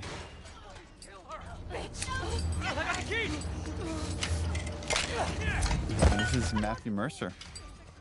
Yeah. Oh, yeah. What I like about this sequence too is like you can look at everything that Ellie does is so ugly and so brutal and so unnecessary, but had she not come after Abby, who knows if these people would have ever been free, who knows if this uprising would have ever happened, right? So again, there's these butterfly wings happening because of all of the choices she's made, that none of them are just black and white. You've got this constant gray you have to reconcile with. Oh, they're staring at her like she's some kind of wild animal. Again, like there's this whole crazy thing going on here of like slaves and slavers, and Ellie cares none of that. It's just she's so single-minded about Abby, and pretty soon, like in gameplay, she's gonna just start repeating Abby. I wonder how much of Ellie is hoping to die in that fight. Where are you?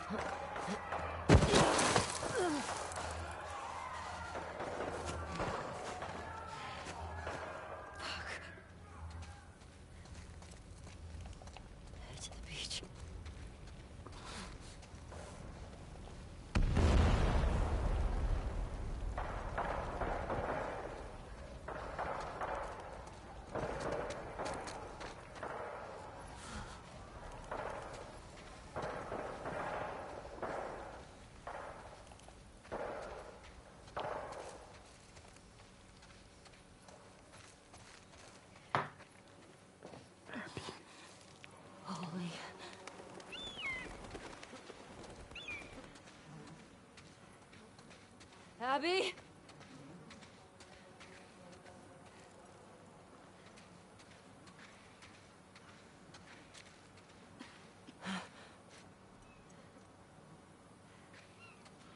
Ah, ma lei non ha la skin. Peccato. No, lei non può avere la skin. Please.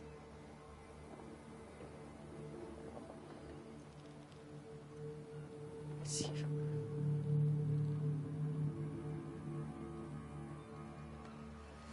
Qua il commentario. But I love how surprising the speed is, right? It's like you keep moving towards this idea of this fight, and the whole way you're like, Ellie, you're too fucked up, don't do this, don't face Abby, we know what she's like, and now you come to this absolutely wrecked, frail. I also love it's pretty much wordless, and you could tell so much with the performance what's going on in their heads, and you could see Ellie's confusion and anger and sadness for what she's witnessing. Yeah, it's hard. It's like finally the prize is right there, and now it just doesn't feel as satisfying. I always read that like there are boats this way moment is like, if I'm nice to her, if I'm just like treat her like not my enemy, then maybe like this will all go by quietly.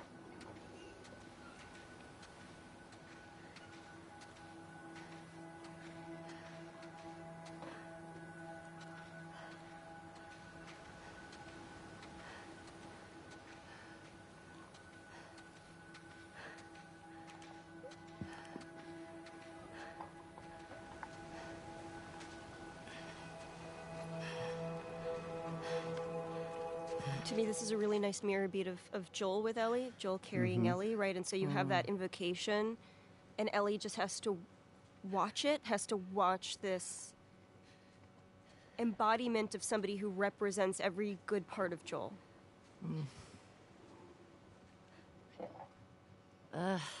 It makes me so sad. This scene.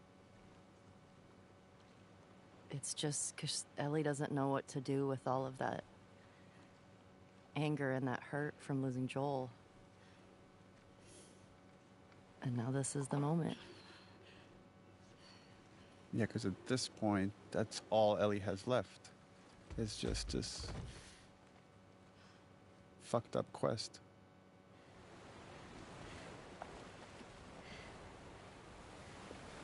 Yeah, imagine having that image stuck in your head and not knowing how to get rid of it. Yeah. And killing somebody else is not going to do it, but You have to get to that point. You have to realize it yourself. Mm-hmm.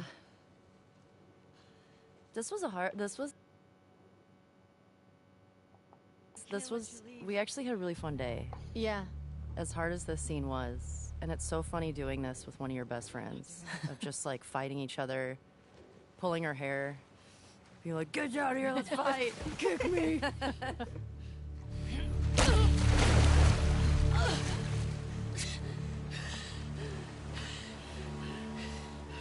No.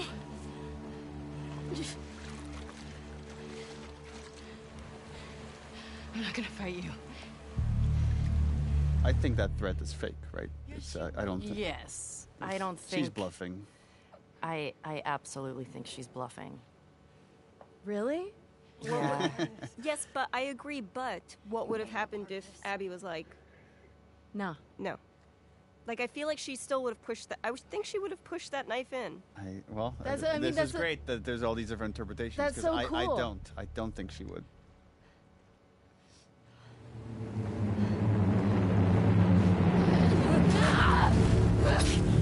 Oh mio Dio.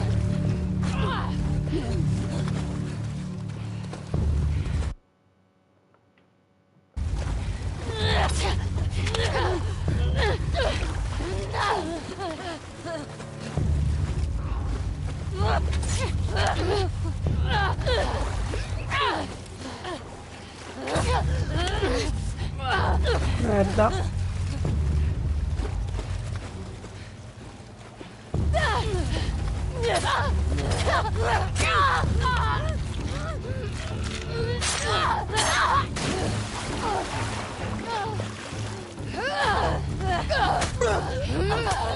Madonna.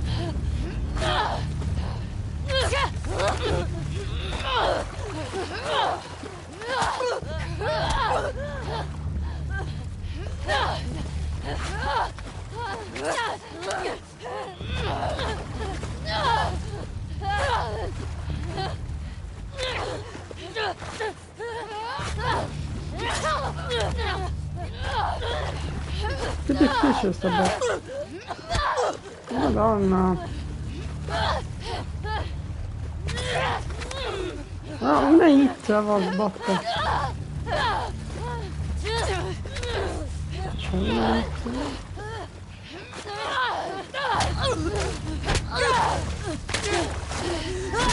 Ma Abby, cosa fai?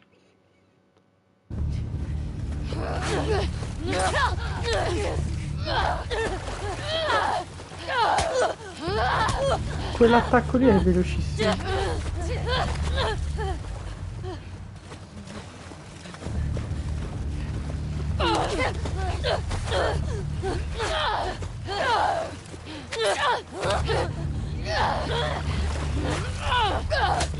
No, vabbè, non riesco a schivarlo.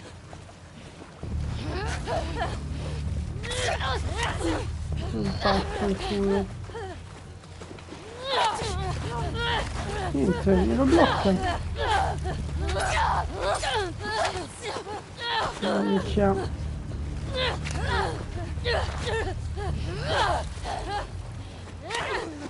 Oh. Ok.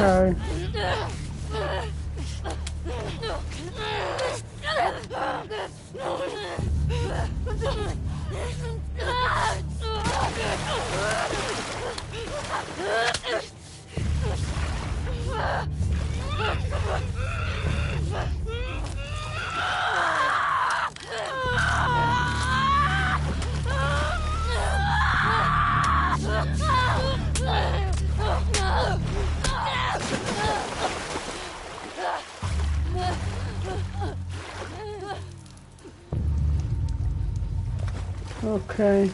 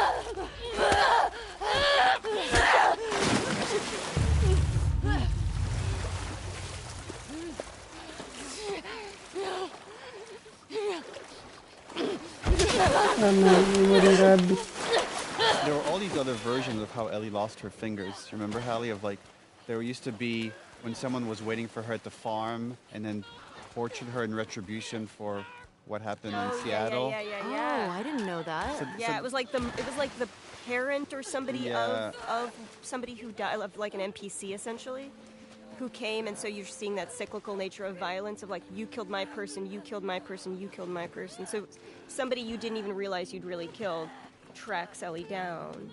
Wow. I love how you pin her with your knee. Yeah. So originally the conception was that Abby dies here, and it would have been such a different game, I think, if if right now there was just a body underwater and Ellie was having this moment. Yeah, you didn't know that? I did not know we died here originally. Well, yeah, originally, like, I think both Yara and Lev died. And this Minchia, was ma just Abby tutti. by herself when you meet up with her. And then Ellie kills Abby. Yeah. I think leaving Ellie with 3% of the humanity that she got from who she was, that good kid, that scrappy kid that Joel helped shape. I think if she killed Abby, you would never see that kid again. And this gives a hope that she's still in there a little bit and could be maybe revived in the same way that Abby was revived in the right circumstance. I agree. Seeing the reactions, there's people that wanting to know, what was it exactly that made Ellie stop? Is it Lev? Is it this memory of Joel? Is it everything she's experienced? Is it just like Abby's state, that it's not this person that defeated her in the theater? And to me, it's all those things. The way our brains work is so messy, and that's the story was always meant to be very messy in that way, that there aren't these clear-cut answers. To me, that moment is 2 more seconds, this girl is dead. So I already know what this feels like. I can see what I'm going to feel like 5 seconds from now. Yes. And it's no different. Yes. So why? Quella è una delle idee, perché hanno parlato di come Ellie doveva perdere le dita e non l'ho ben capita.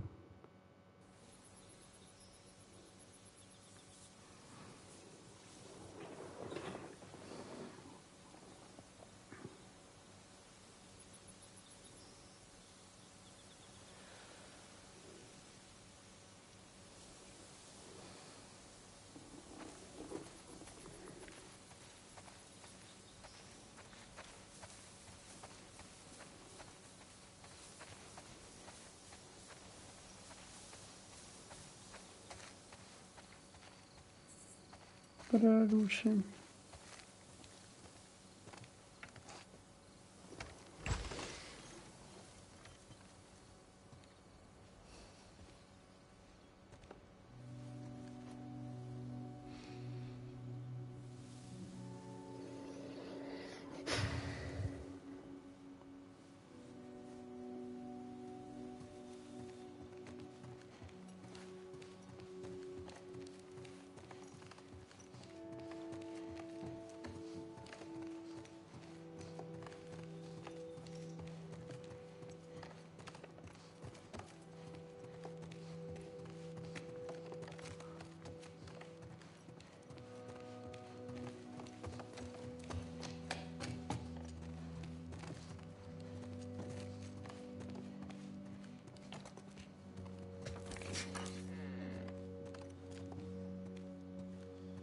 Originally, the house was fully empty, and there was a concern, I think, that we had that it's going to feel like something bad happened to Dina, and we don't want to make it feel like it's... Right. That's the thought in her head. It's more, Dina has made that choice to move back. She had to move back, too. She couldn't stay there alone with a baby. It was too dangerous. But I do think there's something poetic in, like, she didn't take Ellie's things with her. Yeah. There wasn't a, I'm waiting for you, I'm going to build a home. It's I'm letting this... I'm letting this die, here. And I'm going to let everything rot for you. Well, that's really bleak.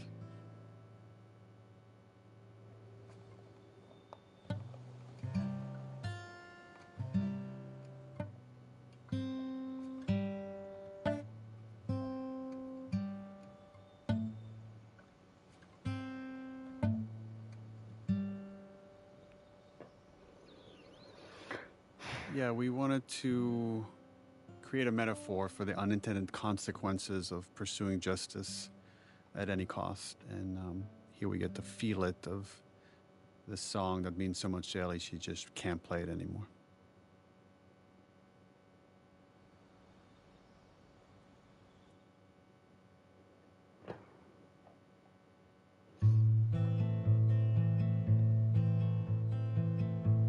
Also interesting thinking about Joel's headspace right now, like just been humiliated by Ellie in front of everyone. Who knows what's going through his head, but for me, sometimes when I get just filled with anxiety, it's guitar. It's just sitting down and just jamming and just... Yeah, not even playing a song, just playing through something. And we've had this scene at different spots of the game. until we finally landed. It's this final moment. Yeah, I think originally we were going to put it before the midpoint showdown of the game. Right. Oh, it plays so much better at the end. Yeah, no, It does. now you can't imagine it anywhere else. Yeah. Once it's here. Traded his soul for coffee.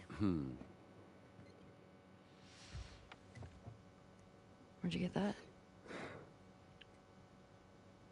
Those people that came through last week. I would do the same. Embarrassed. This is the most Ashley has ever pushed back on a scene. Wait, really? Which this was because originally it was written that they hug at the end of this scene, and you're like, I don't know if they would. I'm not sure we could get all the way there. You were sport about it, and we did 2 versions, one with a hug, one without a hug, and they were both very, very good. But ultimately, you were right.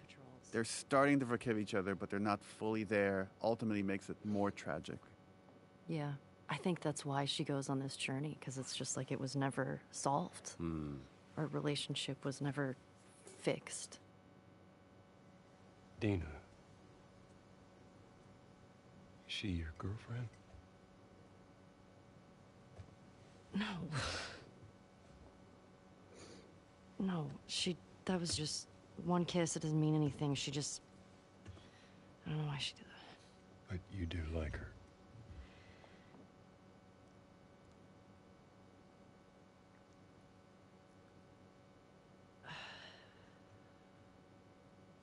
They just have like a father-daughter moment. Just this exchange about this crush that she has on this other girl, and Joel telling her like she would be lucky to have you. Again, he has unconditional love for Ellie, and that's what drives her mad. It'd be so much easier if he was just a complete piece of shit. Oh yeah. Then you could just forget about him. Yeah.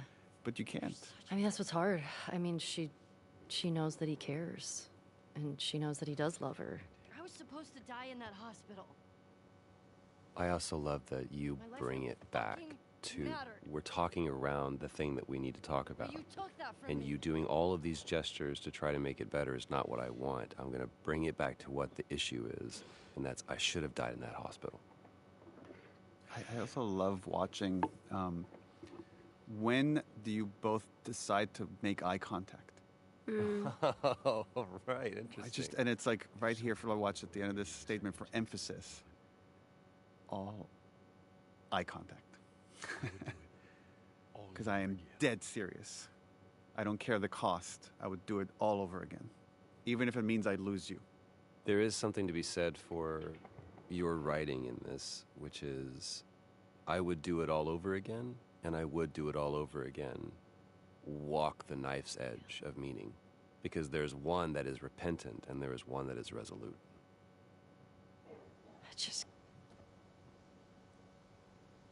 I don't think I can ever forgive you for that.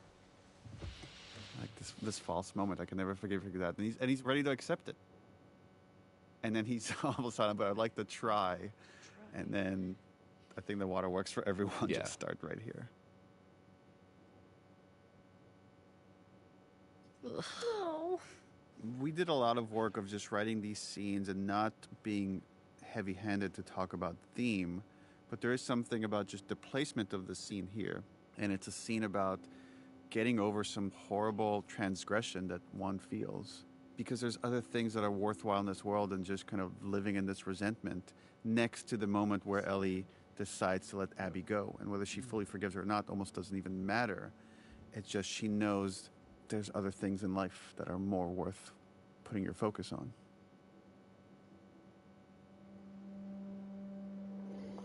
Questa scena qua è veramente... It's interesting seeing since the game has come out, it's been out for a few years now, how many different interpretations there are for this leaving of the guitar here. Whether it's she's fully forgiven Joel, or whether she's fully forgiven Abby, or whether she's willing to move on, or whether she just doesn't want to be under Joel's shadows anymore. And when people always I don't know if you get this often, people often come to me and they want the answer. They're like, which one is it? Mm-hmm. And I'm like, it's all those things. It's all those things in some way. Like, people's minds are so complicated. Yeah. I mean, I think it's what we've been talking about with grief and how that can sort of manifest in somebody. I'll caveat by saying this is my own interpretation. And it doesn't mean that it's right. It's just mine. But sometimes you have so many triggers for trauma that you just need to let anything that might trigger you, you just have to let it go and start over. I mean, how I felt in that moment of, it's easier just to not get close to people. We know when we were writing this, we had so many conversations about leaving it on a hopeful note. And even though it's very dark, I do find it to be a hopeful note. It's left with that question of like, once you've committed all these atrocities yourself, can you come back from that? And we saw that Joel was able to, and then maybe Ellie could as well. I remember when you guys told me that that was going to happen, and I was very nervous. Man, what a journey. It's a long game. It's a long game. I'm curious, how do you interpret her leaving the guitar behind Ashley? Because she could have taken it with her. She could learn to play left-handed. I think that so much of it is...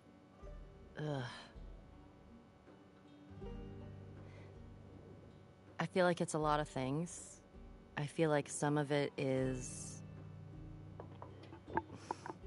Deserving is not the word that I'm looking for, but I feel like there's a part of Ellie that's like, you know what, this is part of a life that I had that I now have to kind of leave behind because of the choices that I've made and the things that I did. And I think it's going to be easier if I just leave it all and not have to go back and try to visit it every day. And I think also having if she did take the guitar with her, that would be a constant reminder of Joel. Like it would be triggering. It would be triggering in a way. And I think, you know, if Ellie had therapy in this world, it probably would have ended differently. But as someone who knows, like when you go through stuff and you just kind of like trash compactor it down into your body and not deal with it, I think that's kind of where she's at. But kind of just like, if I leave it all behind, this is what I kind of deserve. Do you think if she leaves the guitar behind, she's hoping that she will no longer have the... Yeah, I think there's a little bit of that there. Of like, maybe if I don't have this reminder, I'll get over it. Because trying to find revenge and retribution, that didn't fill that hole. What do you think it is? What do you guys think it is when you were thinking of leaving the guitar there? And specifically because cutting off the fingers was a very strong choice to not be able to play the guitar and have that connection anymore. Sometimes it's hard to kind of reverse engineer what was the inspiration or the process, but I find playing guitar so therapeutic. And I associate music with specific times in my life and memories that then if someone were to take that away from me, and especially if I were responsible for the reason it's taken away from me, then it might be too hard to just constantly play it badly, or especially this particular guitar that's gifted to her by Joel. And right, her memories with Joel are, I think, mostly positive. It's mixed with some negative stuff and the journey of the first game, and this is a point where I think she wants to start over. That she came to the brink of being a villain. And she's, I mean, in some ways she was, and she probably killed many people on this journey that might not have deserved that fate. But I think now she wants to go on a journey to reflect on that and find a different purpose. I'm curious, maybe Ashley and then Laura, like, how do you feel years later now? People had very strong reactions to this game, both positive and negative. And how do you feel about it? I feel like I have so many feelings about it. I feel like now, having some years behind us of the game being out, I love this game so much, and I think it's such a beautiful piece of media because of the story and the narrative and what it has to say, and that's so much to Hallie and Neil.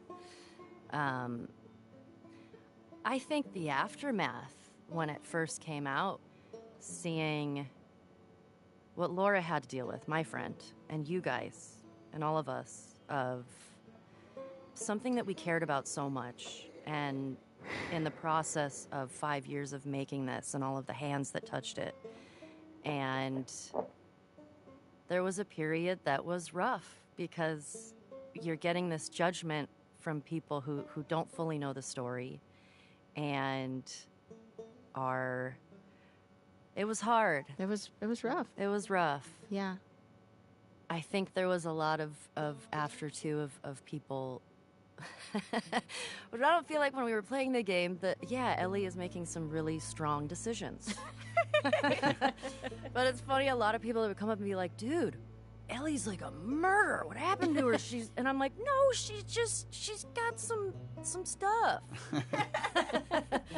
But even still, like, now having, you know, coming out of that time of I feel like that was one of the first times where I've sort of dealt with, like, a reaction like that.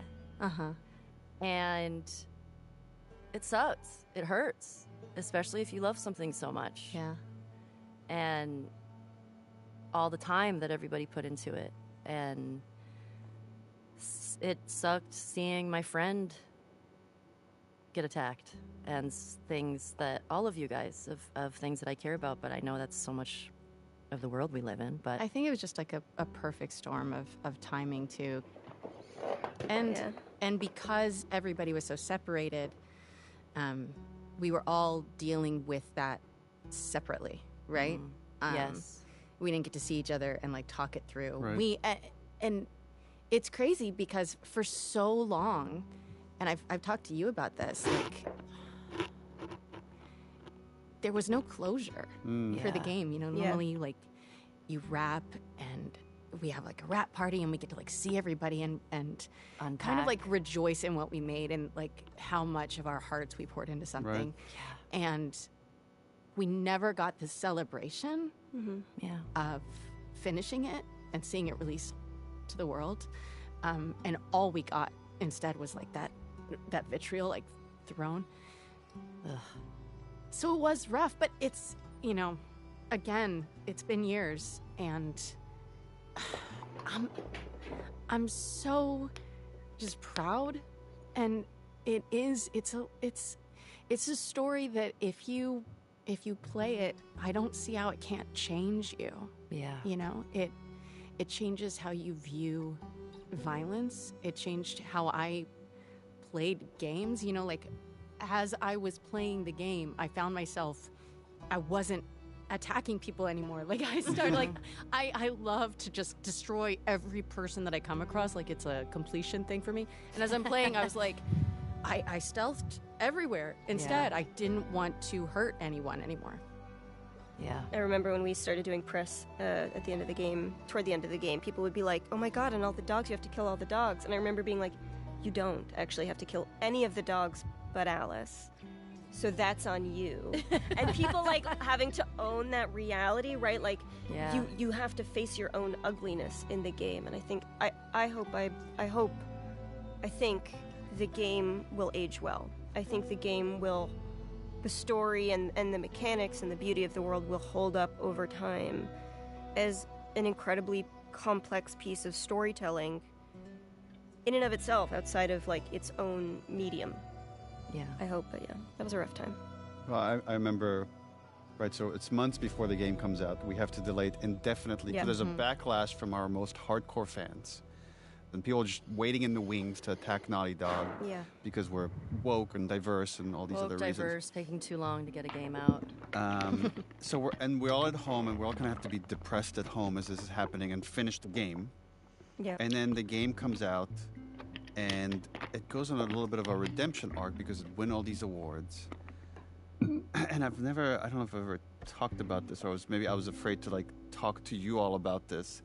But my greatest fear when that backlash was happening was that I've let you all down in some way, that I didn't do right by you. And that's why I've always been afraid to kind of talk about it with you, because I feel like I would get really emotional. I remember talking with Troy about it because I'm like, dude, I apologized to him. I'm like, I feel like I did you wrong. And now you're like, and he's like, no, what are you talking about? Like, I love this thing. Like, I wouldn't change a beat. But, you know, we all had our share of all sorts of things that were really awful to deal with at the time. And when people ask me, like, was it worth it? Was it worth doing this whole thing? And when I think about myself, I say, yes, I would do it again in a heartbeat. I'm so proud of this thing.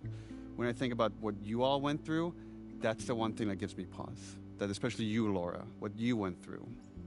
That's when I'm like, I don't know if I would put an actor through that again.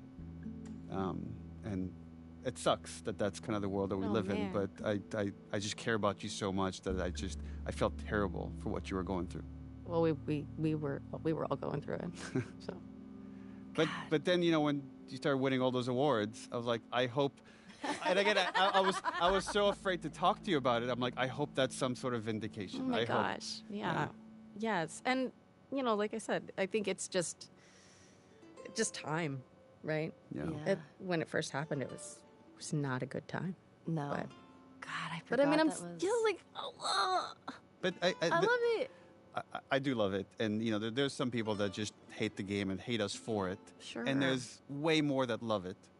And some people say it's their greatest story they've experienced out of any media. And some people say it's the worst story they've experienced out of any media.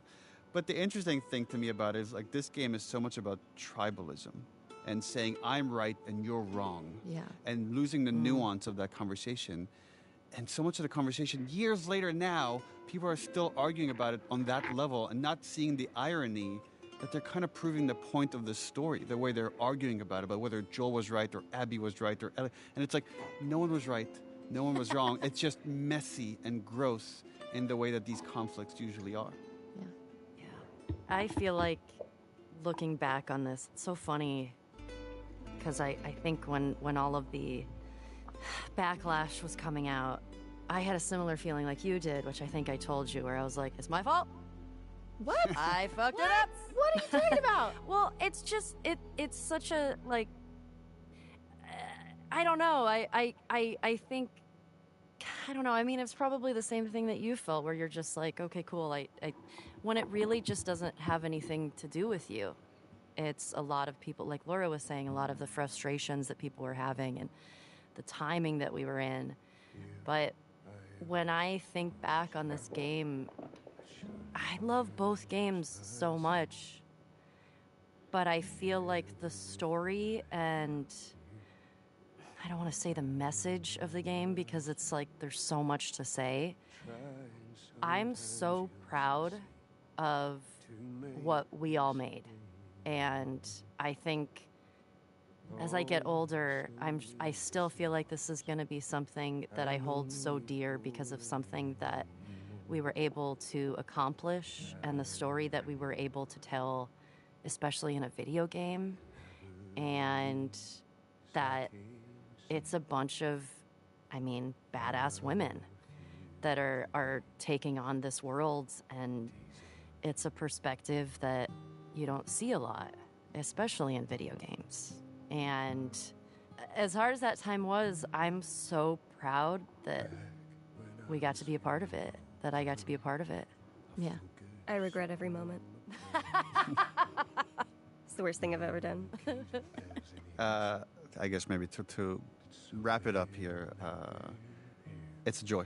It's been awesome working with you both. I can't wait to do it again on whatever project we might do in the future, but there's a reason that I keep coming back to working with the same people over and over again, because one, you try to find talent, but maybe even more important than that is you want to enjoy the people you work with. And despite how we landed the plane, even if the landing was a bit rough with what happened there at the end.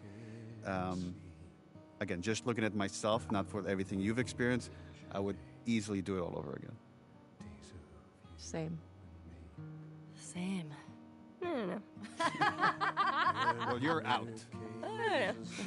Well, I left.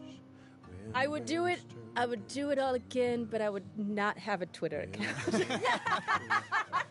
Maybe that's the final lesson of Last of Us Part 2, yes. which is get off social media. Get off of social media. Well, after several hours with us, this is the end of our commentary. Thank you for hanging in there. I hope you got some insight into our process.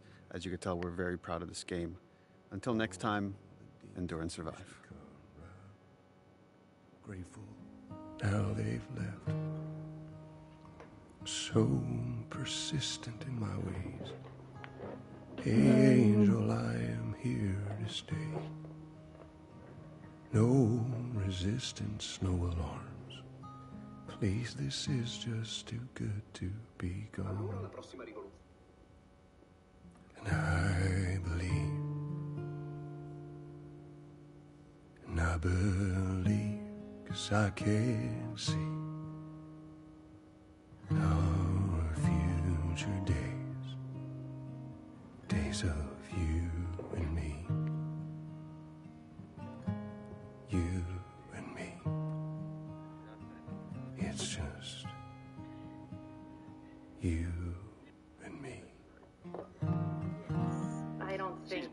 Because there's one that is repentant.